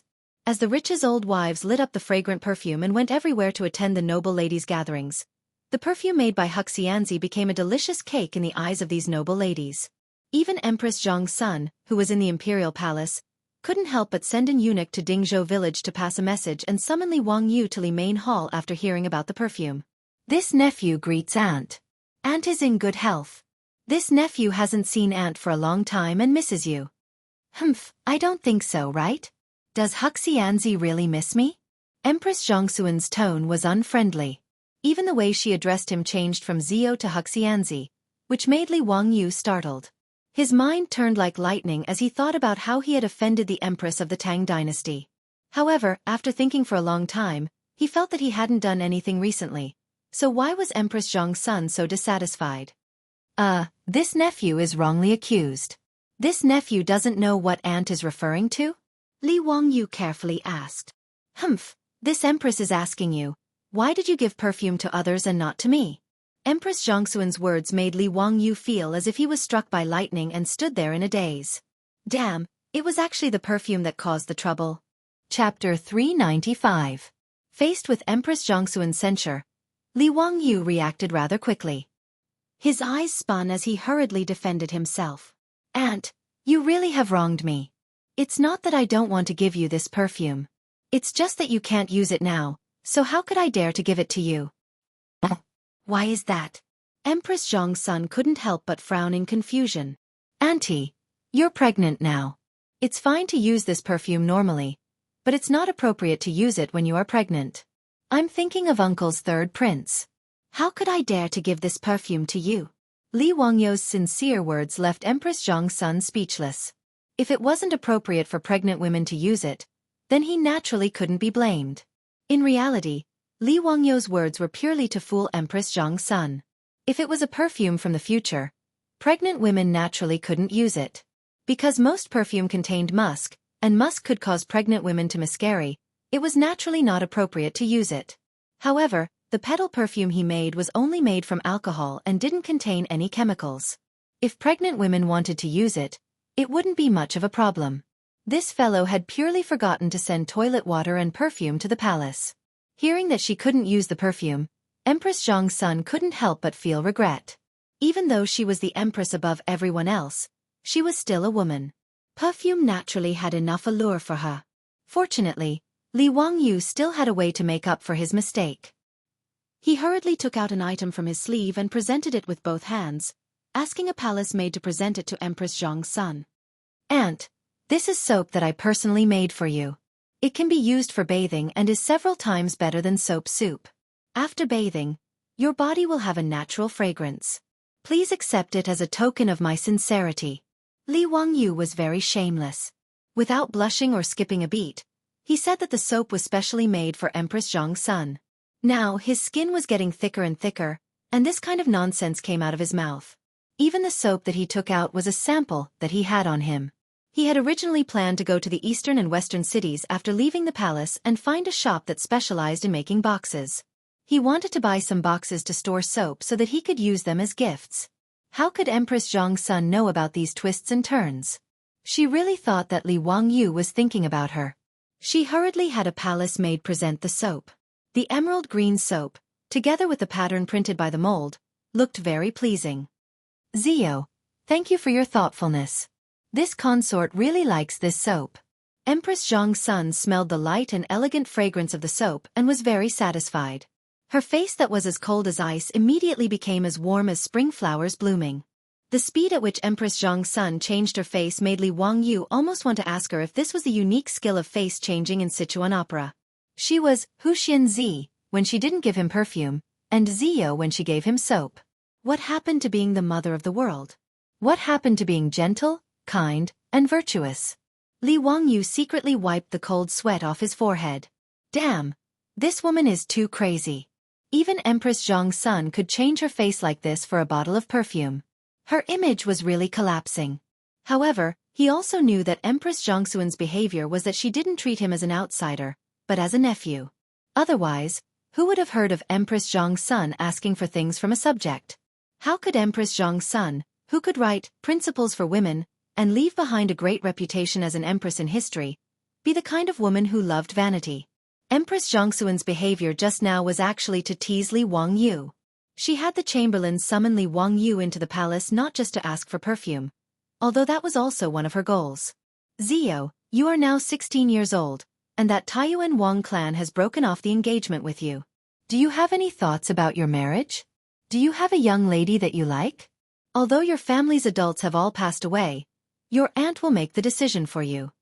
Empress Zhang's son suddenly changed the topic and talked about Li Wangyu's marriage, which made him very surprised. Why did she talk about his marriage out of the blue? What young lady could he fancy? Of course it was his beautiful female boss. Not to mention that Su Chongqing was the goddess in his heart. Even if she wasn't, was there any other woman in the Tang dynasty who could be his soulmate? Apart from his beautiful female boss, he wouldn't consider his wife for anyone else. Of course, if his beautiful female boss didn't object, he wouldn't mind accepting Aphrodite as a concubine. Ahem, aunt, my family's adults have only passed away a year ago, and I still need 2 more years to recover, so this matter isn't urgent. Your nephew is still young and isn't in a hurry to get engaged. Li Wangyu casually said. He was well aware that his beautiful female boss was already 24 years old, while his current body was only 16 years old. The age difference between the two was too great, not to mention that his beautiful female boss's current status was unclear. If he directly told Empress Zhang's son that he wouldn't marry anyone other than his beautiful female boss, he was afraid that it would cause a storm. Since ancient times, marriage in China had been about matching in social status. In the eyes of others, he and his beautiful female boss naturally couldn't be said to be a match. Not to mention the age gap between the two of them, even their status was a huge gap. In particular, the higher Li Wangyu's noble rank, the more difficult it would be for him to marry his beautiful female boss. This matter would probably have to be slowly planned and plotted. Empress Zhang's son smiled. No matter, you can set the engagement first. Men and women should get married when they're of age. You can get married when your recovery period is over. Zio, do you know how many dukes and noble madams in Chang'an City have asked me about you, intending to take you as their son-in-law? These words made Li Wangyu feel a little proud. Even I have such a day? Even the dukes are rushing to marry their daughters to me? Wahahaha, sure enough, the charm of a handsome guy is irresistible. How could he know that Empress Zhang's son actually brought up this matter because of his own sins, and the source was the perfume? These noble madams had many gatherings on weekdays. After Li Wangyu gave them the perfume, they naturally took it to show filial piety to their mothers. And the dukes and noble madams who received such divine objects naturally flaunted it at their gatherings, causing the other noble madams to burn with jealousy. They couldn't wait to snatch the bottles of perfume from the hands of the dukes and noble madams. And Li Wangyu, the son of Huxian, became the topic of discussion at the noble madams' gatherings. Many of the noble madams even mocked the Taiyuan Wang clan for having eyes but failing to see. They actually took the initiative to break off the engagement with such a good son-in-law. Their brains had been kicked by a donkey. After mocking the Taiyuan Wang clan, the noble madams suddenly realized that this son of Huxian was 16 years old and unmarried. This son of Huxian was a good son-in-law. He was young, rich, and talented. At the age of 16, he was conferred the title of the founding son of a country by the saint, and his future was bright. Even better, this founding son's parents were both dead. Their daughters wouldn't have to worry about being bullied by their mother-in-law if they married into his family. And if this son of Huxian became their son-in-law, would they have to worry about not having enough perfume? Filial piety couldn't be lacking from the mother-in-law, right? And so, because of a bottle of perfume, Li Wangyu inadvertently became the rich son-in-law, in the eyes of the noble madams. Chapter 396. Li Wangyu no longer had any elders in his household. He had been expelled from the Li clan by Huxian, and everyone knew that the family tree had been changed. Those noble women who wanted to marry their daughters found Empress Zhang's son and, in a roundabout way, brought up the matter of marriage with Huxian. This reminded Empress Zhang's son that her nephew was still unmarried, and there was no marriage contract on his body. Since ancient times, Huaxia had placed more importance on carrying on the family line than the heavens. As the saying went, there were 3 ways to be unfilial, and having no descendants was the worst. In the eyes of the Tangs, marriage was a matter of the highest importance. As Li Wangyu's elder, Empress Zhang's son naturally felt that she needed to arrange a good marriage for the Qilin son of the Li family for Li Wangyu's deceased parents. She had the chamberlain summon Li Wangyu into the palace to ask him about his thoughts. If Li Wangyu was interested in a young lady from a duke's residence, then she was naturally willing to propose marriage for Li Wangyu. Li Wangyu quickly shook his head and refused Empress Zhangxuan's advice. "Aunt, I am still young and do not want to consider marriage for the time being." "Why is that? You are already 16, how can you still be considered young? Your parents are not here, so your uncle and I naturally have to decide on your marriage for you." "Zio, are you too thin-skinned? Embarrassed? Rest assured, I will definitely choose a good match for you." "Aunt, I really don't want to get married. How about we talk about it 2 years later?" "No. I will discuss this matter with His Majesty." "Zio, you don't need to worry about it. I will not harm you and will naturally arrange a good marriage for you." "Aunt, I really don't want to get married right now. Before Li Wangyu could finish speaking, Empress Zhang's son interrupted him. "Enough. There is no need to talk about this matter. I have my own plans." F***ck, he didn't even have the right to speak about his own marriage. This damned feudal dynasty, was there still any law? Li Wangyu almost forgot that Empress Zhang's son was the law of the Tang dynasty. Seeing that Empress Zhang's son actually had the hobby of being a matchmaker and insisted on setting a marriage contract for him, the cold sweat on Li Wangyu's forehead was about to fall again. Back then, he had finally broken off his engagement with the Taiyuan Wang clan. He did not want to suffer like this again. That day, in order to break off the engagement, he was even expelled by the Li clan of Hu County. Although it was a good thing for him to be expelled by the Li clan, he absolutely did not want to experience this kind of thing a second time. What's more, he wouldn't marry anyone other than a beautiful woman. How could he agree? But he couldn't forcefully refuse Empress Zhang's son, which put him in a difficult position. Li Wangyu's mind spun at the speed of light. He suddenly thought of a poem that seemed to be able to fool Empress Zhang's son and dispel her thoughts of matchmaking him. Thinking of this, Li Wangyu stood up and put his hands behind his back. He looked up at the ceiling of Li Main Hall at a 45-degree angle with a solemn and stirring expression. Empress Zhang's son was bewildered by his actions. What was he trying to do with this posture? Li Wangyu put on a good pose, brewed up his mood and recited in a clear voice. Bristling with anger, leaning against the railing, the drizzling rain rests. This poem of Yufei's Rivers Run Red was naturally popular in the future. The poem was filled with lofty aspirations and great momentum. Empress Zhang's son couldn't help but be surprised that Li Wangyu suddenly began to recite a poem. Why was this guy reciting a poem when they were talking about a marriage contract? Empress Zhang's son could naturally tell that Li Wangyu's poem was a rare masterpiece. It was a good poem, but what was the meaning of this guy reciting it at this time? Empress Zhang's son couldn't help but want to interrupt him to pull the topic back and continue to talk about Li Wangyu's engagement. But without waiting for Empress Zhang's son to speak, Li Wangyu opened his mouth again and continued his performance. 16 achievements are dust and soil. 8,000 li of cloud and moon. Don't be idle, your young years are white, empty and sorrowful. Li Wangyu almost didn't recite the 30 achievements are dust and soil line in Yu Fei's original poem. Otherwise, it really would be hard to explain. He was only 16 years old. If he recited 30 achievements are dust and soil, how would he explain? The next line, Jingkong's shame has not been wiped away. When will the officials' hatred be extinguished? Li Wangyu was quick-witted and changed it to Wei River's shame has not been wiped away. After all, the change of Jingkong was a matter of 500 years later. It was impossible not to change it. However, his change moved Empress Zhang's son. Although she was a woman, she felt the same way about the Wei River Alliance and felt the same way. Although the Wei River Alliance gave the Tang dynasty a chance to breathe, to be forced to sign the alliance at their doorstep was a disgrace, whether it was Pai Lupi or the officials in the court. When Li Wangyu was reciting the poem, he was also secretly looking at Empress Zhangxuan's reaction. Seeing her serious face, he knew that he should be able to smoothly get away and not let Empress Zhang's son continue to pester him about the engagement. Li Wangyu continued to recite, riding a long carriage, trampling the Helan Mountains, aspiring to eat barbarians' meat, laughing and drinking Xiongnu's blood, waiting to clean up the old mountains and rivers from scratch, facing the heavens.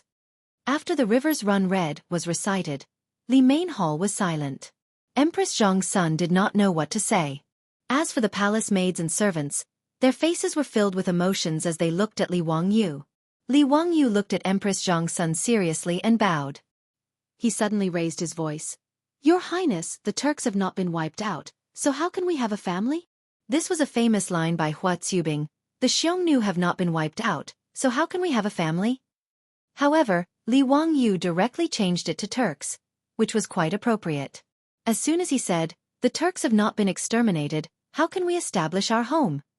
Someone outside the hall applauded. Good. What a good. The Turks have not been wiped out, so how can we have a family? Zio, if the men of our Tang dynasty were all like you, why would we worry about the Turks being treated unfairly? The one who spoke was Li Er. After he had left court, he had heard the eunuch report that Empress Zhang's son had summoned Hu Xianzi for an audience. He knew that it was his wife who had said that she was going to talk about marriage for Li Wangyu. Pai Lupi had nothing to do, so he wanted to join in the fun. He wanted to discuss with Empress Zhang's son to see which duke's wife was suitable for Li Wangyu. When he arrived at Li Main Hall, without waiting for the eunuch to announce his arrival, he heard Li Wangyu reciting poetry in the hall. Pai Lupi quickly stopped the servant from speaking while he stood outside the hall to eavesdrop. When he heard Li Wangyu say, the shame of the Wei River has not been washed away, Pai Lupi could not help but clench his fists and frown. After Li Wangyu finished reciting Rivers Run Red, Pai Lupi was stunned. He was so shocked by the solemn and stirring of the poem that goosebumps appeared all over his body. He was speechless for a long time. It was only when Li Wangyu said, the Turks have not been destroyed, how to build a family, that Pai Lupi could no longer hold back and repeatedly clapped and cheered. Only then did everyone in the hall notice. Seeing that Pai Lupi had arrived, Li Wangyu quickly bowed. Nephew greets uncle. Zio, copy down the short sentences you recited just now. I want to hang it in the legislative hall and study it every day. Pai Lupi laughed heartily and patted Li Wangyu's shoulder. He was very pleased. He then turned to Empress Zhang's son.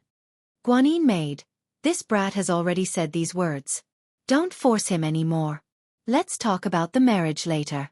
Since Pai Lupi had already said this, Empress Zhang's son could only nod helplessly. Chapter 397. Li Wangyu heaved a sigh of relief when he saw that his performance had finally used the feelings of family and country to fool Empress Zhang's son. As long as she didn't force him to get married, however, Li Wangyu began to worry in his heart again. His marriage was always a hidden danger. Even if it didn't explode now, what excuse could he use to fool Empress Zhang's son in 2 years?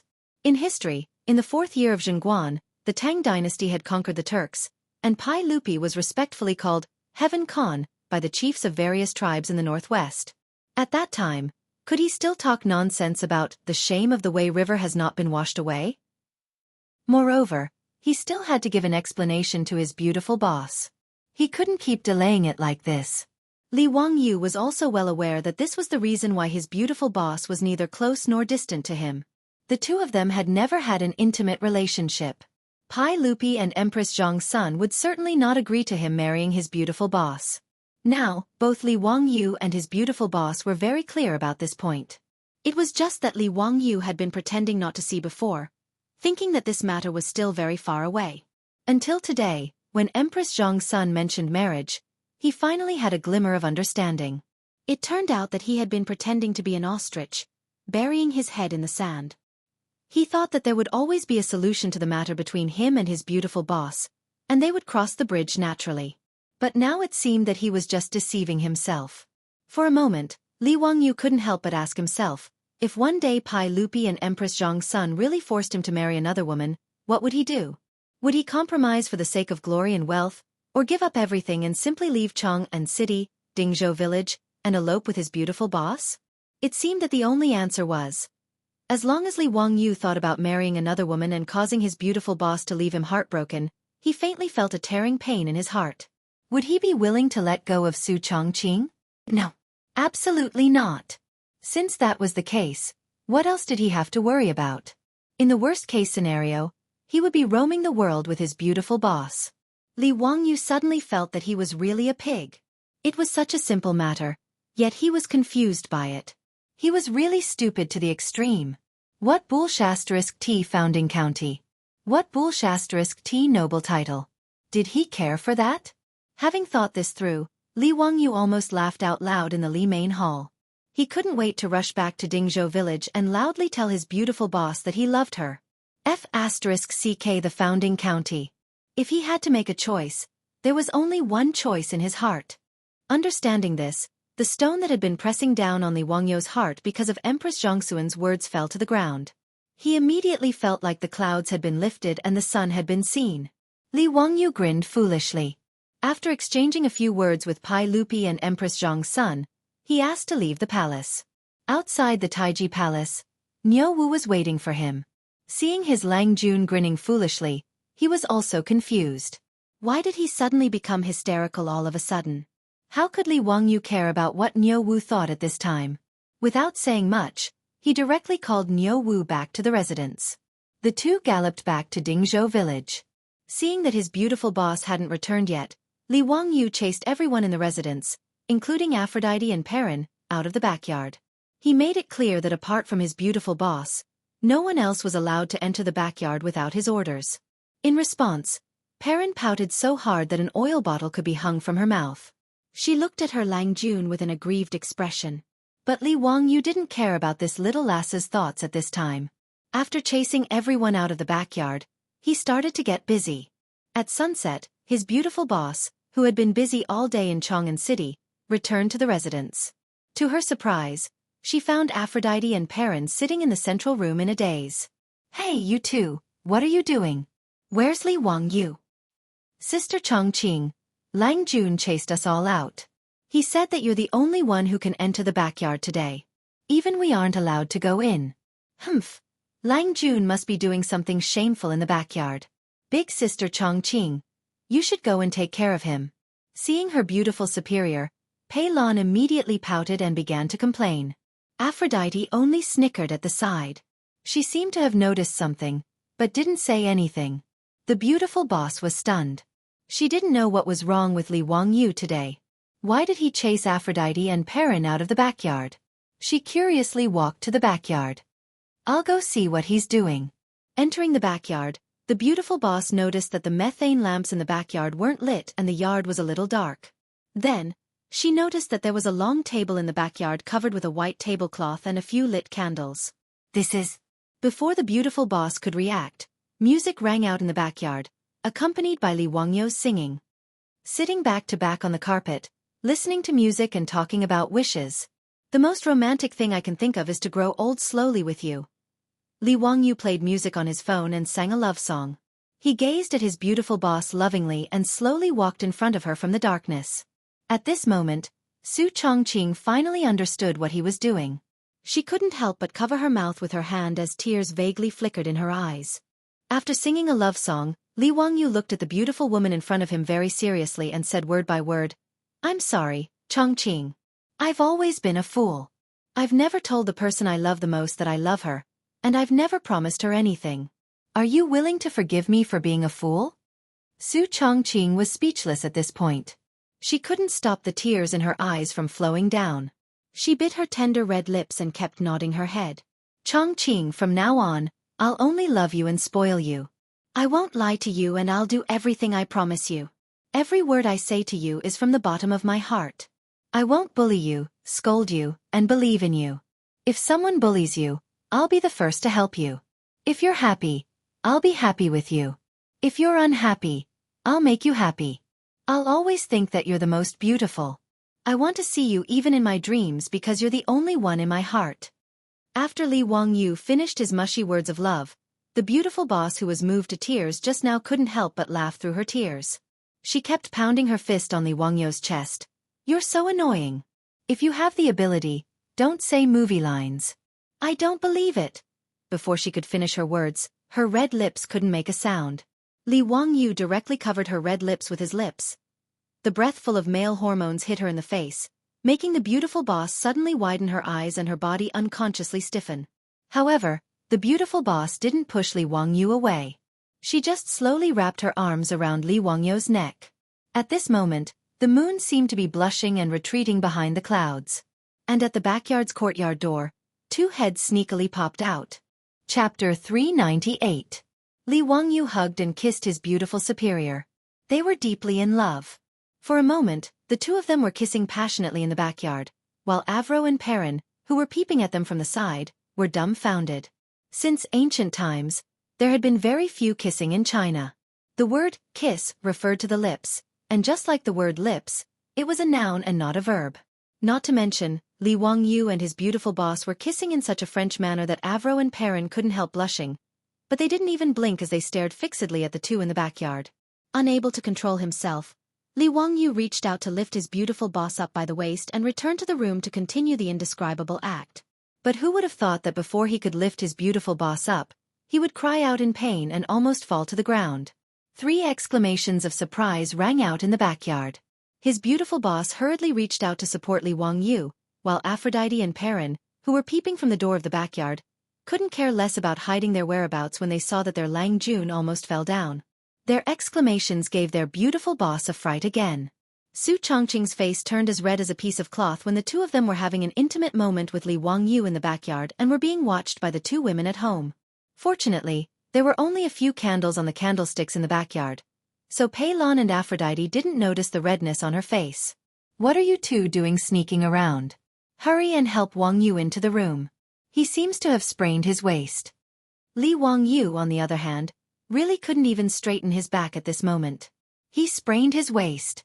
In his excitement, he had wanted to princess carry his beautiful boss, but he had forgotten that his current body wasn't the original one from his previous life. Not only was he 16 years old, more importantly, he had never exercised his body and was unbelievably thin and weak. As for his beautiful superior, no matter how light her body was, she was still around 100 pounds. How could his thin and weak body carry her? In the end, Li Wangyu failed to do what he wanted to do, and unfortunately, he was lying on the bed groaning. Regarding this, no matter how thick-skinned Li Wangyu was, he felt his old face burning and was too ashamed to face anyone. The beautiful boss held back her laughter and quickly sent someone to the back of the mountain to show the microscopic world and invite the old Taoist priest, Sun Simiao. Hearing that Huxianzi had sprained his waist, Sun Simiao hurriedly brought his disciple Lu Shenwei to lie hot. After a round of diagnosis, he gave Li Wangyu an acupuncture treatment. He then took out the medicine he had concocted himself and had Lu Shenwei wrap it around his waist. All right, Hu Xianzi is fine. He just needs to rest for a few days. Sun Simiao gave his beautiful superior a few more instructions before leading Lu Shenwei back to the Taoist temple. Humph. Let's see if you can still be naughty. Now you're obedient. His beautiful superior couldn't help but laugh. Li Wangyu felt even more ashamed to face anyone. He didn't say anything and turned his head to face the wall to reflect on his past. He made up his mind that once his waist was healed, he would have to start exercising. Otherwise it would be too embarrassing. The original owner of this body was simply a good-for-nothing who couldn't distinguish between physical activity and food. He was despised. When the rich playboys found out that Li Wangyu had sprained his waist, they all came to visit him with all kinds of medicine. However, Li Wangyu was tight-lipped about how he had sprained his waist. He wasn't prepared to say anything even if he was beaten to death. He couldn't tell anyone about this. It was too embarrassing. If this group of bastards knew the truth, he wouldn't need to mingle in Chang'an anymore. It would be better if he just took his beautiful superior and wandered the world. Fortunately, the old Taoist priest Sun Simiao's medical skills were superb. In just a few days, Li Wangyu's waist was mostly healed and he could move freely.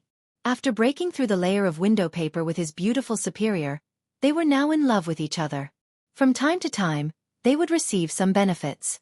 However, if he wanted to do something indescribable with his beautiful superior, it would always lack some atmosphere. This made Li Wangyu very depressed. After his waist was healed, Li Wangyu prepared to go to the palace. He had already finished writing The Rivers Run Red, that Li Er wanted. In the past few days, he had also planned to send the perfumes and floral water that had been produced in the manor into the palace to be presented to Li Er's imperial concubines. Little nephew greets uncle. This is The Rivers Run Red, that little nephew wrote. Uncle, please give me some pointers. Not bad. Zio. Your thin body has improved a lot. I like this word very much. Pai Lupi nodded with satisfaction and ordered the inner servant, come, hang this word, Hu Xianzi in the legislative hall for me. Li Wangyu learned the thin gold body from Emperor Huizong of the Song dynasty, and was now famous in the Tang dynasty. His calligraphy was loved by everyone. Now, in Chang'an, many people were learning this unique calligraphy. Even the professors in the Imperial College had begun to copy Li Wangyu's thin gold body for their students to practice. Ever since he transmigrated to the Tang dynasty, he was forced to pick up the brush again because there was no computer to type. After a few months, especially after copying the Romance of the Three Kingdoms, his calligraphy was indeed much better than before. Uncle, you flatter me. Little nephew's calligraphy is far inferior to uncle's flying white. Little nephew would like to ask uncle to give little nephew a few words so that little nephew can study them day and night at home. Li Wangyu shamelessly flattered Pai Lupi, which made Pai Lupi laugh with satisfaction. Haha, Zio, if you like my calligraphy, I'll give you a few. Li Wangyu hurriedly offered the perfume and toilet water he made. Now, he was a little regretful. Why did he show off this thing for no reason? If he had known, he would not have taken them out as gifts. After the perfume became popular in Chang'an, everyone who was familiar with Li Wangyu would ask about it in a roundabout way. It was very annoying. It was not easy to make perfume, and it was not like the air conditioning window, which could be given out freely. In Chang'an, there were so many nobles and officials. It was troublesome to decide who to give the perfume to. If he did not do it well, he might offend others. That would not be good. For example, Pai Lupi had so many concubines in his harem. The few bottles of perfume in his hands were just a drop in the bucket. Therefore, Li Wangyu wisely offered all the perfume and toilet water he had to Pai Lupi. You have so many women. How should you distribute them? Go figure it out yourself. He did not want to get involved. Pai Lupi still did not know what kind of trouble these bottles of perfume would cause in his harem. He did not think much of it and had the eunuchs accept them. Seeing Pai Lupi accept the perfume, Li Wangyu also let out a sigh of relief. He chatted with Pai Lupi for a bit more and planned to leave the palace. Before he could speak, he saw an eunuch stumble in from outside the hall of government. He knelt on the ground and panted as he said, Sir, everyone! His Highness the Crown Prince suddenly has an unbearable pain in his abdomen. Everyone, quickly go take a look. When Pai Lupi heard this, he jumped up and even knocked the brush and inkstone on the table in front of him to the ground. What did you say? What happened to Cheng Qian? Why does his abdomen hurt? Quickly call for a doctor from the Shangyao Bureau. I've already sent someone to the Shangyao Bureau to recruit a doctor into the palace. Her Highness the Empress has already gone to the Eastern Palace. The eunuch did not dare to raise his head as he replied with his head on the floor. Pai Lupi did not have time to pay attention to him, and prepared to go to the Eastern Palace to see his son. Hearing that Li Wangyu was sick, Li Wangyu hurriedly said, Uncle, I will also go see Cheng Qian. Pai Lupi nodded and turned his head to hurry to the Eastern Palace. Li Wangyu hurriedly jogged after him. Chapter 399. In the Xianda Hall of the Eastern Palace, it was a complete mess. Under the command of the doctors of the Shangyao Bureau, the eunuchs and palace maids were running around in a panic. When Pai Lupi led Li Wangyu and a group of eunuchs to the Xianda Hall, the pregnant Empress Zhong's son had already arrived. The group of eunuchs and palace maids hurriedly bowed to Pai Lupi. At this time, Pai Lupi was not in the mood to care about this. He impatiently waved his hand at the crowd and then looked at Empress Zhong's son. Guanin's servant. How is Cheng Qian? Why does his stomach hurt all of a sudden? Chen Xie also does not know. Just now, the eunuchs of the Eastern Palace came to report that Cheng Qian's stomach was in unbearable pain. Chen Xie hurriedly sent people to summon the imperial physician and doctors of the Shangyao Bureau. Right now, they are still treating him. Empress Zhong's son also appeared very panicked. She had been 7 or 8 months pregnant and her body was not well. Now that she suddenly heard the news of her son's illness, her face paled and she appeared very haggard. Pai Lupi felt sorry for his wife. Seeing Empress Zhong's son like this, he hurriedly called for palace maids to help Empress Zhong's son sit down. Guanin's servant, it is very inconvenient for you to be pregnant. Why don't you return to Li Main Hall to rest? With me here, you do not need to worry. No, Chen Xie will not leave. Cheng Qian's illness is unknown. How can Chen Xie leave? Empress Zhong's son naturally did not want to leave. Even though she had already given birth to 2 sons and a daughter, and was pregnant herself, Li Chengqian, the eldest son, was still her favorite. Seeing Empress Zhong's son say this, Pai Lupi could only compromise. All right, Guanin's servant, do not panic. Cheng Qian will be fine. Maybe he just ate something bad. It is not a big problem.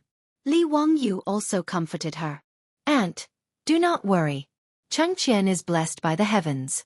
Also, I know a bit about physiognomy. Cheng Qian does not have the physiognomy of an unlucky life. Nothing will happen. He dared to say this because in history, Li Chengqian had lived well. Although Li Wangyu didn't live for long, only 26 years old, Li Chengqian was only 9 years old now. Li Wangyu naturally didn't think that his life was in any danger. There were many reasons for a child's abdominal pain, but Li Wangyu thought that it was probably the same as Pai Lupi's guess. It was probably just a stomachache. Recalling history, it seemed that Li Chengqian would fall seriously ill in a few years. It was recorded in the old book of Tang, Chengqian was first afflicted with foot problems, making travel difficult. At this time, Li Chengqian's 4 limbs were healthy and there was no problem with his legs.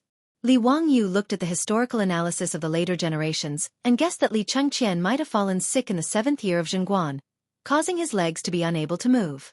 In any case, Li Chengqian lived until Zhengguan's 18th year before he died of depression in Guizhou. Now that it was the 2nd year of Kai Zhengguan, Li Wangyu naturally dared to say such words. However, something that surprised Li Wangyu happened. The Shangyao Fengyu of the Shangyao Bureau had a bitter expression as he walked out of the hall and knelt down in front of Pai Lupi and Empress Zhong's son. Reporting to your Majesty, Your Highness, this subject has investigated the Crown Prince's illness. It is intestinal obstruction. This subject is incompetent. This illness is incurable. This Shangyao Fengyu's name was Gung Hong, and he was in his 50s. He was the highest official in the Shangyao Bureau, a lower 5th-rank official. The Shangyao Fengyu was normally appointed by the imperial family to be in charge of the imperial family's medical treatment. Gung Hong was also a famous doctor in the Tang dynasty. Although he couldn't compare to Sun Simiao, he was still quite famous. Hearing Gung Fengyu say that her son had intestinal obstruction, Empress Zhongxuan's face instantly lost all color, becoming as white as paper. Her body swayed a few times, and just as she was about to fall, Pai Lupi hurriedly reached out to support her. At this time, Pai Lupi's eyes were also filled with anger, as if he wanted to devour someone. What did you say? Our crown prince even came to greet us today. So how did he get this intestinal abscess? We order you to quickly treat the crown prince. If there is even the slightest mistake, we will skin you alive. Your Majesty, this intestinal obstruction. This subject obeys the decree. Gung Fengyu still wanted to explain what intestinal obstruction was. However, seeing Pai Lupi's frightening appearance, he didn't dare to say anything else. He scrambled back into the hall to discuss with the other doctors of the Shangyao Bureau how to treat the crown prince. Empress Zhong's son cried out in pain.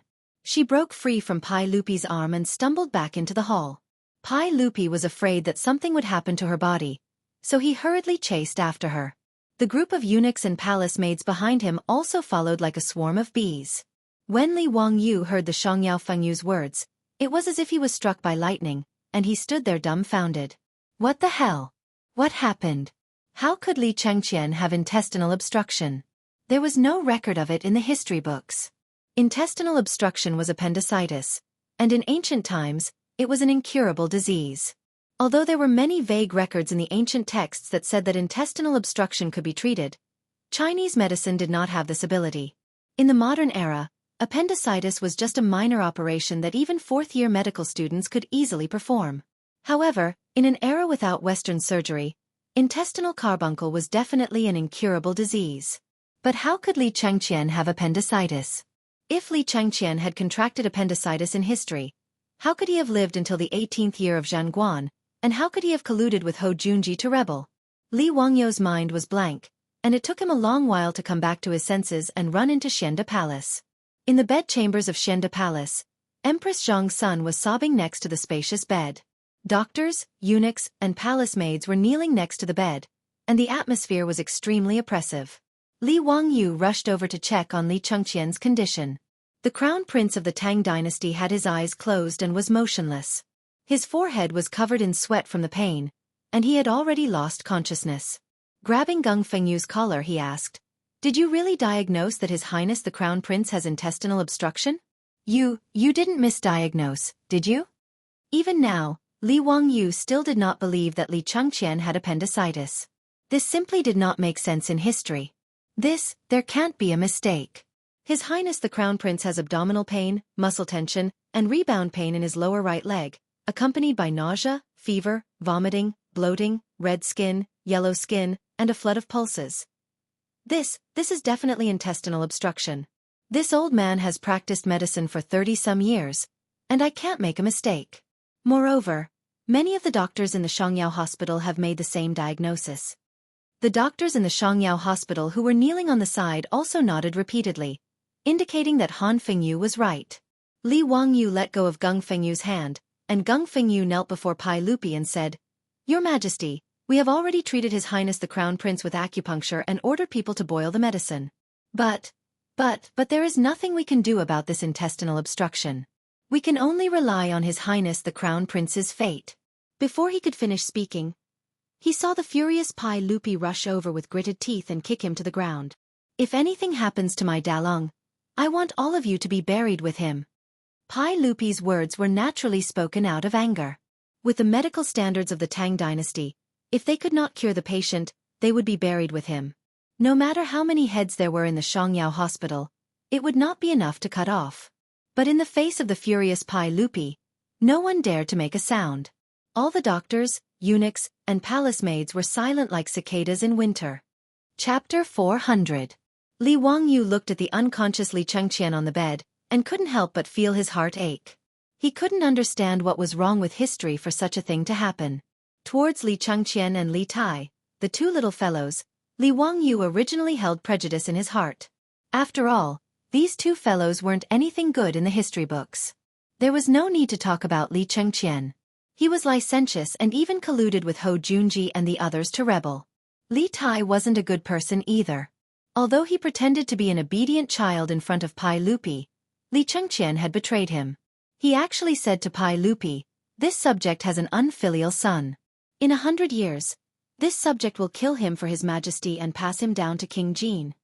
From this one could see his character. Thus, when Pai Lupi asked Li Wangyu to be the teacher of these two fellows, Li Wangyu had rejected the idea. However, it was hard to go against the imperial decree. After Li Wangyu reluctantly accepted these two fellows, he realized that they weren't bad people. That was the truth. Children of 8 or 9 years old had been in the palace for too long and had been flattered by those palace maids, so they were a little domineering and lacked education. Under Li Wangyu's guidance, both Li Chengqian and Li Tai got along very well with those brats from Dingzhou village.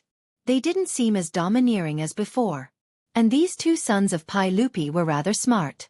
They were also very respectful to their teacher, Li Wangyu, so how could he not like them? 2 days ago, he had sprained his waist and was bedridden, so he didn't have the nerve to send Li Chengqian and Li Tai to Dingzhou village for lessons.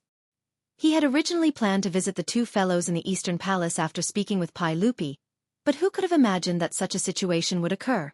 Why would Li Chengqian suddenly get appendicitis? Li Wangyu couldn't figure it out.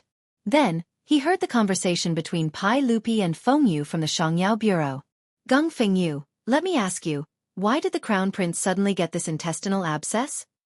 Your Majesty, intestinal abscesses are usually caused by a lack of food and drink, as well as dampness and heat. This depends on what the Crown Prince has been eating recently. Gung Fengyu hurriedly replied. What did the Crown Prince eat today? Pai Lupi glared at the eunuch in the Eastern Palace. Replying to everyone, I didn't eat anything. It was all food sent by the Shangshe Bureau. The eunuch's words were somewhat evasive. Pai Lupi angrily shouted, Tell me the truth. What the Crown Prince ate was recorded by the Food Bureau. Do you think you can fool me? The eunuch repeatedly kowtowed to the ground with so much force that blood seeped out of his forehead. Replying to everyone, the weather has been hot recently, and His Highness the Crown Prince said that he wants to eat ice cream. This servant will have the Shangshe Bureau prepare it for the Crown Prince. This servant deserves 10,000 deaths. This servant deserves 10,000 deaths. Ice cream? Li Wangyu was stunned. Eating ice cream wasn't enough to cause appendicitis. Li Chengqian and Li Tai, the two little guys, liked to eat ice cream. This was no secret. The two little ones had already asked him for the ice cream recipe and gave it to the Shangshe Bureau. It was said that even Pai Lupi and Empress Zhang's son liked it very much. He suddenly thought of something and interrupted to ask, How much ice cream did the Crown Prince eat today? 8 bowls. The eunuch in the Eastern Palace replied in a low voice. His words angered Pai Lupi so much that he kicked the Eastern Palace eunuch a few times. The eunuch fell to the ground and didn't even dare to scream. Although Pai Lupi didn't know much about medicine, he knew that overeating was not a good thing. Moreover, Gung Fengyu had already said that the Crown Prince's intestinal abscess was caused by a lack of food. Someone come, drag this dog away. Flog him to death. Pai Lupi's voice was cold and made people tremble. The Eastern Palace eunuch didn't even dare to cry for mercy. He was so scared that his eyes rolled back and he fainted. Immediately, eunuchs came forward and dragged the Eastern Palace eunuch away. The outcome was self-evident. Li Wangyu was stunned speechless. Eating 8 bowls of ice cream in a row, it would be strange if he didn't get sick. This group of damned Eastern Palace eunuchs clearly flattered Li Chengqian. They actually allowed a 9-year-old child to eat so many cold drinks. Being beaten to death was not an injustice at all. He had a trace of understanding in his heart. Li Chengqian's sudden illness was different from history and seemed to have something to do with him. The ice cream he made was like the wings of a butterfly. With a light flap, it changed the original trajectory of history. There was no such delicious cold drink in history, so Li Chengqian naturally wouldn't overeat.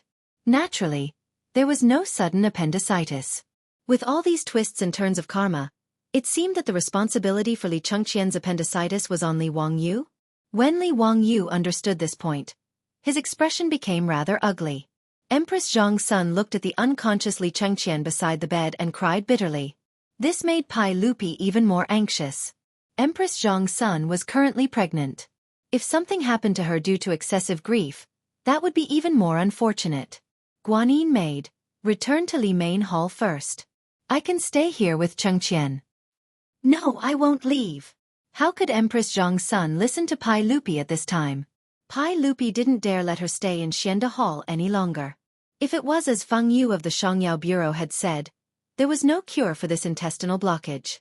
If he let Empress Zhang's son watch Li Chengqian die prematurely, who knew what would happen? Come, escort the Empress back to Li Main Hall. Serve her carefully, but if there are any mistakes, we will skin you alive. Gung Fengyu, have some doctors from the Shangyao Bureau go to Li Main Hall to examine the Empress' body. Yes. Empress Zhang's son was helpless. She was carefully supported by a group of palace maids and eunuchs back to Li Main Hall in tears. At this time, Li Wangyu was extremely conflicted. Looking at Li Chengqian's current situation, it was clear that Feng Yu and the doctor's diagnosis was correct. It should be because he suddenly ate too many cold drinks that caused acute appendicitis. He vaguely remembered that he had once seen a report saying that a certain hospital had treated more than 20 patients with acute appendicitis in a short 2 months. Most of them were youths between 5 and 15 years old. The reason was because they ate too many cold drinks during the summer, so the public was reminded not to give children too many cold drinks during the summer. In the modern world, acute appendicitis required surgery, but this was the Tang dynasty. Who could operate on Li Chengqian? Li Wangyu admitted that he didn't have this ability. He had seen some time-traveling TV dramas where the main character didn't care about the consequences and would cut open someone's stomach and use a knife. He felt that it was incomparably absurd. If it was so easy to save someone, would there be a need to study clinical medicine for 5 years? If Li Wangyu was given a scalpel and had him go to the operating table, then it would be better to directly inform the patient's family and arrange a funeral. However, if he didn't do the surgery, Li Chengqian's chances of survival were extremely slim. If he didn't do anything and just watched Li Chengqian die, Li Wangyu was afraid that his conscience wouldn't be at ease for the rest of his life. This was neither right nor left. Li Wangyu was so aggrieved that he almost wanted to bang his head against a pillar. Just as he was feeling conflicted, his hand suddenly inadvertently touched the dagger at his waist. The item inside reminded him. Li Wangyu's eyes couldn't help but light up. Chapter 401. Li Wangyu felt that there were a few pieces of crystals in the box. The Medicine King, Sun Simiao, had entrusted these crystals to him to help make microscopes. Today, Li Wangyu had brought them with him to Chang'an. He planned to go to the eastern and western cities after leaving the palace to see if there were any shops that specialized in grinding crystals. When he felt the crystals, he thought of Sun Simiao. Although Sun Simiao didn't know how to perform appendicitis surgery, he knew that Sun Simiao had some surgical skills based on the fact that he had removed the rotten flesh from Niu Yong's wound and stitched it up. Since Sun Simiao knew how to debridement, suture, and bandage a broken intestine, he could try to let Sun Simiao perform surgery on Li Chengqian. At least it was better than watching Li Chengqian die in pain in front of him. However, the risk of doing so was extremely high. If Sun Simiao's surgery failed, Pai Lupi would blame him. He couldn't afford to take the blame. Furthermore, cutting open someone's stomach to perform surgery was unheard of. Would Pai Lupi be willing? Would Sun Simiao agree? Li Wangyu hesitated and opened his mouth for a long time, but he didn't know how to tell Pai Lupi his thoughts. Just as he was hesitating, he heard Feng Yu from the medicine bureau whisper to Pai Lupi, "Your Majesty, we have already performed acupuncture on His Highness and given him medicine. However, His Highness's pulse is getting weaker and weaker. I'm afraid it will be difficult to save him. We are willing to die 10,000 times. Your Majesty, please be prepared." Hearing this, Pai Lupi's body couldn't help but shake. A line of tears rolled down his face. When he heard Feng Yu and the doctor say that his eldest son had an intestinal abscess, he had already guessed the result. Pai Lupi sadly sat beside Li Chengqian's bed and reached out to hold Li Chengqian's burning hand. After a long time, he ordered in a hoarse voice, "If His Highness dies, don't tell the Empress for now. The Empress is pregnant and shouldn't be agitated. Do you understand?" "Yes." Inside the Shenda hall, the eunuchs and maids all knelt on the ground. From time to time, the sound of weeping could be heard. The hall was filled with a mournful atmosphere, as if Li Chengqian had already died. At this point, Li Wangyu did not have time to think too much. He suddenly said, "Uncle, Chengqian can still be saved." His words shocked Pai Lupi so much that he raised his head abruptly. He stared at him and asked word by word, "Zio, what did you say?" "I said Chengqian can still be saved." "Zio, you know medicine? How to treat it?" Pai Lupi grabbed Li Wangyu's shoulder and said anxiously. Li Wangyu shook his head. "I don't know anything about medicine, but the old immortal Sun Simiao does." "Uncle, have you forgotten that old immortal Sun is currently in Dingzhou village?"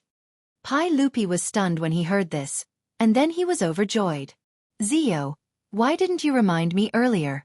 Come, quickly go to Dingzhou village in Hu County and summon Sun Simiao into the palace to save the crown prince." "Uncle, I'm afraid others are not familiar with the way and will waste time. My troops are outside the palace. Let him go." Pai Lupi nodded. "I will have the palace guards and eunuchs go with him. They have to be quick. Let the horses from the palace gallop along Vermilion Bird Avenue." Li Wangyu nodded. "I still have some things that I need my troops to bring to save Chengqian." After he finished speaking, he pulled over an eunuch and asked for a brush and paper. He quickly wrote down some things he needed on the paper and handed it to the eunuch.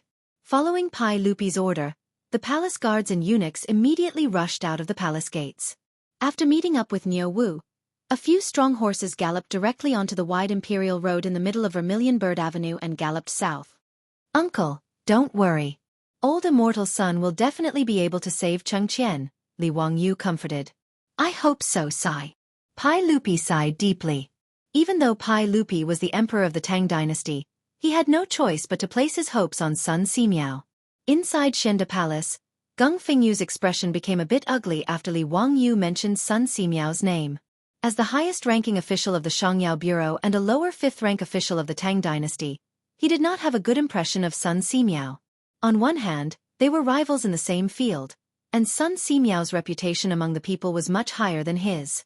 On the other hand, Sun Simiao had once threatened his position. In the 9th year of Wuda, Pai Lupi had once invited Sun Simiao into Chang'an. He wanted to give Sun Simiao the title of nobility and give Sun Simiao the responsibility of the Shangyao Bureau, but Sun Simiao refused. Since then, Sun Simiao had become the name that Geng Fengyu did not want to hear the most. Now that the crown prince was critically ill and the Shangyao Bureau was helpless, Hu Xinzi had actually recommended Sun Simiao to Pai Lupi at this time. Geng Fengyu could not help but feel even more stifled. He could not help but say, "Your Majesty, forgive me for speaking so boldly, but even Sun Simiao might not be able to save His Highness the Crown Prince. This intestinal blockage is an incurable disease. Apart from the legendary Hua Tuo, who can cure intestinal blockages, no one has ever heard of anyone being able to save someone with intestinal blockages. The medical books have recorded Hua Tuo's divine prescription for intestinal blockages. We have already made medicine according to this prescription and fed it to His Highness the Crown Prince, but there was no effect. I'm afraid." Before he finished speaking, Li Wangyu could not help but interrupt. "Shut up. It's fine if you're useless, but what do you mean by saying that His Highness the Crown Prince is incurable?" Geng Fengyu had always been like a crow, saying that Li Chengqian was incurable. He had even told Pai Lupi to prepare for the funeral in advance. Li Wangyu had long since been annoyed by his words. Now that he had sent someone to invite Sun Simiao, he was blabbering on and on about how Sun Simiao could not cure Li Chengqian. It really made people want to beat him up. When Pai Lupi kicked Geng Fengyu, Li Wangyu felt that the old man did not have it easy. Now, he felt that Pai Lupi's kick was too light. How can you humiliate this old man like this? Hu Xinzi, this old man is also a fifth-rank official. I have practiced medicine for more than 30 years and have saved countless people. How can I be incompetent? Geng Fengyu immediately exploded when he heard Li Wangyu's words. He then knelt before Pai Lupi and spoke in an aggrieved and tearful voice. "Your Majesty, please see clearly. Ever since this subject took over the Shangyao Bureau, I have not dared to slack off in the slightest. This subject naturally hopes that His Highness the Crown Prince will be healthy. However, this intestinal abscess is difficult to cure with medicine. This subject is not incompetent. Please see clearly, Your Majesty." Pai Lupi's mood was irritable. Even though he knew that intestinal abscess was incurable, as Li Chengqian's father, how could he not have a glimmer of hope in his heart? He naturally hoped that Li Wangyu's words would be true and that Sun Simiao could save his eldest son. "All right, what's the point of saying all this now? Continue to treat the Crown Prince. Everything can be discussed after Sun Simiao arrives." Pai Lupi's words left Geng Fengyu speechless. He could only shut his mouth. However, his gaze towards Li Wangyu carried a bit of resentment. Li Wangyu naturally could not be bothered to pay attention to Geng Fengyu. He walked to the side and beckoned for an internal eunuch to come over. His words caused the internal eunuch's expression to become somewhat hesitant. However, when he saw the restless Pai Lupi, he did not dare to report. He could only comply and turn around to leave the hall. Chapter 402. While Pai Lupi and Li Wangyu waited anxiously, Sun Simiao finally arrived at Taiji Palace 3 hours later. Even though the old Taoist's body was quite good, he was still an old man in his 90s. By the time he reached Taiji Palace, Sun Simiao was so tired that he almost fainted. With Pai Lupi's orders, Taiji Palace's imperial guards didn't dare stop Sun Simiao's group. They directly rushed to the Eastern Palace's Xianda Hall. Hearing that Sun Simiao had arrived, Pai Lupi and Li Wangyu immediately came out to welcome him. "Thank you for your trouble, Minister Sunday. The Crown Prince is critically ill. Please treat him quickly." Sun Simiao didn't bother with pleasantries. He casually cupped his hands toward Pai Lupi and quickly walked into the hall. Lu Xinwei followed closely behind with his medicine chest. At Sun Simiao's age, even in front of Pai Lupi, he could do as he pleased without any misgivings. Niu Wu also jumped off his horse and took off a backpack from his back. He handed it to Li Wangyu. Lang Jun, everything you wanted is inside. Good. Thank you for your trouble. You can return to the residence first. Tell Chongqing that I will be staying in the palace for a few days. Li Wangyu checked the things Niu Wu brought. After confirming that there were no mistakes, he patted Niu Wu's shoulder. Yes. Li Wangyu didn't delay and turned to walk into the hall. The trouble hadn't started yet. The key was how to convince Sun Simiao and Pai Lupi to agree to operate on Li Chengqian. Inside the hall, Gung Hong saw Sun Simiao enter and couldn't help but snort coldly. He called for the doctors of the Shangyao Bureau to retreat to the side and watch coldly. The Crown Prince's illness was confirmed. He didn't believe that Sun Simiao could treat his intestinal abscess. Sun Simiao examined Li Chengqian's body and shook his head. Your Majesty, forgive me for speaking bluntly, but the Crown Prince's intestinal abscess is difficult to cure. Before he could finish, Gung Fengyu interrupted him. Your Majesty, I'm not speaking nonsense, am I? Sun Simiao was also at his wits' end. Shut up! Pai Lupi and Li Wangyu shouted at the same time, scaring Gung Fengyu into taking a few steps back. Minister Sun, please continue. Pai Lupi glared at Gung Hong before looking at Sun Simiao. Sun Simiao stroked his beard and said, This intestinal abscess is indeed difficult to cure. I can only delay it for a while, but it is unknown whether the Crown Prince can recover completely. When Pai Lupi heard Sun Simiao say the same thing, he couldn't help but feel disheartened. After a long time, he let out a long sigh. This is all Chengqian's fate. Then I ask Minister Sun to treat him. If there's really no way to save him, we won't blame Minister Sunday, nodding his head. Sun Simiao beckoned his disciple, Lu Xinwei, over. He took out the golden needles from his medicine box and began to treat Li Chengqian. Take the Yongming meridian of the hands and feet as the main point. Use the catharsis method when inserting the filiform needles. Leave the needles for 15 minutes. Sun Simiao whispered to Lu Xinwei as he applied the needles. Your disciple understands. After he finished with the golden needles, Li Wangyu invited Sun Simiao to a place where there was no one else around. Old immortal son, are you really unable to save the Crown Prince? I can only do my best. However, intestinal abscesses are indeed difficult to cure. How confident are you? How can I be confident? The Crown Prince is almost certain to die. Sun Simiao shook his head and sighed. Li Wangyu's eyes flashed. Old immortal son, if I have a way to save the Crown Prince, would you be willing to help?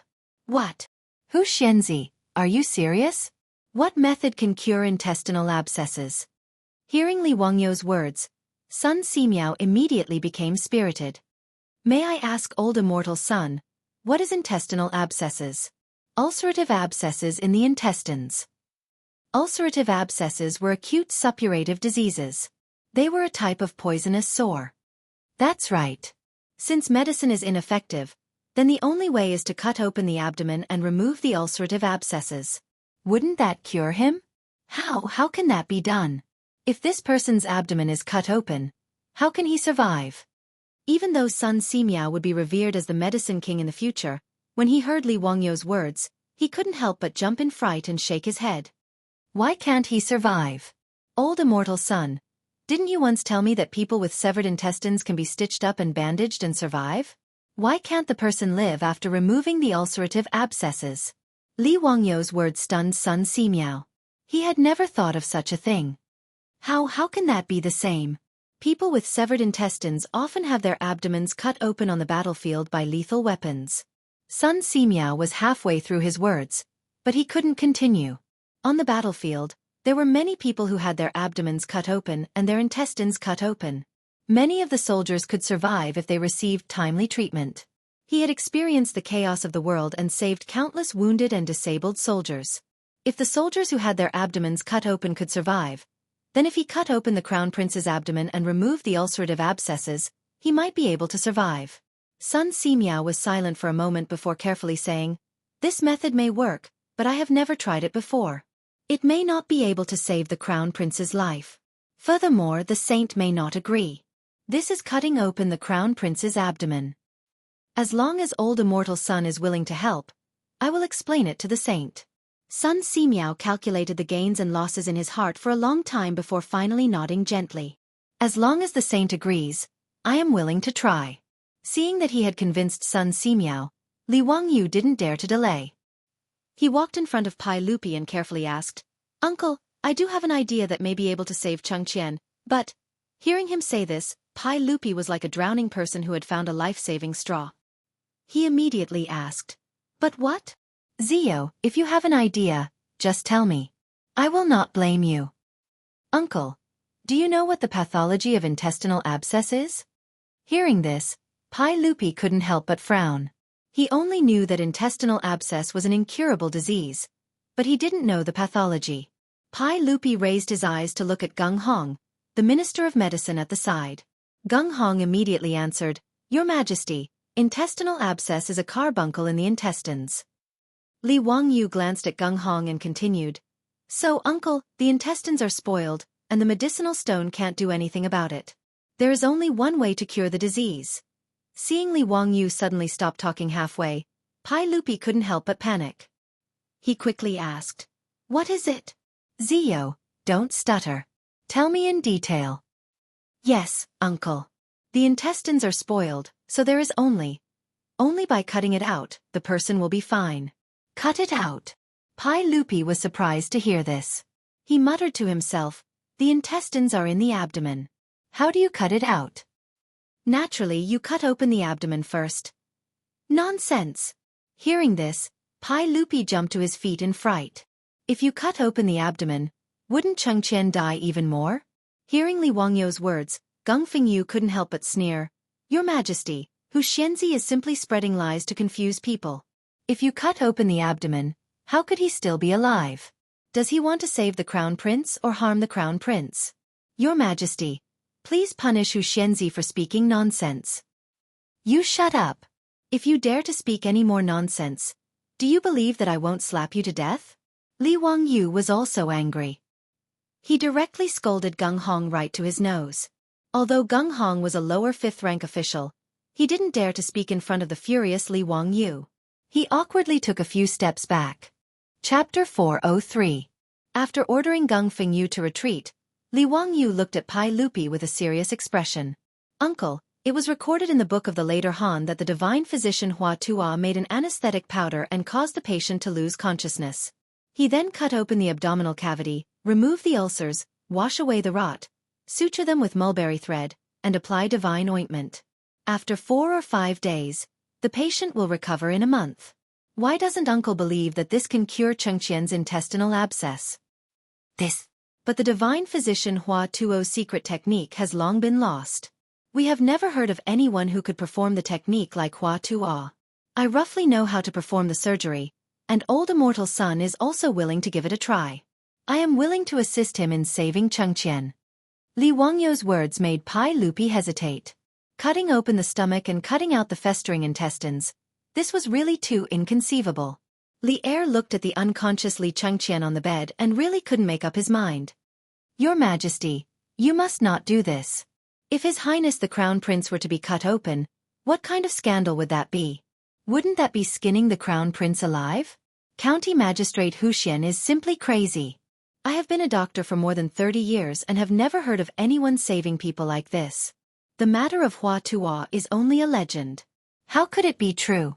Seeing Pai Lupi hesitate, Gung Hong jumped out and knelt in front of Pai Lupi. He looked like a loyal and devoted servant as he complained tearfully. Before he could finish, he felt a huge pain in his back. Li Wangyu could not hold back any longer and kicked him. After Li Wangyu kicked him to the ground, he did not give up and kicked him a few more times, causing Gung Hong to wail, "Your Majesty, save me, save me. County Magistrate Hu Xian has gone crazy. Save me." "All right, Zio, stop making a fuss." After Pai Lupi spoke, Li Wangyu kicked Gung Hong again to stop beating this County Magistrate Hu Xian. However, his actions frightened the doctors of the Shangyao Bureau quite a bit. They didn't dare to look at this young county magistrate who had founded the country, for fear that they would also be beaten up. Their own superior, a lower fifth-rank official of the Medicine Bureau, had been humiliated by Hu Xianzi, but His Majesty had only reprimanded him. This allowed them to clearly see Hu Xianzi's position in the saint's heart. "Uncle, please forgive your nephew for being rude. It's just that this dog official is too infuriating. Cheng Qian is my disciple. Why would I harm him?" As matters stood, this was the only way to save Cheng Qian. Could it be that Uncle has the heart to watch Cheng Qian pass away like this? His words moved Pai Lupi. He turned to look at Li Chengqian on the bed. "How confident are you?" 50%. Li Wangyu was very determined. "If something happens to Cheng Qian, Uncle, you only need to remove my title of nobility and demote me to a commoner." In reality, he didn't have much confidence. He didn't even have a 10% chance. He didn't even know where the appendix was or what it looked like. He didn't know how to operate or how to close the wound.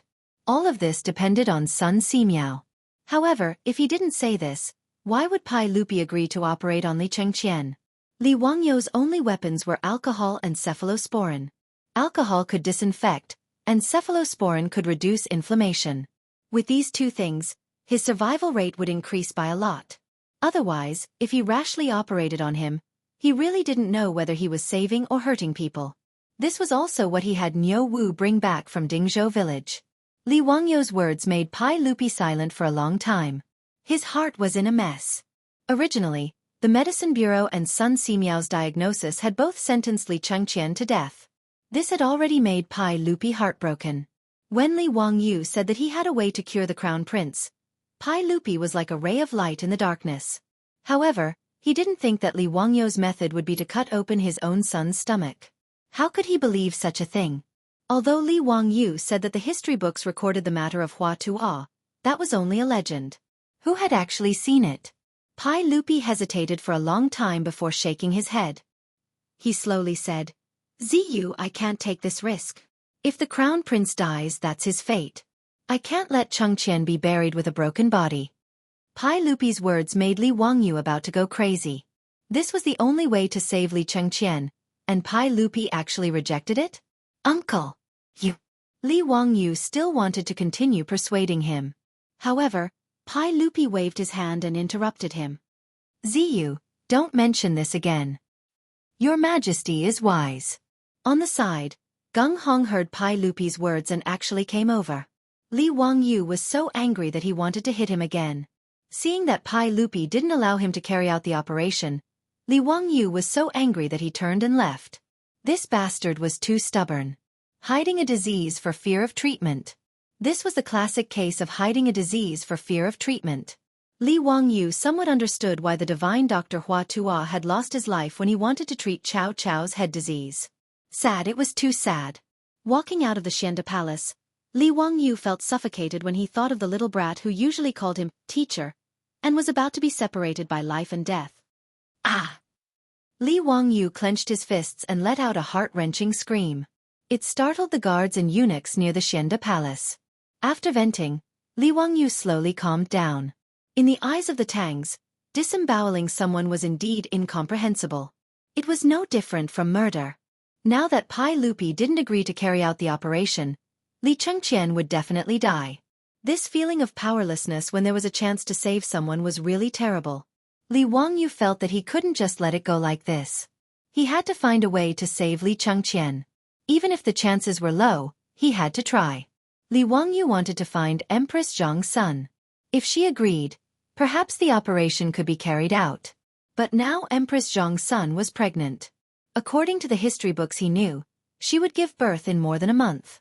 At this time, he didn't dare to tell Empress Zhang's son that he could save her son, but he needed to disembowel him and cut something out. If something happened to Empress Zhang's son, he would really be finished. In a fit of rage, Pai Lupi would probably push him to Shi City and behead him. After thinking for a while, Li Wangyu made up his mind and thought of a method that wasn't really a method. Li Wangyu returned to the Xianda Palace again and found Sun Simiao. "Old immortal son, tell me the truth. How much longer can the Crown Prince last?" Sun Simiao hesitated, then replied, "I've performed acupuncture on the Crown Prince, but there was no improvement. The Crown Prince's pulse is weak. I'm afraid he won't make it through tonight." Li Wangyu looked up at the sky. It was about 3 o'clock in the afternoon. There should still be time to carry out his plan. He nodded and thanked Sun Simiao. Then he found Pai Lupi, who was sitting beside the bed. "Uncle, I have something to do and need to return to Hu County.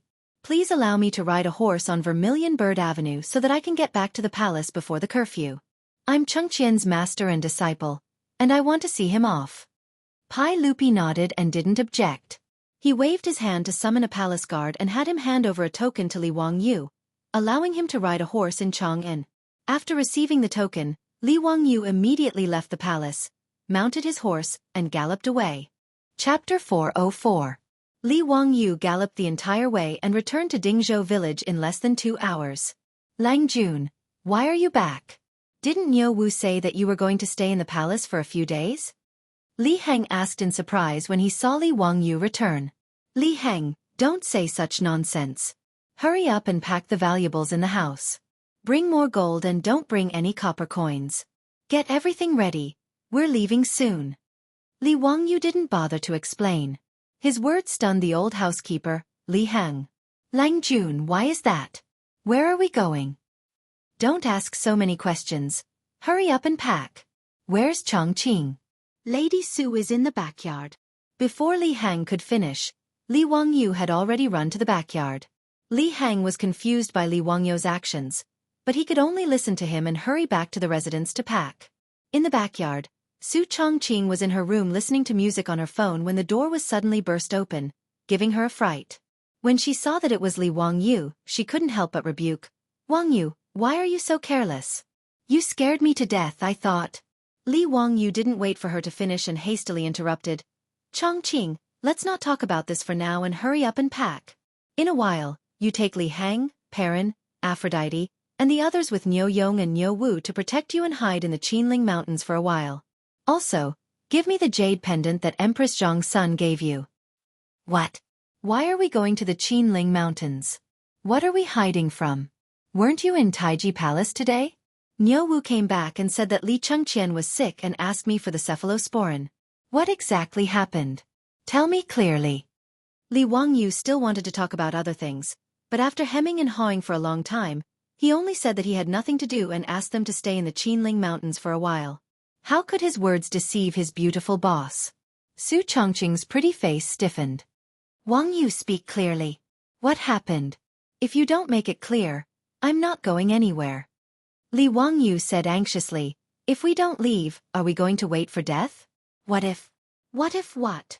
Seeing his beautiful superior being so stubborn, Li Wangyu knew that if he did not explain things clearly, she would definitely not leave. Thus, he could only helplessly tell her what had happened in the Taiji Palace today. When she heard that Li Chengqian had contracted acute appendicitis due to overeating and eating too many cold drinks, and that his life was in danger and he could die at any moment, the beautiful superior couldn't help but be shocked. Heavens, how could something like this happen? Shouldn't Li Chengqian be alive and well? How could he die prematurely? He was only 9 years old. Wouldn't an appendicitis surgery do the trick? Why didn't he do the surgery immediately? Li Wangyu smiled bitterly. "Miss, this is the Tang dynasty. How could there be surgery? Appendicitis is an intestinal abscess. For the Tang people, it's an incurable disease." Hearing this, the beautiful superior was also stunned. She also liked Li Chengqian, Li Tai, and Li Lizzie very much. These 3 smart little guys. Every time Li Chengqian and the others came to the residence to learn from Li Wangyu, she would make all kinds of delicious food for them to try, play games with them, and read books and stories to them. Thinking that the little guy Li Chengqian was in imminent danger, the beautiful superior's eyes immediately turned red. "Wangyu, Sun Simiao is a divine doctor.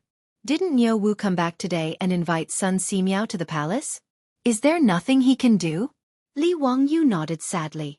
"Right now, surgery is the only way. Sun Simiao also agreed to give it a try. But Pai Lupi, that damn bastard, I tried my best to persuade him, but he still wouldn't agree to do the surgery." The beautiful superior suddenly guessed something and looked at Li Wangyu in disbelief. "Wangyu, then you want us to hide in the Qinling Mountains? Don't tell me you want to." "Yes, right now this is the only way. I also have a certain amount of responsibility for Li Chengqian's appendicitis. I can't just watch a 9-year-old kid who called me his teacher die in front of me. Especially when I clearly had the chance to save him. Li Wangyu paused and continued. So, I plan to do the surgery for Li Chengqian privately. No matter what, I have to give it a try. But it's very risky to do the surgery in the Tang dynasty. If I can't save Li Chengqian, I'm afraid that Pai Lupi will do something irrational in his rage. So, I thought of asking Niu Yong and Niu Wu to protect you and hide in the Qinling Mountains first. Before he could finish his words, his mouth was blocked by his beautiful superior's flaming red lips, and he couldn't say anything else. After a long time, the lips and teeth parted. Su Chongqing stared into his eyes and said slowly, I'm not leaving. I'll go with you to the Taiji Palace to save Li Chengqian. If there's any danger, I'll bear it with you. No, it's too dangerous. Li Wangyu didn't even think about it before rejecting. The beautiful superior shook her head firmly. Wangyu, I'm not that strong. If you're not here, I won't be able to survive in the Tang dynasty alone. Tears flowed out of her eyes, but she forced a smile and wiped her tears. I'm not like those heroines in novels who can still show off their skills in ancient times after transmigrating. If you're not here, who will take care of me? Hee, if that's the case, then let's go to the Taiji Palace together. The beautiful superior's words made Li Wangyu's heart clench. He reached out and hugged the beautiful woman in front of him. Chongqing, we're not going. We're not going to the Taiji Palace. Pai Lupi, that bastard, son of a bitch, I'm not going to play with him anymore. It's his own son. If he wants to die, then let him die. It's none of my business. We're not going. We're not going. We're staying in Dingzhou village. We're not going anywhere. Li Wangyu was a little out of control by the beautiful superior's words. He only wanted to let the beautiful superior and the others hide far away. If he didn't save Li Chengqian, Pai Lupi wouldn't be able to retaliate against Su Chongqing and the others. But the beautiful superior's words made him regret it. He wasn't a saint. Why should he risk his life to save Li Chengqian? If Pai Lupi didn't want to, then so be it. But if he put himself and his beautiful superior in danger to save his son, then he would be crazy. The beautiful superior held Li Wangyu's face with both hands and smiled like a flower. Wangyu, can you really bear to watch a 9-year-old child die in front of you like this? And under the circumstances that we have the ability to save him? Let's go. I'll go to Chong and with you to the Taiji Palace. We'll go save Chengqian. But, no buts. It's getting late. If we don't leave now, the city gates of Chong and will close. No matter what, we know that we're doing the right thing. That's enough, isn't it? As for the outcome, let's leave it to the heavens. I think the heavens wouldn't be so blind to throw the two of us into the Tang dynasty. The beautiful superior's words finally convinced Li Wangyu. He nodded fiercely, grabbed the beautiful superior's hand, and ran out the door. Chapter 405. Before leaving, Li Wangyu still instructed Niu Yong and Niu Wu, the two brothers, to bring his wife and everyone in the residence to temporarily move to the village to live. If he really couldn't save Li Chengqian, everyone in the mansion wouldn't be implicated by him. Li Heng and the others were confused by Li Wangyu's arrangements. Li Wangyu didn't explain and just let them do as they were told. After settling everyone in the mansion, the sky gradually darkened. Li Wangyu didn't dare to waste time. He and his beautiful superior rode Zhao Yebai and Jade Flower Kong. They whipped their horses and rushed toward Chang'an City. As the two galloped, they discussed what to do in the Taiji Palace. With his beautiful superior giving Li Wangyu advice, Li Wangyu's rough plan was quickly perfected. Hurrying, the two of them finally rushed into Taiji Palace at the same time as the drum of dusk sounded. At this time, there was already a morning atmosphere outside the Xianda Palace. In the Eastern Palace, there were palace maids taking out white silk and wrapping it around the outside of the palace. From time to time, the sound of crying could be heard. Li Wangyu couldn't help but feel upset. Could it be that he was too late? Li Chengqian had died? He quickly ran into the Xianda Palace. When he saw Sun Simiao, he quickly asked, "Old immortal son, how is the crown prince now?" Sun Simiao shook his head. The crown prince's breathing is getting weaker and his pulse is weak. I'm afraid he won't be able to hold on much longer. Just now, His Majesty has already arranged for everyone in the Eastern Palace to prepare for the Crown Prince's funeral under the advice of Feng Yu of the Shangyao Bureau. Hearing that Li Chengqian was still alive, Li Wangyu was slightly relieved. Then, he flew into a rage. Damn it, the crown prince wasn't dead yet and he was already in a hurry to prepare for the funeral. This Gung Fengyu, even if he was beaten to death, it wouldn't be an injustice. Li Wangyu was so angry that the roots of his teeth itched. He was so angry that he almost rushed in and beat that damned old man again. However, saving Li Chengqian was more important now. Li Wangyu didn't have the time to find trouble with Gung Fengyu. He stretched out his hand to summon a palace attendant and asked where Li Tai, the king of Yu, was. As Li Tai was still young, he lived in the Chongren Palace. Chongren Hall was adjacent to Lizhen Hall where Empress Zhong's son lived. Today, Crown Prince Li Chengqian was critically ill. Li Tai obediently stayed in Lizhen Hall to accompany his mother. After asking about Li Wangyu's whereabouts, Li Wangyu and his beautiful superior hurried over to Li Main Hall. Most of the imperial guards and eunuchs in the Eastern Palace knew Li Wangyu and knew that he was the Crown Prince's imperial tutor. Naturally, they wouldn't stop him. As for his beautiful superior, she often went to the Li Main Hall, so the imperial guards in the palace were even more familiar with her. The two of them had a smooth journey and arrived at Lizhen Hall to seek an audience with Empress Zhong's son. Greetings, Auntie. Greetings, Your Highness. At this time, Empress Zhongxuan's face was full of worry, and her eyes had lost their usual vigor. She weakly nodded towards Li Wangyu and her beautiful superior. Ziyu, Chongqing, have you gone to see Chengqian? How is he now? Is there any improvement? I want to go see Chengqian, but Erlang won't agree no matter what. Auntie, don't worry, nothing will happen to Chengqian. Li Wangyu could only comfort her like this. Ah, thank you for your auspicious words. I hope the Taoist ancestor blesses Chengqian so that he can successfully survive this disaster. Li Wangyu and his beautiful superior comforted Empress Zhong's son for a bit, and then used the excuse that Pai Lupi wanted to summon Li Tai to Xianda Hall. Empress Zhong's son didn't suspect anything and nodded for Li Tai to follow Li Wangyu. After leaving Lizhen Hall, Li Wangyu stopped the little fatty Li Tai. Qing Ke, right now, your brother is critically ill. Do you want to save him? Teacher, of course I want to save brother. Is brother's illness very serious? Teacher, you can save brother, right? The little fatty nodded and immediately asked. At this time, Li Tai and Li Chengqian naturally wouldn't turn against each other like they did when they became adults and fought for the throne. In addition to Li Wangyu's education of the two little ones, Li Chengqian and Li Tai could be said to be brothers who respected each other and were as close as real brothers.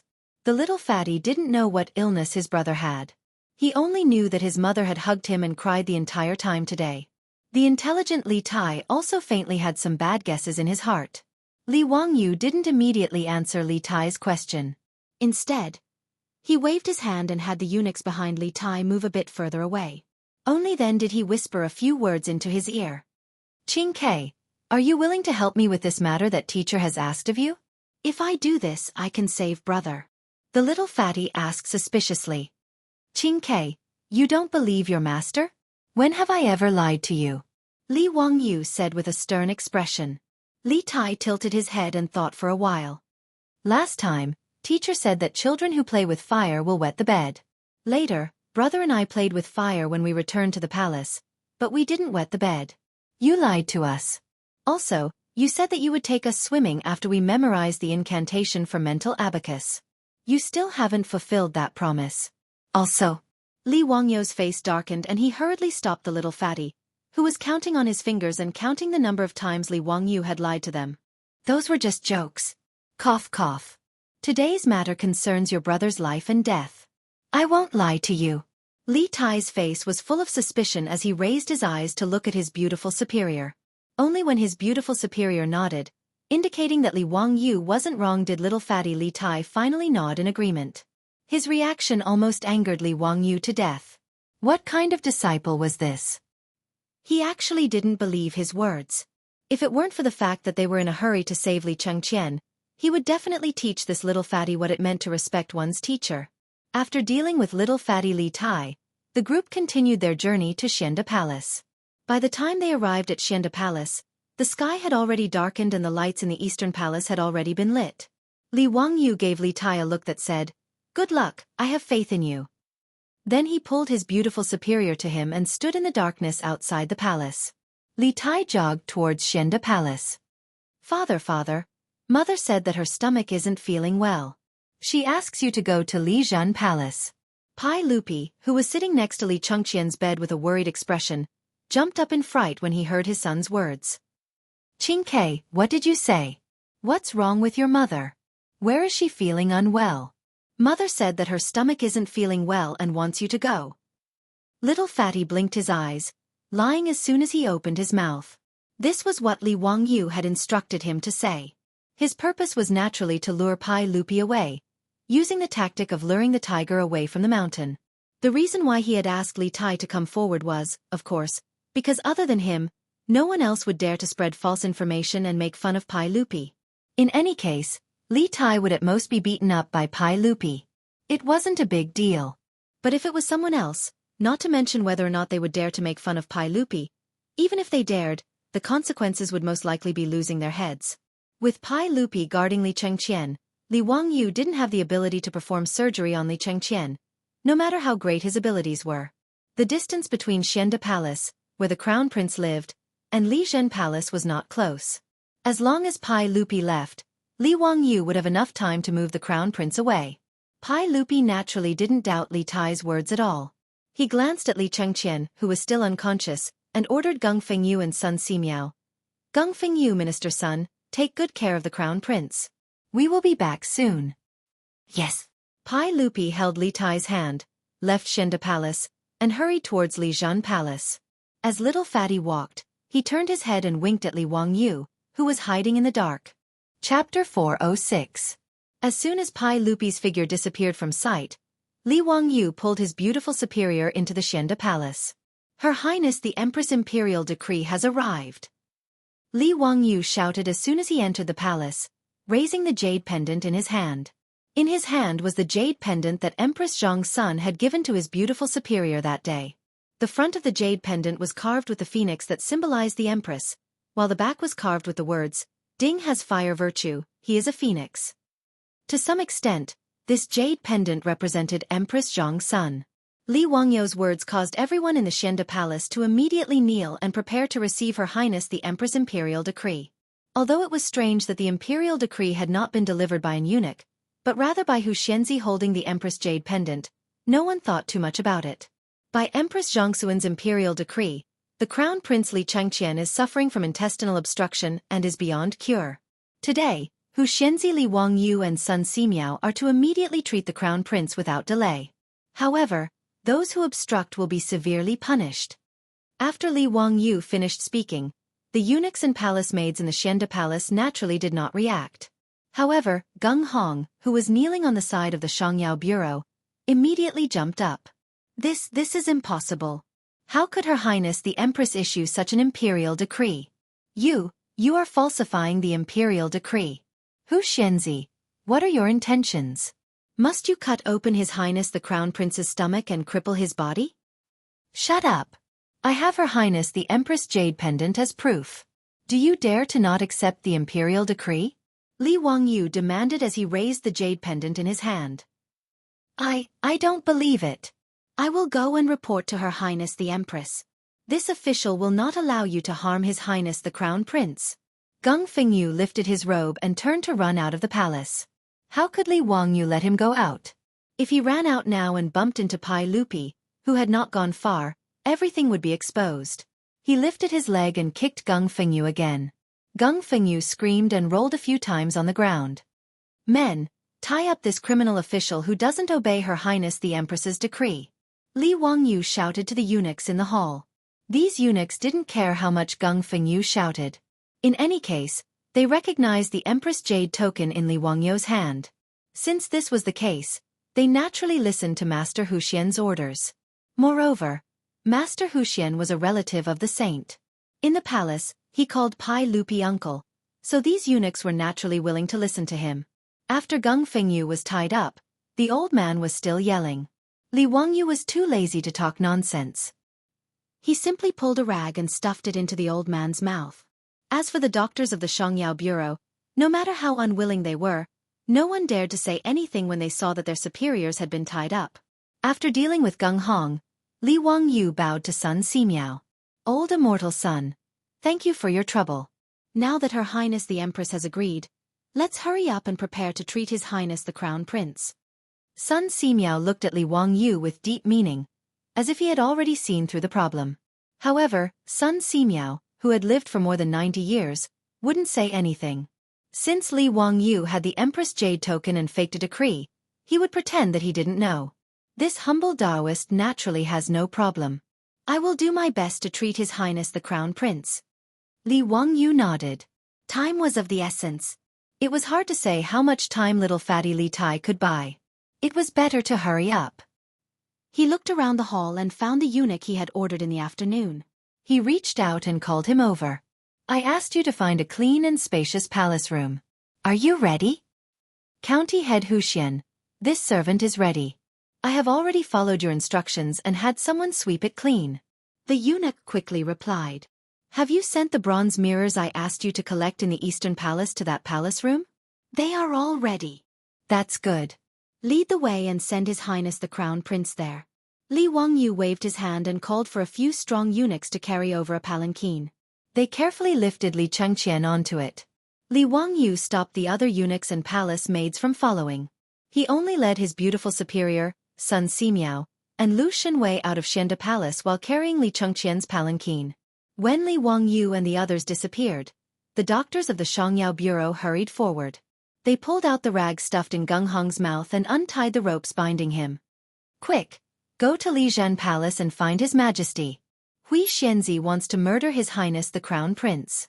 This is treason and wild ambition. Go quickly. Go find His Majesty and have His Majesty issue an edict to arrest Hui Xianzi. Gung Hong didn't wait for the ropes to be untied before he began to howl at the top of his lungs.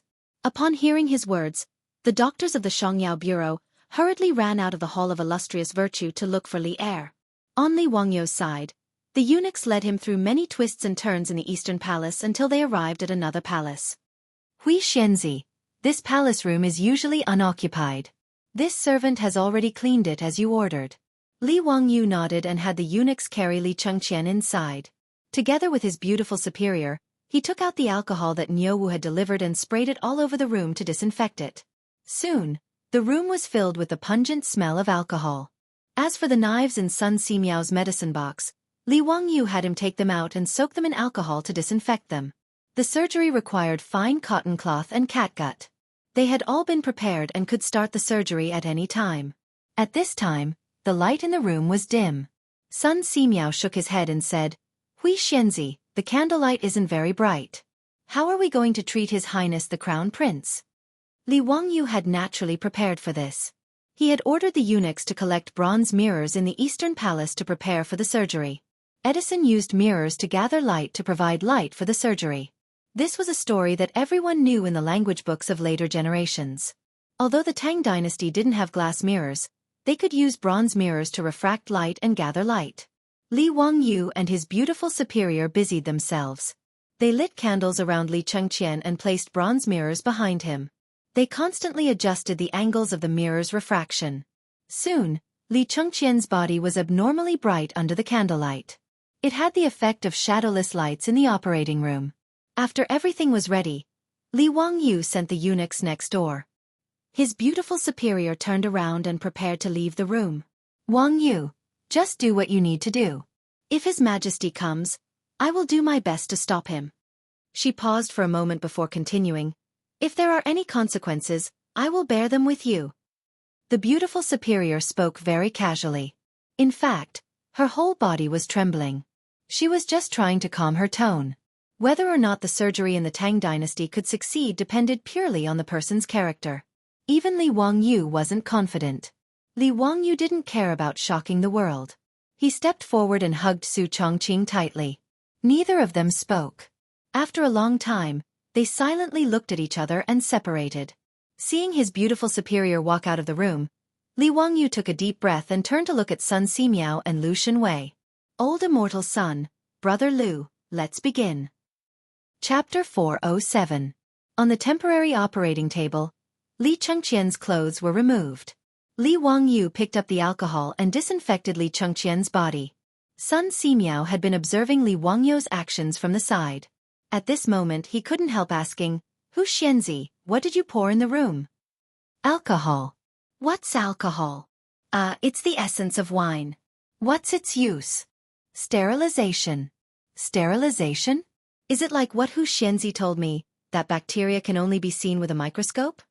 Sun Simiao asked curiously. Li Wangyu was speechless. Sir, this isn't the time to ask questions. If we don't hurry up and perform the surgery, Li Chengqian won't be able to live. If you have any questions, can you ask them later? Fortunately, Sun Simiao also reacted. Now wasn't the time to ask questions, so he no longer spoke and instructed his disciple, Lu Shenwei, to get the lancet. The lancet was similar to the scalpel in the modern world. It was used for surgery. Since Sun Simiao was too old and Lu Shenwei was in his prime, they decided to have Lu Shenwei as the chief surgeon for safety reasons. Sun Simiao and Li Wangyu would assist from the side. Although Lu Shenwei had been in the medical field for many years, he had never done such a thing before. Hence, his hand trembled as he held the lancet. Hu Xianzi, where do you start? Li Wangyu rolled his eyes. You're asking me? How the hell would I know? Brother Lu, do as you see fit. How long should the incision be? Let's leave it to fate. Li Wangyu's words angered Lu Shenwei so much that he almost threw the lancet in his hand at Li Wangyu. Was this still something a human would say? What do you mean by let fate? Why don't you let fate take a look? Seeing Lu Shenwei glaring at him, Li Wangyu felt wronged. He wasn't a doctor, so why would he ask him? Fortunately, Sun Simiao was experienced. Although he had never performed surgery before, he still had a rough judgment. The intestinal abscess is in the lower right abdomen, so it should be there. My disciple, start from here. Don't cut it too long. Slide it 3 inches away and take a look. Lu Shenwei nodded. Taking a deep breath, he tightly gripped his lancet and lightly pressed it against Li Wangyu's lower right abdomen. Just as he was about to slice down, he suddenly heard Li Wangyu shout. Wait! Lu Shenwei's hand trembled, and he almost dropped his saber. He felt as if 10,000 alpacas were galloping past him. He and Sun Simiao both looked up at Li Wangyu, wondering what he was shouting about. Li Wangyu couldn't help but wipe the sweat from his forehead. He was also nervous. Old immortal son. I forgot something. What is it? Anesthesia. We haven't given the Crown Prince any anesthetic yet. Li Wangyu's words made Sun Simiao and Lu Shenwei look at each other in dismay. Sun Simiao couldn't help but let out a dry cough to hide his embarrassment. How embarrassing. Both the master and disciple had completely forgotten about this matter. The main reason was that they were going to cut open someone's abdomen for the first time, and the patient was the Crown Prince of the Tang dynasty. Even the old Taoist Sun Simiao was a bit nervous. In addition, Li Chengqian had been unconscious all this time. In a moment of panic, the master and disciple had completely forgotten about this matter. Sun Simiao smiled embarrassedly. How can we decoct anesthetic now? But it's not a problem. This humble Taoist will still use the golden needles to pierce the acupoints to reduce the Crown Prince's pain. That day in Dingzhou village, Sun Simiao had cut off the rotten meat for Niu Yong. Li Wangyu knew how powerful Sun Simiao was, so he didn't say anything. Sun Simiao took out the golden needles and pierced them into the acupoints on Li Chengqian's abdomen. Only then did he let Lu Shenwei pick up the lancet and get ready to start the operation again.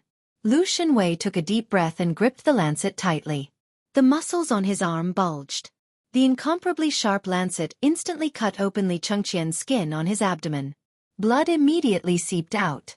At the side, Li Wangyu's heart almost jumped out of his throat when he saw this. After the incision was about 3 inches long, Lu Shenwei's forehead was already sweating. Teacher, what should we do now? Sun Simiao looked at Li Wangyu with an inquiring gaze. County head Huxian, what do you think? What do I think? I'll have king use my own eyes to see. Li Wangyu was also about to faint. How would he know what to do next?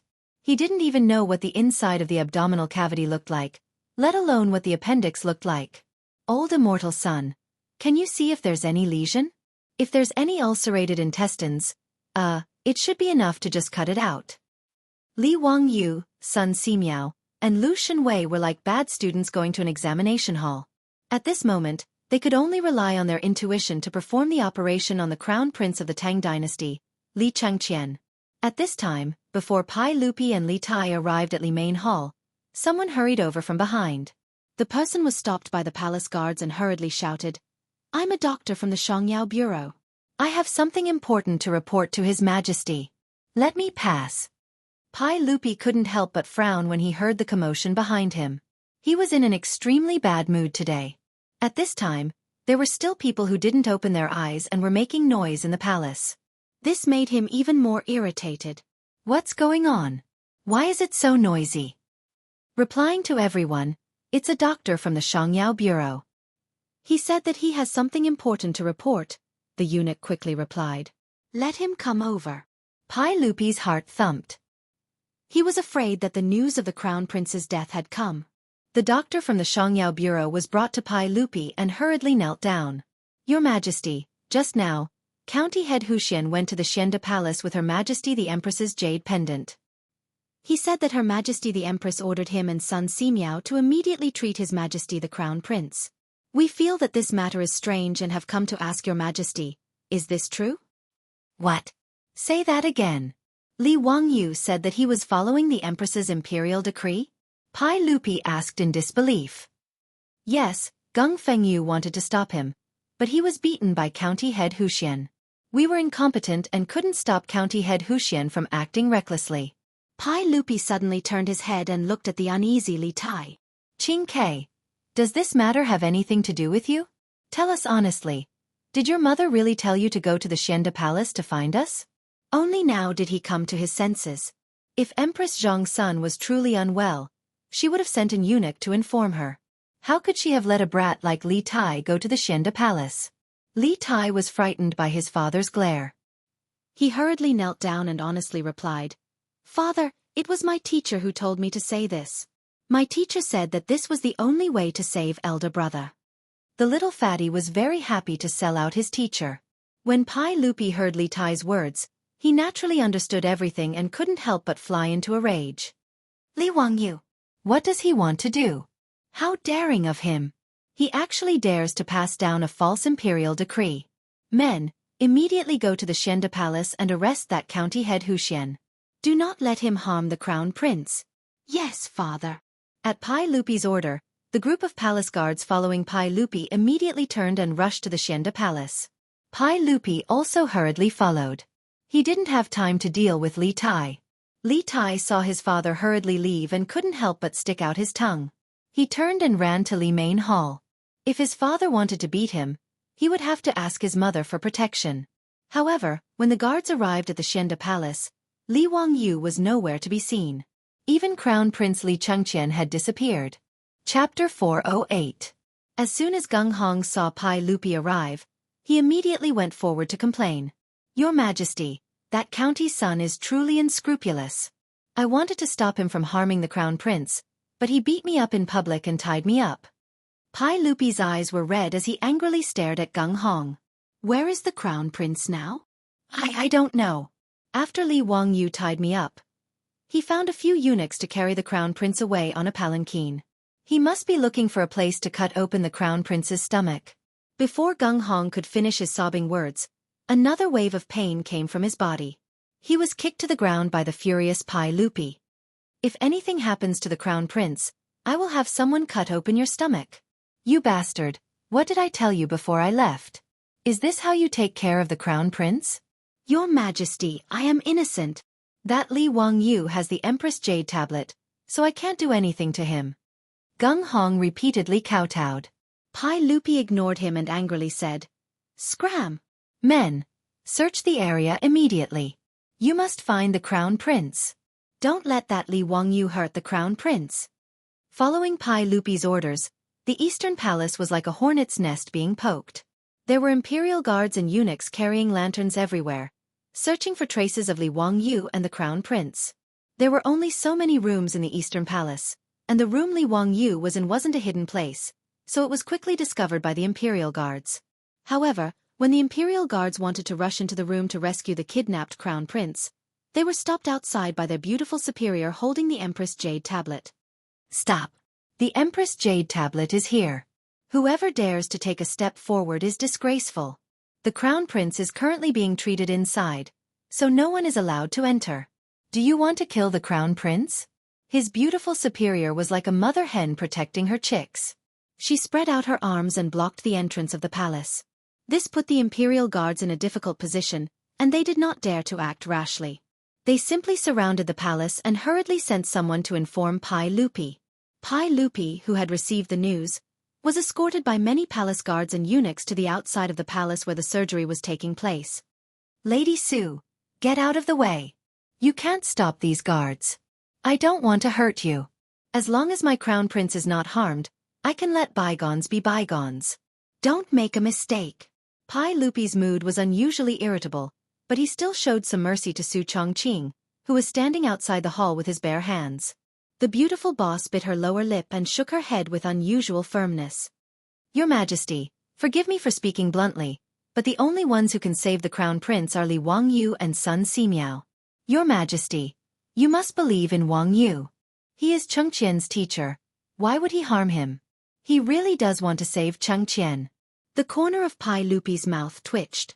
He had also thought that Li Wangyu would not harm his son. However, he did not believe Li Wangyu's words. Could cutting open someone's stomach save a life? Could it cure an intestinal abscess? Lady Sue, get out of the way. No matter what Li Wangyu wants to do, let me go take a look at Chengqian first. No, Your Majesty. Right now, the crown prince is being treated inside. If you charge in, the crown prince will die without a doubt. The beautiful boss's words made Pai Lupi hesitate. Naturally, he was not willing to risk his son's life. Seeing Pai Lupi hesitate, the beautiful boss continued. Your Majesty, as far as I know, the doctor at the Shangyao Bureau said that the crown prince will not make it through tonight. An intestinal abscess is an incurable disease that cannot be cured. If Li Wangyu is not trying to save the crown prince, why would he do such a thing? What good would it do him to do such a thing? Your Majesty, do you really not want to save the crown prince's life? Would you rather see the crown prince die? He is only 9 years old. The beautiful boss's words finally moved Pai Lupi. Can Li Wangyu really save my crown prince? Yes. I guarantee it with my life. In reality, Su Chongqing did not have much confidence. With the medical conditions of the Tang dynasty, whether or not Li Chengqian could survive depended on whether or not his life was strong enough. However, she could only grit her teeth and insist that she could save Li Wangyu to buy time for Li Chengqian and the others, who were still in surgery. Pai Lupi could not help but be moved when he heard this. After a while he slowly said, Since that is the case, I will give him this time. Men, surround this palace. No one is allowed to leave. At this time, the group of doctors from the Shangyao Bureau, as well as Fengyu Gunghong, received the news and hurried over. Hearing Pai Lupi say this, Gunghong could not help but panic. Your Majesty, you cannot. Even if a Daluo golden immortal came, it would be difficult to save this intestinal abscess. How can we allow His Highness the Crown Prince to be wantonly insulted by Li Wangyu? Your Majesty, do not listen to this woman's nonsense. You cannot. Enough. Pai Lupi suddenly roared, scaring Gunghong, who was still incessantly trying to persuade Pai Lupi, into immediately shutting his mouth and keeping quiet out of fear. If anyone tries to stop Huxianzi from saving the Crown Prince again, they will be beaten to death. Pai Lupi coldly ordered, then glanced at Gunghong with disgust. He had also thought things through. His son had an incurable disease and was on the verge of death. The Shangyao Bureau's Fengyu and doctors were incompetent and could not save the Crown Prince. At this time, Li Wangyu dared to risk universal condemnation, which meant that he really wanted to save Li Chengqian. As a teacher, he could do what Li Wangyu did, even going as far as falsifying an edict to save his son. Even Lady Sue in front of him dared to use her own head as a guarantee. What could Pai Lupi say? Her Highness the Empress has arrived. Another eunuch announced loudly. It was the pregnant Empress Zhang's son, who had also arrived with Li Tai. The matter in the Eastern Palace had become so big that Empress Zhang's son naturally also received the news. In addition, Li Tai was afraid of being punished by Pai Lupi, so he straightforwardly confessed everything to Empress Zhang's son. After learning that Li Wangyu had faked her imperial edict and kidnapped Li Chengqian from Xianda Hall, how could Empress Zhang's son sit still? She did not care whether Pai Lupi allowed it or not. She led a group of eunuchs and palace maids and hurried to the Eastern Palace. Erlang, how is Chengqian? How could Zio cause trouble like this? I will definitely take care of him later. Pai Lupi hurriedly and carefully supported his wife. Guanyin maid. Didn't I tell you to properly rest in Lijian Hall? Chengqian's matter is with me. Why are you doing this? He then glared angrily at the group of eunuchs and palace maids behind Empress Zhang's son. I ordered you to take good care of the Empress. Why did you let the Empress come here? Erlang, don't blame them. It was I who wanted to come. Quickly tell me, how is Chengqian right now? Pai Lupi grimaced and pointed at his beautiful superior blocking the door to the palace. I also don't know. This Lady Su is fighting with her life and will not allow me to enter the palace. She said Li Wangyu, that bastard, is currently treating Chengqian. Empress Zhang's son finally noticed Su Chongqing and hurried forward. Niece Chongqing, is it possible for me to go in and take a look at Chengqian? I will go in alone and not bring anyone else. Your Highness, it is not that I do not want you to enter. It is that Li Wangyu and the others are doing their best to treat the Crown Prince and cannot be distracted. Also, you have not disinfected it. If you rashly enter, it will be easy to cause the Crown Prince's wounds to fester and endanger his life. Pai Lupi and Empress Zhang's son did not fully understand Su Chongqing's words. But now, it was too late to say anything. Li Wangyu acted first and reported later. No matter how nervous the husband and wife were, they could only wait patiently outside the palace and hope for the blessings of the heavens. Chapter 409. Inside the palace, Li Wangyu and the others naturally heard the commotion outside. However, Li Wangyu could only choose to trust his beautiful boss and hope that she could stop Pai Lupi. He had no time to be distracted. Huxianzi, do you think we should remove this part? This section of intestine looks like it has ulcerated, so it should be the lesion. Old immortal son, do as you see fit. Li Wangyu looked at Li Chengqian's abdomen and almost vomited. He had never seen a living human organ before. He only felt that it was a mess of flesh and blood. How could he tell if there was a lesion in the intestine? Lu Shenwei's voice trembled. Teacher, should we cut it? Cut. Sun Simiao was still calm and gave his disciple an encouraging look. Lu Shenwei calmed himself down and swung the lancet in his hand. The next moment, a section of intestine stained with blood was thrown in front of Li Wangyu. Li Wangyu, who was already feeling nauseous, could no longer hold it in. He covered his mouth and ran to the side hall. He grabbed a decorative porcelain bottle and vomited. He had overestimated his own mental endurance, but Li Wangyu couldn't be blamed for this. Even in the future, many new medical students would vomit during their first dissection class. This was a normal physiological reaction. As for Sun Simiao and Lu Shenwei, although they had never performed surgery on anyone before, they had been doctors for many years and treated patients. They had seen bloody scenes before, so they were already used to it. Li Wangyu swore that he would never eat his beloved intestines again. Yes, he would not eat them for at least a week. After vomiting for a long time, Li Wangyu wiped his mouth clean and rinsed his mouth with water before returning to the operating table. Sun Simiao smiled. Huxianzi, what should we do next? Li Wangyu thought for a moment. We should suture the intestines, right? And then? Then we should suture the cut abdomen. That should be it. Li Wangyu was not sure. Why didn't his beautiful boss bring a medical manual with her when she transmigrated to the Tang dynasty? When Sun Simiao saw that Li Wangyu could not say anything more, he could only follow medical common sense and discuss with his disciple to continue the surgery. An hour later, Li Chengqian's abdomen was finally stitched up. Sun Simiao applied some ointment on the wound on his abdomen and carefully wrapped it with a cotton cloth. That's it? Li Wangyu looked at Sun Simiao, then at Lu Shenwei. Sun Simiao didn't say anything. He just gently placed his finger on Li Chengqian's wrist to feel his pulse. After a while, Sun Simiao smiled and nodded at Li Wangyu. Although the Crown Prince's pulse is weak but strong, it has already improved. There should be no danger to his life for the time being. When Li Wangyu heard Sun Simiao's words, he couldn't help but let out a long sigh.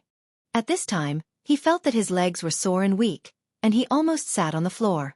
Old immortal son, when will the Crown Prince wake up? Anytime. Okay, then let's wait. When he thought of the furious Pai Lupi outside the door, Li Wangyu decided to wait for Li Chengqian to wake up before opening the door. Otherwise, When the Pai Lupi came in and saw his son lying on the operating table with intestines in the porcelain basin next to him, under this kind of stimulation, wouldn't the Pai Lupi have the Imperial Guards behead him on the spot? That would be too much of an injustice. Sun Simiao and Lu Shenwei had the servants in the side hall bring in clean water to wash their hands. They also wiped away the blood that had seeped out during the surgery. The operating table finally didn't look so scary. After waiting for the time it takes to burn a stick of incense, Li Wangyu acutely noticed that Li Chengqian's eyelids trembled a few times before he slowly opened his eyes. Ugh! So painful. Commander, is that you? Where am I? I'm so scared. Li Chengqian blinked his small eyes and turned his neck left and right to look around. When he saw Li Wangyu, the rims of his eyes immediately turned red. Chengqian, be good. Don't be afraid. When you were sick before, I helped you with old immortal Sun and the others. Chengqian, listen to us and you'll get better soon.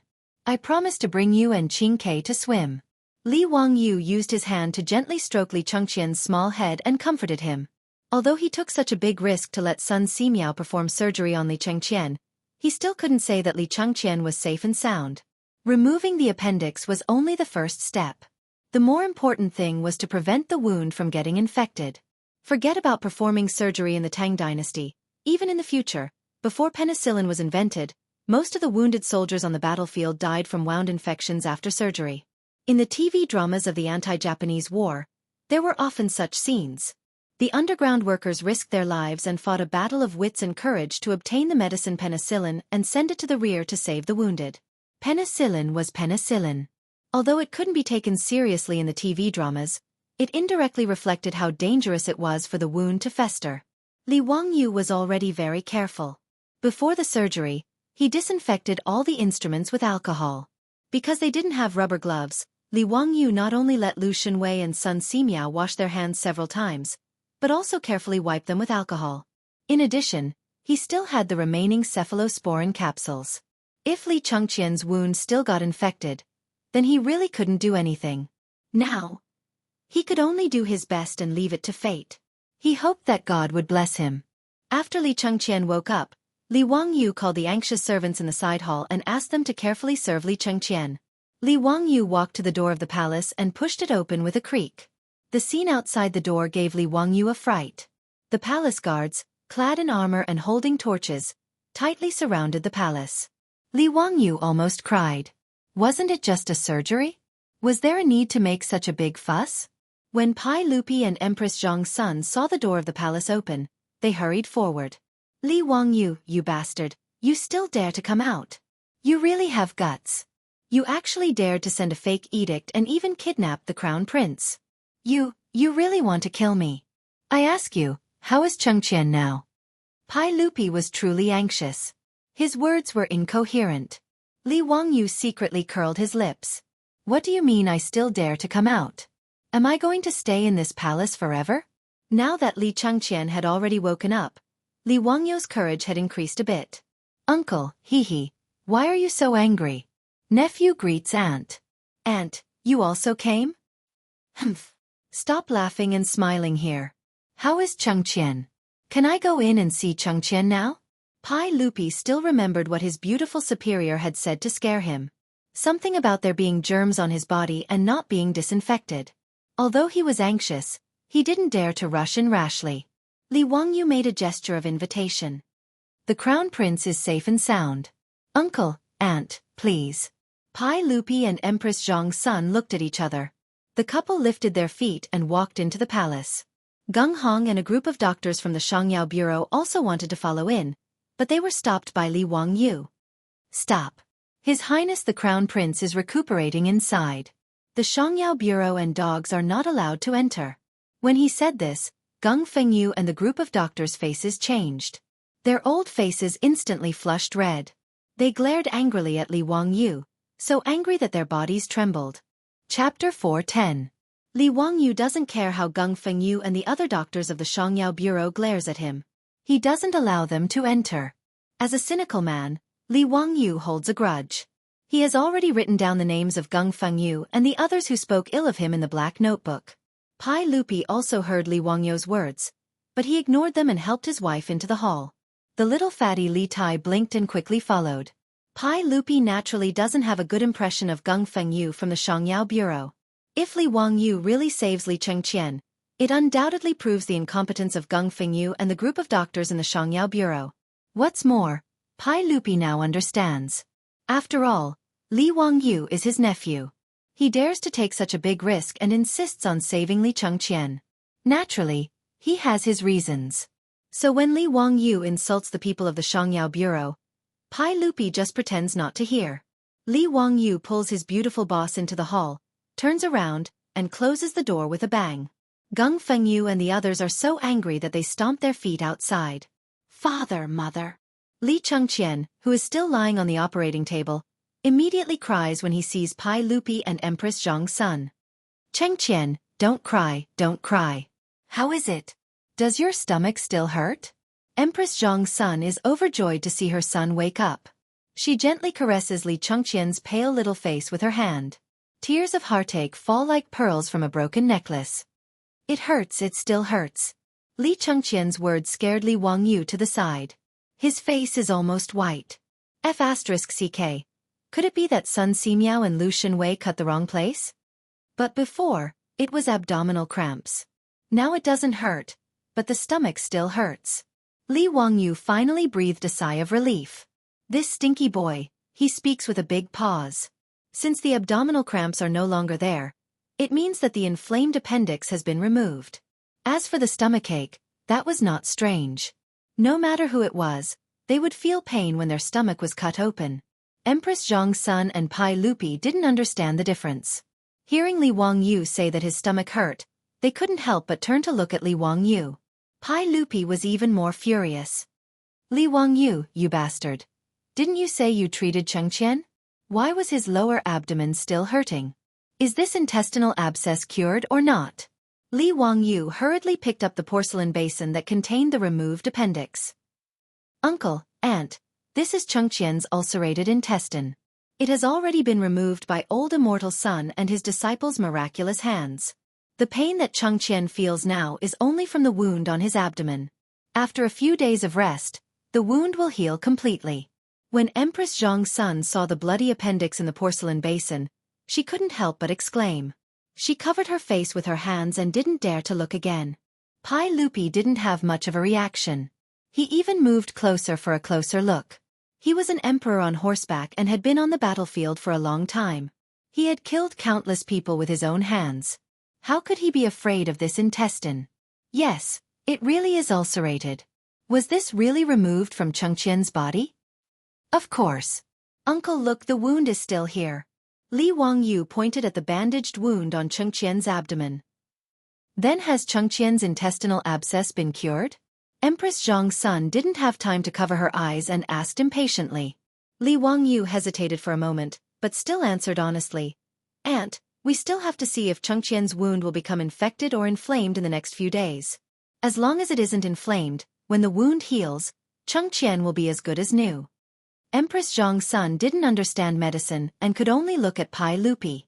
Pai Lupi understood Li Wangyu's meaning, but because of this, his expression was bitter. Ziyu, do you know that less than 1 in 10 of the wounded soldiers in the army survive because their wounds become infected? Chengqian is so young. Can he really make it through? Pai Lupi had seen the section of intestine that had been removed, and no longer had any doubts about Li Wangyu's earlier words. The way he addressed Li Wangyu also returned to how it was before. However, when he thought of the fatal problem of the wound becoming infected, his heart, which had just been half at ease, couldn't help but tighten again. Uncle, this is the reason I didn't let you in earlier. Can you smell anything in this palace? Pai Lupi couldn't help but twitch his nose a few times at his reminder. It seems to be the smell of alcohol, but it's also different. Uncle is wise. This is the smell of alcohol. The alcohol is the essence that I extracted from the alcohol. It is specifically used to disinfect wounds to prevent infection. Li Wangyu simply used the words he had used to fool Sun Simiao and explained to Pai Lupi and Empress Zhang's son what bacteria were and what disinfecting was. He also explained that Sun Simiao was trying to make the miraculous medicine, penicillin. As for the matter of the cephalosporin capsule, he concealed it and didn't mention it. After all, the cephalosporin had been used up after saving Li Chengqian. He also couldn't explain the origin of the cephalosporin capsule to Pai Lupi, so he simply concealed it and didn't mention it. Pai Lupi listened to everything half believing and half doubting. After learning that Sun Simiao was currently experimenting with penicillin, he became excited and grabbed Li Wangyo's shoulder tightly. Does penicillin really have such miraculous effects? Can it really prevent wounds from becoming infected? If so, then wouldn't most of the wounded soldiers in the army be able to survive? Damn it. Do you know how many of my comrades in the army died because their wounds became infected after they were injured? If you dare to deceive me, I won't forgive you. Li Wangyu was startled by Pai Lupi's excited appearance. What was he doing? How could he know that Pai Lupi's heart was in turmoil when he heard about the miraculous medicine, penicillin? In the era of cold weapons, there weren't many people who were directly hacked to death by weapons on the battlefield. Most of the wounded soldiers died because of the lack of effective first aid on the battlefield, as well as the lack of effective methods to prevent wounds from becoming infected. This led to the high mortality rate. Even a miraculous doctor like Sun Simiao couldn't prevent Niu Yong's wounds from becoming infected after he was injured. Needless to say, there was no need to talk about the lack of hygiene on the battlefield. Hearing that there was a way to prevent wounds from becoming infected, Pai Lupi didn't even care about his son who was lying on the operating table. Compared to a miraculous medicine like penicillin, the Crown Prince's safety wasn't worth mentioning. Uncle, please be gentler. This nephew can't bear Uncle's domineering aura. Li Wangyo's face was bitter as he begged for mercy. His shoulder was in pain from being grabbed. This damned Pai Lupi's strength wasn't any less than Cheng Yaojin's. This bastard Pai Lupi didn't know how to control his strength. He actually dared to destroy the flower bud of his motherland. He really didn't deserve to be a son. Don't talk nonsense. Quickly answer my question. If this penicillin can really be produced, then it can be used to prevent wounds from becoming infected. However, this nephew doesn't know if old immortal Sun can succeed. Pai Lupi immediately looked at Sun Simiao. Minister Sun, are you confident in producing penicillin? This subject will do his best. Good. Then I'll have to trouble Minister Sunday. I'll allocate another 100,000 strings of cash for Minister Sun's expenses. Once the penicillin is produced, I'll reward you handsomely. Pai Lupi didn't hesitate to allocate a large sum of money. It could be seen how important this penicillin was to him. When Li Wangyu heard this, his eyes couldn't help but light up. He rubbed his hands and smiled. Uncle, this nephew also has a presumptuous request. Chapter 4:11. Li Wangyu rubbed his hands together and smiled awkwardly. Uncle, I also have a presumptuous request. Old immortal Sun wants to experiment with penicillin, but he needs to make a microscope first. Heh. I wonder if Uncle can order the supervising craftsman to help me make a microscope? Pai Lupi glared at him. If you need the cooperation of the supervising craftsman, you can go find Yen Lide. Do you think that I don't know that in recent days, you had the supervising craftsman help you make that vending machine? Li Wangyu was slightly embarrassed. He had the supervising craftsman do private work, and Pai Lupi had found out. He rubbed his nose. Heh, Uncle, the main thing is to make a telescope. It needs a large amount of high-quality crystal. Pai Lupi replied unhappily. All right, I know. I'll have the Shangsha Bureau send you some crystal later. During the Sui and Tang dynasties, there was no imperial treasury in the palace. There were only 6 bureaus and 24 divisions responsible for managing palace affairs. The Shangsha Bureau was responsible for managing palace furnishings and tents. Most of the crystals were used as decorations, so they were naturally managed by the Shangsha Bureau. Li Wangyu asked Pai Lupi for crystals again. Naturally, it wasn't that Sun Simiao didn't give him enough crystals, but because of the microscope, he had thought of many other good things that could be made from crystals. Thus, he took this opportunity to ask for more. He could also use his position for personal gain and make some other novel things. After talking about penicillin, Pai Lupi turned his attention back to Li Chengqian.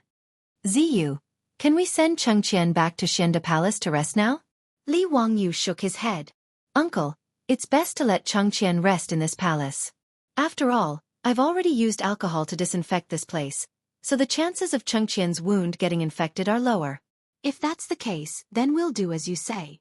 However, Pai Lupi paused and then looked at the people in the palace. However, no one can say a word about what happened today. I don't want the matter of the crown prince's intestines being cut out to become the talk of the town. Everyone understood what Pai Lupi meant. After all, cutting open someone's stomach and removing their intestines was simply too absurd to the Tang. If this matter were to spread to the outside world, it would damage the crown prince's reputation. Naturally, everyone bowed to receive the order and promised not to spread it out. As for the eunuchs in the Eastern Palace, they were so scared that they all knelt down and kowtowed repeatedly to show that they were tight-lipped and swore that they would not reveal anything. These eunuchs had seen this kind of thing many times in the palace. In the imperial palace, the best way to make them shut up and keep secrets was to turn them into dead people. The dead would never speak of secrets. Even if Pai Lupi was an enlightened ruler, he might not be merciful to the servants in the palace. At this moment, he looked at the eunuchs with an unfriendly gaze. It was as if he was contemplating whether or not he should summon the imperial guards to drag these eunuchs out and beat them to death. Li Wangyu saw the eunuchs kowtow like they were pounding garlic and couldn't help but feel pity. Uncle, Cheng Qian still needs to recuperate here for a few more days and needs people to serve him. These eunuchs have worked hard today. Why don't we let them continue to serve Cheng Qian here? Hearing this, Pai Lupi thought for a moment and nodded slightly. If that's the case, then we'll do as you say. When he said this, the eunuchs felt that they had escaped death and didn't dare to say more. They only kowtowed heavily in Li Wangyu's direction a few more times before standing up and silently retreating to the side. Uncle, that Dr. Feng Yu and Dr. Feng Yu of the Shangyao Bureau probably know how I treated Cheng Qian. Can they keep it a secret? Li Wangyu didn't forget to give Gung Hong and the others a hard time. It doesn't matter. They haven't seen it with their own eyes and won't believe it. I will have the palace guards lock down this palace room. Other than you, no one is allowed to enter or leave until Cheng Qian fully recovers. Yes, sir. Empress Zhong's son and Li Tai chatted with Li Chengqian for a long time before they were persuaded to leave by Pai Lupi. As for Li Chengqian, he was naturally left to recuperate in this palace room. Li Wangyu, Sun Simiao, and Lu Shenwei also temporarily stayed in this palace room and were responsible for looking after Li Chengqian. After the sun rose the next day, the beautiful superior returned to Dingzhou village and comforted the old butler, Li Hang, and the others. Pai Lupi had the palace guards lock down the palace room in the Eastern Palace, and didn't mention a single word about Li Chengqian's illness. However, he didn't think that this would lead to a notice storm. In reality, there weren't any secrets to speak of in the Eastern Palace. Even in this Taiji Palace, there were leaks everywhere. As long as there was any movement, the moment Pai Lupi found out, the outside world would be in an uproar. The news that the crown prince had an intestinal abscess that was beyond cure, and was on the verge of death had already spread to the hundreds of officials in the imperial court the next day. Towards this, the officials had different reactions. Those who were worried about the crown prince's life were worried that if the crown prince died, the new crown prince would be able to inherit the throne. After Pai Lupi locked down the news of the Eastern Palace, all sorts of rumors spread. No one knew what was going on with Crown Prince Li Chengqian. There were even officials who guessed that the crown prince had already died, but Pai Lupi didn't want to announce it. As for the aristocratic families led by the 5 families and 7 hopes, they were suddenly energized and felt that they had grasped Pai Lupi's weakness. Within the Zhang family residence in Xingyang, a banquet was held as usual and a large number of guests were invited. The family heads of the aristocratic families hid in a private room and whispered to each other. Lord Wang, is the news from the palace true? That Li Chengqian really has an intestinal abscess? That's right, there's no doubt about that. I've asked Feng Yu of the Medicine Bureau and a few other doctors who have diagnosed Li Chengqian, and they all confirmed that he has an intestinal abscess. Tisk, that means that Li Chengqian is definitely going to die. That should be the case. I've asked many famous doctors, but there's no medicine that can cure intestinal abscess. Needless to say, a brat like Li Chengqian definitely won't be able to survive. I heard Gung Fengyu say that the little bastard surnamed Li wants to cut open Li Chengqian's stomach to cure his intestinal abscess. That can't be true, right? Haha, Lord Wang, you actually believe such ridiculous words? If cutting open someone's stomach can cure an illness, isn't Li Wangyu a Daluo golden immortal that came down to earth? Haha, that's right, that's the case. However, if that's the case, once Li Chengqian dies, it'll be worth us doing something. Last time, we let that bastard Li Shimin use the so-called Dao ancestor to escape a calamity. This time, I'd like to see how he'll escape. Lord Lu, Lord Chui, Lord Wang, I won't hide it from you guys. I've already ordered people to get in touch with the retired emperor. In the private room, Zhang Yuanshou lowered his voice and whispered to the aristocratic family heads. The burning candles in the private room cast the figures of the people on the wall, making them appear especially sinister. Chapter 4:12. In recent days, the atmosphere in Chang'an had become strange. Whether it was the streets or the imperial court, it was filled with the atmosphere of a coming storm. The news that the crown prince was seriously ill and might even have passed away had inadvertently spread throughout the 108 streets of Chang'an. Regarding this, the people were all discussing it. As for the imperial court, the atmosphere was even more strange. Although the daily court sessions seemed to be no different from usual, even a general like Cheng Yaojin could sense that something was wrong. In the past, when discussing local government affairs, the officials from aristocratic families would always argue endlessly with the officials who represented the interests of the imperial court. It was not rare for them to quarrel. However, ever since the news of the Crown Prince Li Chengqian's illness spread, the imperial court had suddenly quieted down. It seemed that when discussing government affairs in the daily court sessions, the officials were absent-minded and hastily finished their work. Cheng Yaojin and the other high dukes naturally knew that it had something to do with the Crown Prince Li Chengqian's illness. Relying on his close relationship with Pai Lupi, he had also indirectly asked Pai Lupi about the Crown Prince's condition. However, no matter who came to inquire, Pai Lupi only pretended to be profound and smiled without saying anything. Even Cheng Yaojin and the other high dukes could not make heads or tails of this. The news that spread from the Eastern Palace was that the eunuchs and palace maids had not seen the Crown Prince for some time. This news was naturally known by the 100 Horsemen Department and reported to Pai Lupi. Li Er only laughed at this and did not care at all. There was no need to care about this kind of nonsense. Once his son fully recovered, he would naturally be able to slap the faces of these gossiping officials. He would visit Li Chengqian in the Eastern Palace every day. Li Chengqian's condition was getting better and better. Pai Lupi, who was originally stubborn, had no choice but to believe that disemboweling someone could really cure the illness. With Li Wangyou's alcohol disinfection and the lethal cephalosporin capsule, as well as the meticulous treatment by Sun Simiao and Lu Shenwei, Li Chengqian's wounds were healed. Not only was Li Chengqian's wound not infected after the surgery, but he could also get off the bed and walk slowly. He would recover in a few days. Therefore, Pai Lupi didn't take the 100 Cavalry Department's report to heart. However, Pai Lupi had not expected that by hiding Li Chengqian's illness, he would detonate a huge bomb in the imperial court. On the 7th day of the 7th month of the 2nd year of Zhenguan, it was the day of the imperial examination. The 1st and 15th of every month was the time for the imperial court assembly. All civil and military officials above the 9th rank would enter Taiji Palace to participate in the imperial court assembly. The imperial censor Wei Zhang led his subordinates to the Taiji Palace Hall, urging the hundreds of officials to go to work. In the main hall, the officials and civil servants were on the left and the generals on the right. Pai Lupi ascended to the throne, and all the officials kowtowed. After a series of complicated formalities, Pai Lupi had yet to open his mouth when an attendant in the hall suddenly announced loudly, "The retired emperor has arrived." These words caused an uproar among the officials, and Pai Lupi's expression greatly changed. The retired emperor of the Tang dynasty was naturally his father, Li Yuan. Ever since the Xuanwu Gate incident in the 9th year of Wuda, Li Yuan had been forced to abdicate and live in seclusion in Taiji Palace.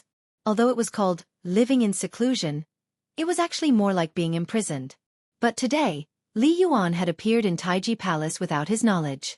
Pai Lupi couldn't help but feel his scalp go numb. Who was so bold? Without Pai Lupi's permission, Li Yuan had actually swaggered out of the palace to participate in the imperial court assembly. This was truly inconceivable. Pai Lupi turned his head and angrily glared at the eunuchs serving in the 100 Cavalry Department. "Go and find out who it is that dares to act so recklessly." This eunuch's name was Mi Tuo. He was unknown in history, but he was close to Pai Lupi. He was responsible for conveying news from the 100 Cavalry Department and the palace, and was most trusted by Pai Lupi. Yes. Mi Tuo's face was pale with fear, and cold sweat covered his forehead. He hurriedly bowed and then slowly retreated, disappearing into the back of the hall. When Li Yuan's figure appeared in Taiji Palace, Pai Lupi had no choice but to leave his seat and respectfully kneel in front of all the officials to salute Li Yuan. "Greetings to the retired emperor." Although Pai Lupi had obtained his position through the Xuanwu Gate incident, the Tang dynasty promoted filial piety, so Pai Lupi was very respectful in front of Li Yuan and acted like a good son. Erlang, rise. I haven't left the palace for a long time, and today I want to attend the court meeting. Erlang, you won't object, right? Why would the retired emperor say such a thing? I'm very happy that the retired emperor can attend the court meeting. Pai Lupi immediately stepped forward and carefully helped his father, Li Yuan, to sit on the throne. Although Li Yuan was respectfully called the retired emperor, it was only in name. Many later generations had confused the two concepts of retired emperor and retired emperor. The retired emperor was only a title the current emperor gave to his father out of respect. It had no real political power, and was more of a symbol. As for the retired emperor, he was the emperor above the emperor. The emperor had real power, and he would call himself emperor. He would report all the important matters of the country to the emperor, and he would call himself emperor. However, as the retired emperor, Li Yuan naturally didn't have any power. Pai Lupi forced Li Yuan to abdicate during the Xuanwu Gate incident, so why would he give him any power? Pai Lupi was even more of an actor. In addition to acting as a filial son in history, after the Black Tortoise Gate, in order to obtain Li Yuan's forgiveness, Li Er actually imitated that milk baby, burrowing into Li Yuan's bosom to suck on his breast, mourning for a long time. It was really hard for people to understand. After Li Yuan sat down, the officials once again bowed and kowtowed 3 times and 9 times. Pai Lupi sat next to Li Yuan and lightly coughed. Just as he was about to ask the officials what they wanted to discuss, he saw an imperial censor suddenly stand up. Your Majesty, I, Imperial Censor Wang Yuanzhong of the Imperial Censorate, have something to report. The Imperial Censorate of the Tang dynasty consisted of the Tai Yuan, the Imperial Censorate, and the Censorate. The Tai Yuan was responsible for censoring officials and impeaching those who violated the law. The Imperial Censorate was responsible for censoring officials and the 6 departments of the Minister of State. The Imperial Censor of the Imperial Censorate was not a very high rank, at the 7th rank or higher. Pai Lupi thought to himself, which civil official or general was it that had been caught by this Imperial Censor? Wang Qing has reported. Your Majesty, this subject has heard that County Magistrate Li Wangyu entered the Eastern Palace 10 days ago with the token Your Majesty bestowed upon him. But for some reason, County Magistrate Huxian has not left the palace. Today, County Magistrate Huxian is attending court. So why is County Magistrate Huxian not attending? This subject wishes to impeach County Magistrate Huxian for disrespecting the law and acting recklessly. This is a great disrespect. Pai Lupi couldn't help but frown.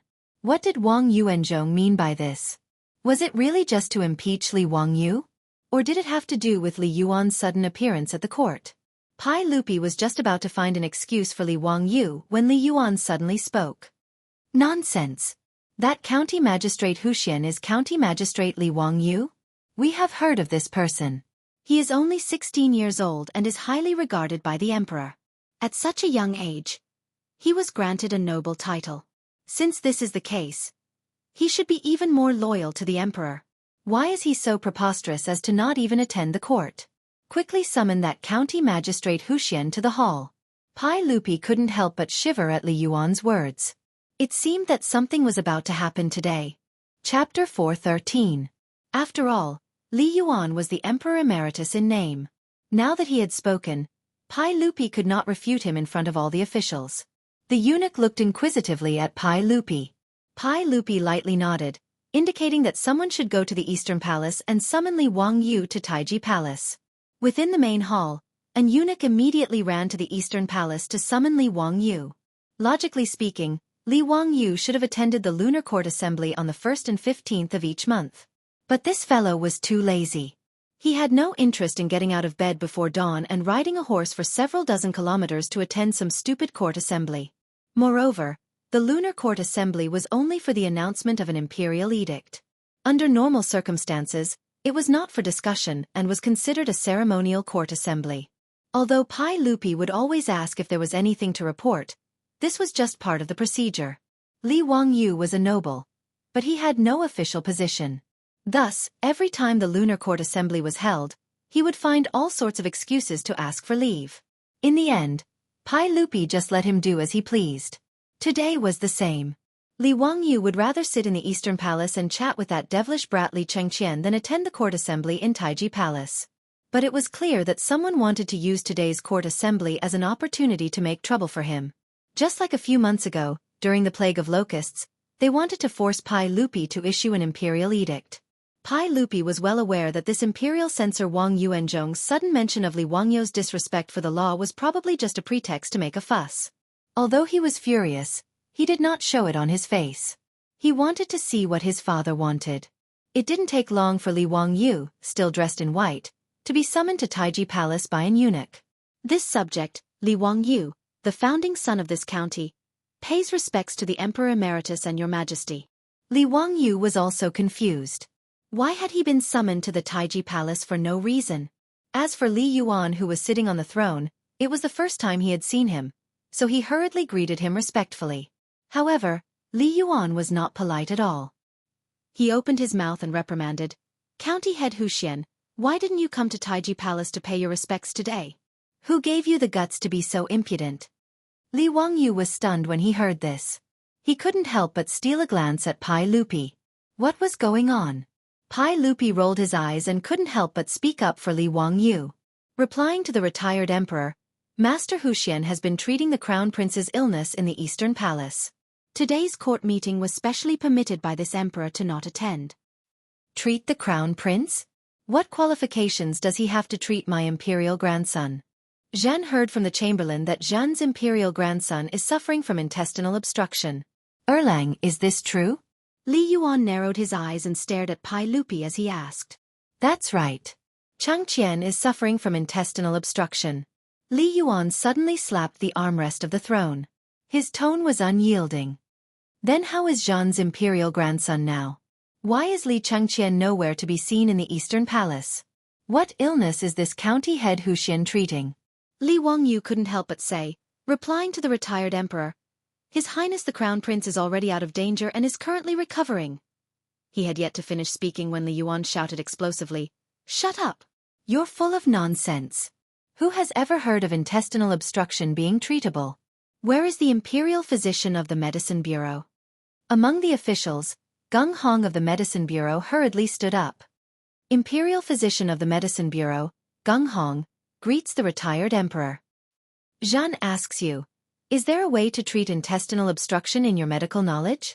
Replying to the retired emperor, "Intestinal obstruction is incurable. It is a terminal illness. I have practiced medicine for more than 30 years and have never heard of this illness being treatable." Gung Hong continued, "However, I have heard that County Head Huxian is preparing to cut open His Highness the Crown Prince's abdomen and cut out the ulcerated intestines. He says that this can treat intestinal obstruction. I do not dare to speak nonsense. Perhaps it is because my medical skills are not good enough that I cannot understand County Head Huxian's thoughts." Scoundrel. Cutting open someone's abdomen? Can that person still live? Is this a treatment or a plot to kill Zhan's imperial grandson? Li Yuan's tone became increasingly agitated. He slapped the armrest of the throne loudly.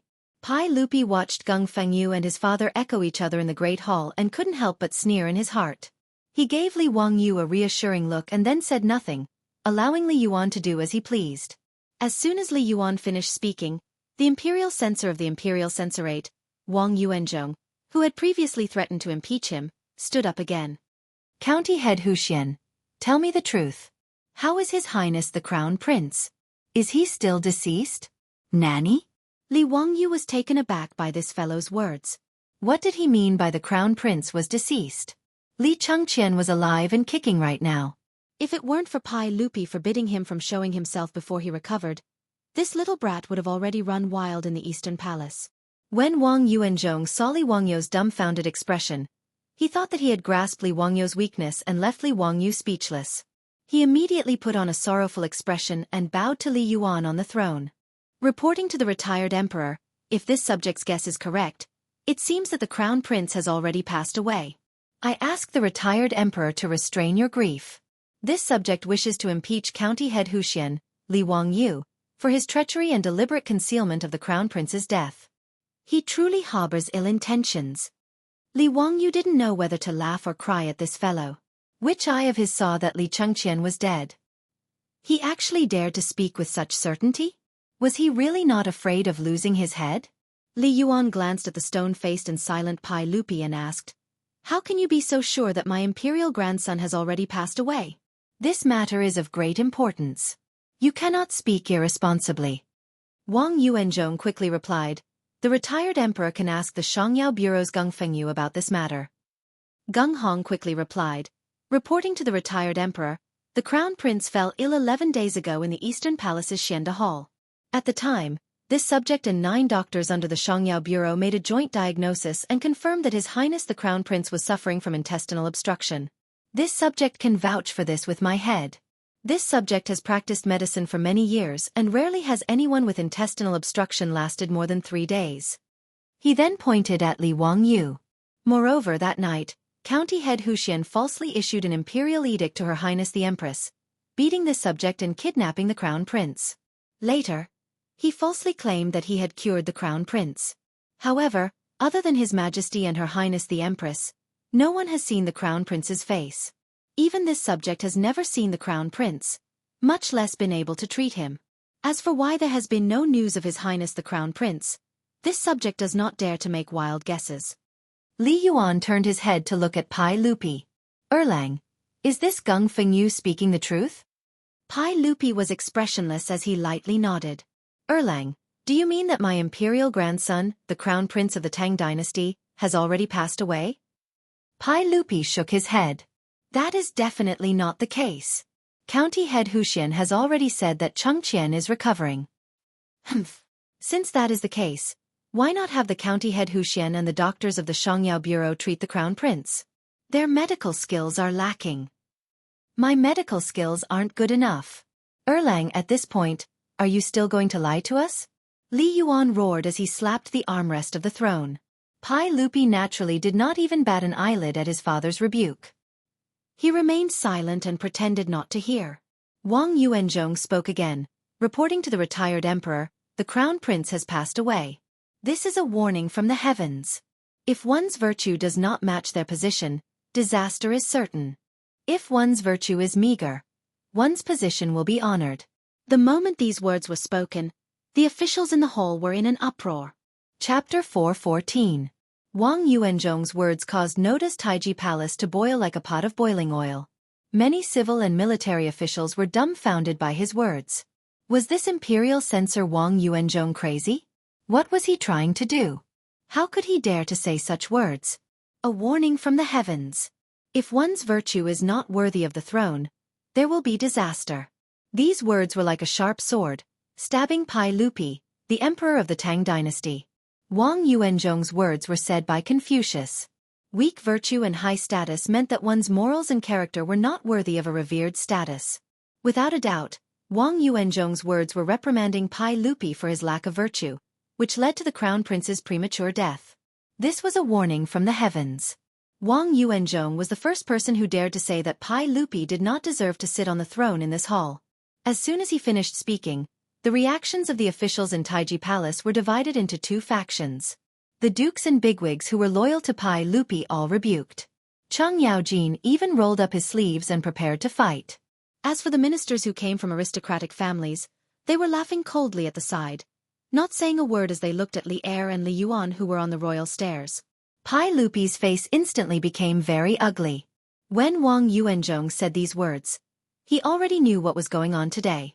He never thought that this group of people would be so bold. Pai Lupi gripped the armrest with both hands so tightly that the veins on the back of his hands bulged. Wang Yuanzhong raised his head and continued to speak in a loud voice. "This official believes that the Crown Prince's death is the fault of your Majesty. In the 9th year of Wuda, your Majesty raised an army and killed His Highness Jianqing, who was the Crown Prince at that time. This is the crime of regicide, which is disloyalty. You also forced the retired emperor to abdicate, which is unfilial. His Majesty did such a disloyal and unfilial thing, resulting in the Crown Prince's premature death today." He didn't care about Pai Lupi's gaze at all. He looked around at the officials in the hall and raised his voice. "Your Majesty is not the eldest son of the retired emperor and has no right to inherit the throne. His Majesty had obtained the throne unjustly. Now, retribution had fallen upon the eldest son of His Majesty. That was why the crown prince had died at such a young age. Your Majesty, haven't you learned your lesson? I beseech your Majesty, for the sake of the common people, issue an imperial edict and return the title of retired emperor. After Wang Yuanzhong finished speaking, the Taiji palace that had been in chaos just a moment ago fell completely silent. He looked straight at Pai Lupi, who was on the royal staircase, with a proud expression on his face. At this point, Wang Yuanzhong felt that he was a moralist today. Even if Pai Lupi immediately ordered people to drag him out and beat him to death, he was not afraid at all. If he, Wang Yuanzhong, was killed by Pai Lupi because of this, he would be a martyr and would be revered by the world. He would be recorded in the history books. 100 years later, 1,000 years later, he would still be a loyal official like Baigan. He, Wang Yuanzhong, was not afraid of death. He even wished that right now, Pai Lupi would order him to be executed in Shi City to fulfill his reputation as a martyr. After Wang Yuanzhong finished speaking, nearly half of the officials in the hall suddenly knelt down. They didn't say anything. They just quietly knelt like this, but their gazes were fixed on Pai Lupi. The meaning was self-evident. Forcing the abdication. This was the aristocratic family's overt plot. During the court conference, they used the crown prince's death to mobilize the officials to force Pai Lupi to abdicate, welcome back the retired emperor, and support Li Yuan to ascend the throne again. In the eyes of the aristocratic families, Li Yuan returning to the throne was more beneficial to them than Pai Lupi continuing to be the emperor. Pai Lupi was too forceful. Even these 1,000-year-old aristocratic families felt great pressure when facing Pai Lupi. And Pai Lupi was constantly working to weaken the aristocratic family's power. This made the 5 clans and 7 aristocratic families feel even more threatened. Thus, these aristocratic families that wanted to suppress Pai Lupi used the crown prince's death to contact retired Emperor Li Yuan, who had been placed in the depths of the palace. They tried in vain to force Li Yuan to abdicate and return him to the throne. Perhaps in the eyes of later generations, using the crown prince's death to attack Pai Lupi was truly absurd and laughable. Li Wangyu was stupefied as he listened. The civil officials of the Tang dynasty could play like this? They could even say such deceptive words? But in the eyes of the Tang, the crown prince's death was no small matter. Earthquakes, plague of locusts, floods, and other natural and man-made disasters could all be attributed to the emperor's mistakes. Attributing the crown prince's death to Pai Lupi's lack of virtue truly could obtain the approval of the masses. After all, the rulers of China had always proclaimed that they received orders from the heavens, that the emperor was the father of the heavens and the mother of the earth, and that they were the sons of the heavens. Confucius also said that the Son of Heaven received orders from the heavens. Thus, if the Son of Heaven's chosen successor died, the responsibility naturally rested with the Son of Heaven himself. It was the Son of Heaven's lack of virtue that had killed the retired emperor's eldest son, causing the heavens to punish the Son of Heaven and take away his eldest son's life. Wang Yuanzhong's words caused many of the non-aristocratic officials in Taiji Palace to fall silent. For a moment, they didn't know how to retort. The aristocratic families were simply not afraid that Pai Lupi would fly into a rage out of humiliation. Even if Pai Lupi was furious, so what? Could it be that he, Li Er, could order people to kill half of the officials in this hall? If that really happened, not to mention whether or not the Confucian scholars of the world would spit on him, the aristocratic families would definitely sever ties with Pai Lupi. At that time, it would be just like the chaos at the end of the Sui dynasty. The Tang dynasty would probably fall apart and collapse. Both Zhang Yuanshou and Wang Renyu were certain that Pai Lupi wouldn't dare to do such a thing. Pai Lupi's eyes were tightly shut. Li Yuan sat on the throne next to him. He didn't say anything, only smiled and looked at his son. After a long time, Pai Lupi suddenly opened his eyes. His eyes were filled with killing intent. Wang Qing, are you done? Wang Yuanzhong was not afraid of Pai Lupi at all. Your Majesty, this subject asks Your Majesty to execute the founder of Hu County, Li Wangyu. This person has misled the public with his lies and falsified imperial edicts. He is guilty of the most heinous crimes and should be executed as a warning to others. Your Majesty, this subject is doing this for the sake of the Tang dynasty. Your Majesty, please execute this treacherous subject and return the title of Emperor Taishang. Return the Tang dynasty to its former glory. This subject knows that this subject's words today have offended the dignity of the imperial family. This subject must die 10,000 times. As long as Your Majesty is still the Emperor Taishang, This subject will immediately commit suicide as an apology to your majesty. When Li Wangyu heard this, his nose almost became crooked from anger. What the hell does this have to do with me? You actually want to execute me? You're really a pig or dog. Pai Lupi indifferently glanced at the kneeling officials in the hall. Then, do you all think the same? In the Taiji Palace, the kneeling officials were silent at first, then they all kowtowed. Your Majesty, this subject thinks that Imperial Censor Wang Yuanzhong's words are reasonable. This subject agrees. This subject agrees. Your Majesty, please put the country first. Some of the officials began to kneel and cry bitterly. Among the hundreds of officials, the heads of the aristocratic families couldn't help but smile. The matter was settled. Sitting on the throne, Li Yuan didn't say anything, but the hint of a smile on his face couldn't be concealed. Now that things had come to this, he was the victor. This was the human heart. In the Taiji Palace, the atmosphere was extremely oppressive. Suddenly, there was a sneer that attracted everyone's attention. The one who laughed was the treacherous subject that Wang Yuanzhong spoke of, the one who should be executed, Li Wangyu. When he saw the hundreds of officials turn their heads to look at him, he was a little embarrassed. He waved his hand and smiled. That. I say, you've made such a scene, but what if His Highness the Crown Prince is still alive? How will you deal with this? Chapter 4:15. As soon as Li Wangyu finished speaking, the officials in the hall fell completely silent. Soon after, they began to clamor again. Everyone was shocked by his words. If the Crown Prince didn't die, then today's matter would become a joke. Chang Yaojin couldn't care less about etiquette. He rushed to Li Wangyu and slapped him on the shoulder.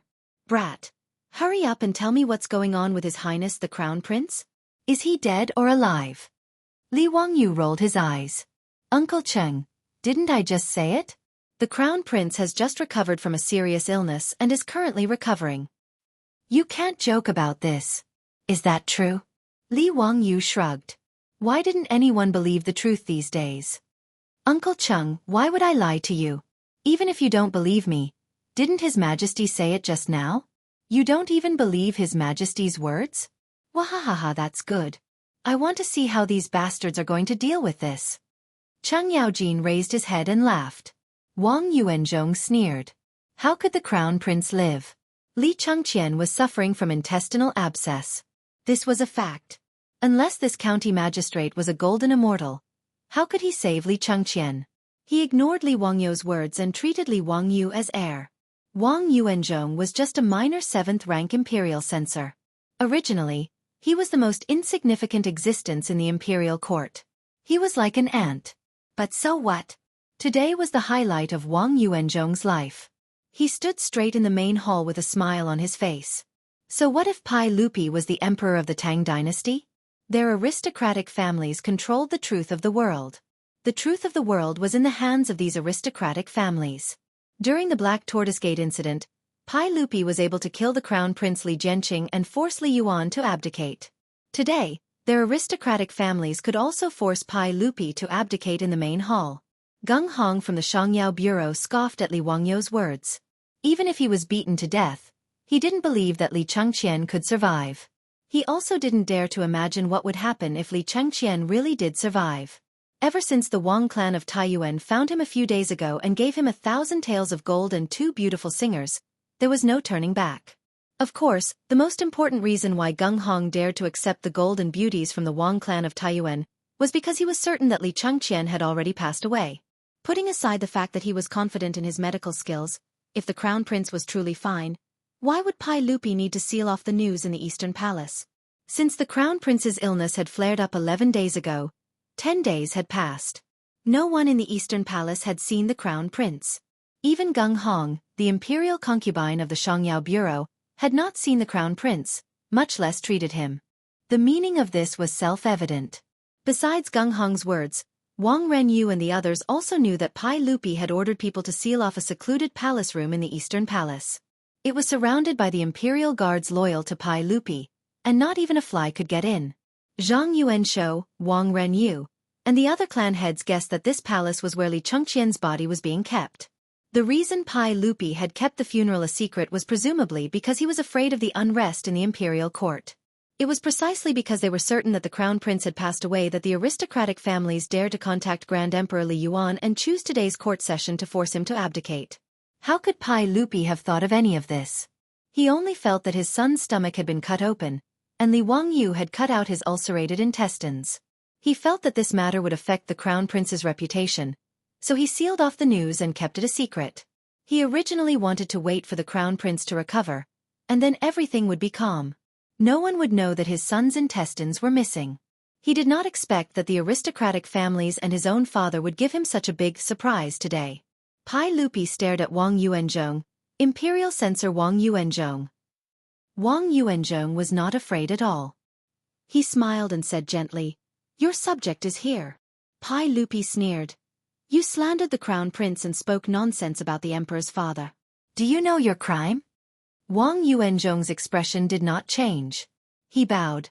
"Your subject will die 10,000 times. Your subject will die 10,000 times for the Tang dynasty and for the people of the world. Your Majesty thinks that your subject deserves to die, so your subject is naturally willing to bow my head and stretch my neck for your Majesty to punish. Your subject will die without regrets." Wang Yuanzhong no longer cared about life and death. What joy was there in life? What was there to fear about death?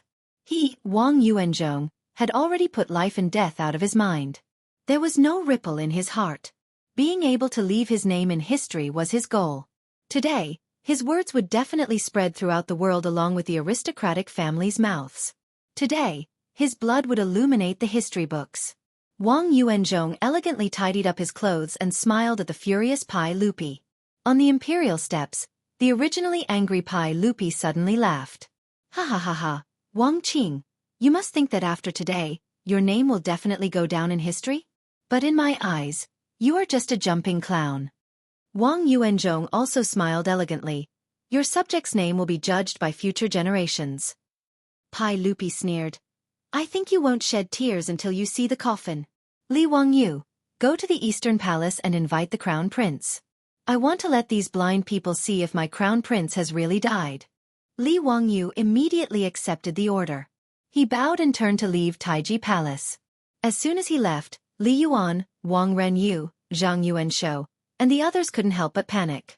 Could it be that their information was wrong? Crown Prince Li Chengqian was really still alive? If Li Chengqian was still alive and well, then everything that had happened today would really be a farce. A haze flashed through Wang Yuanzhong's heart. He turned to look at Gung Hong and saw that Gung Hong's legs were beginning to tremble. He kept muttering, "Impossible, this is impossible. The Crown Prince has intestinal obstruction. There is no medicine that can cure it. Impossible, this is absolutely impossible." The aristocratic family officials who were still kneeling in the main hall were even more at a loss. Silence. In the main hall, no one was interested in talking. Everyone was silent, quietly waiting for the moment when the truth would be revealed. Noda's Taiji Palace fell into a deathly silence. The air seemed to have condensed. The distance between the Eastern Palace and Taiji Palace was not close. Everyone in the main hall waited in this anxious and uneasy atmosphere for the time it took for a stick of incense to burn. Finally, footsteps came from outside Taiji Palace. Everyone turned to look. When they saw who it was, many people in the main hall collapsed to the floor as if their spines had been pulled out. Wang Yuanzhong was even worse. He seemed to have aged several decades in an instant. His calm and relaxed appearance was no longer there. His knees gave way and he knelt on the ground. The person who had come was Li Wangyu.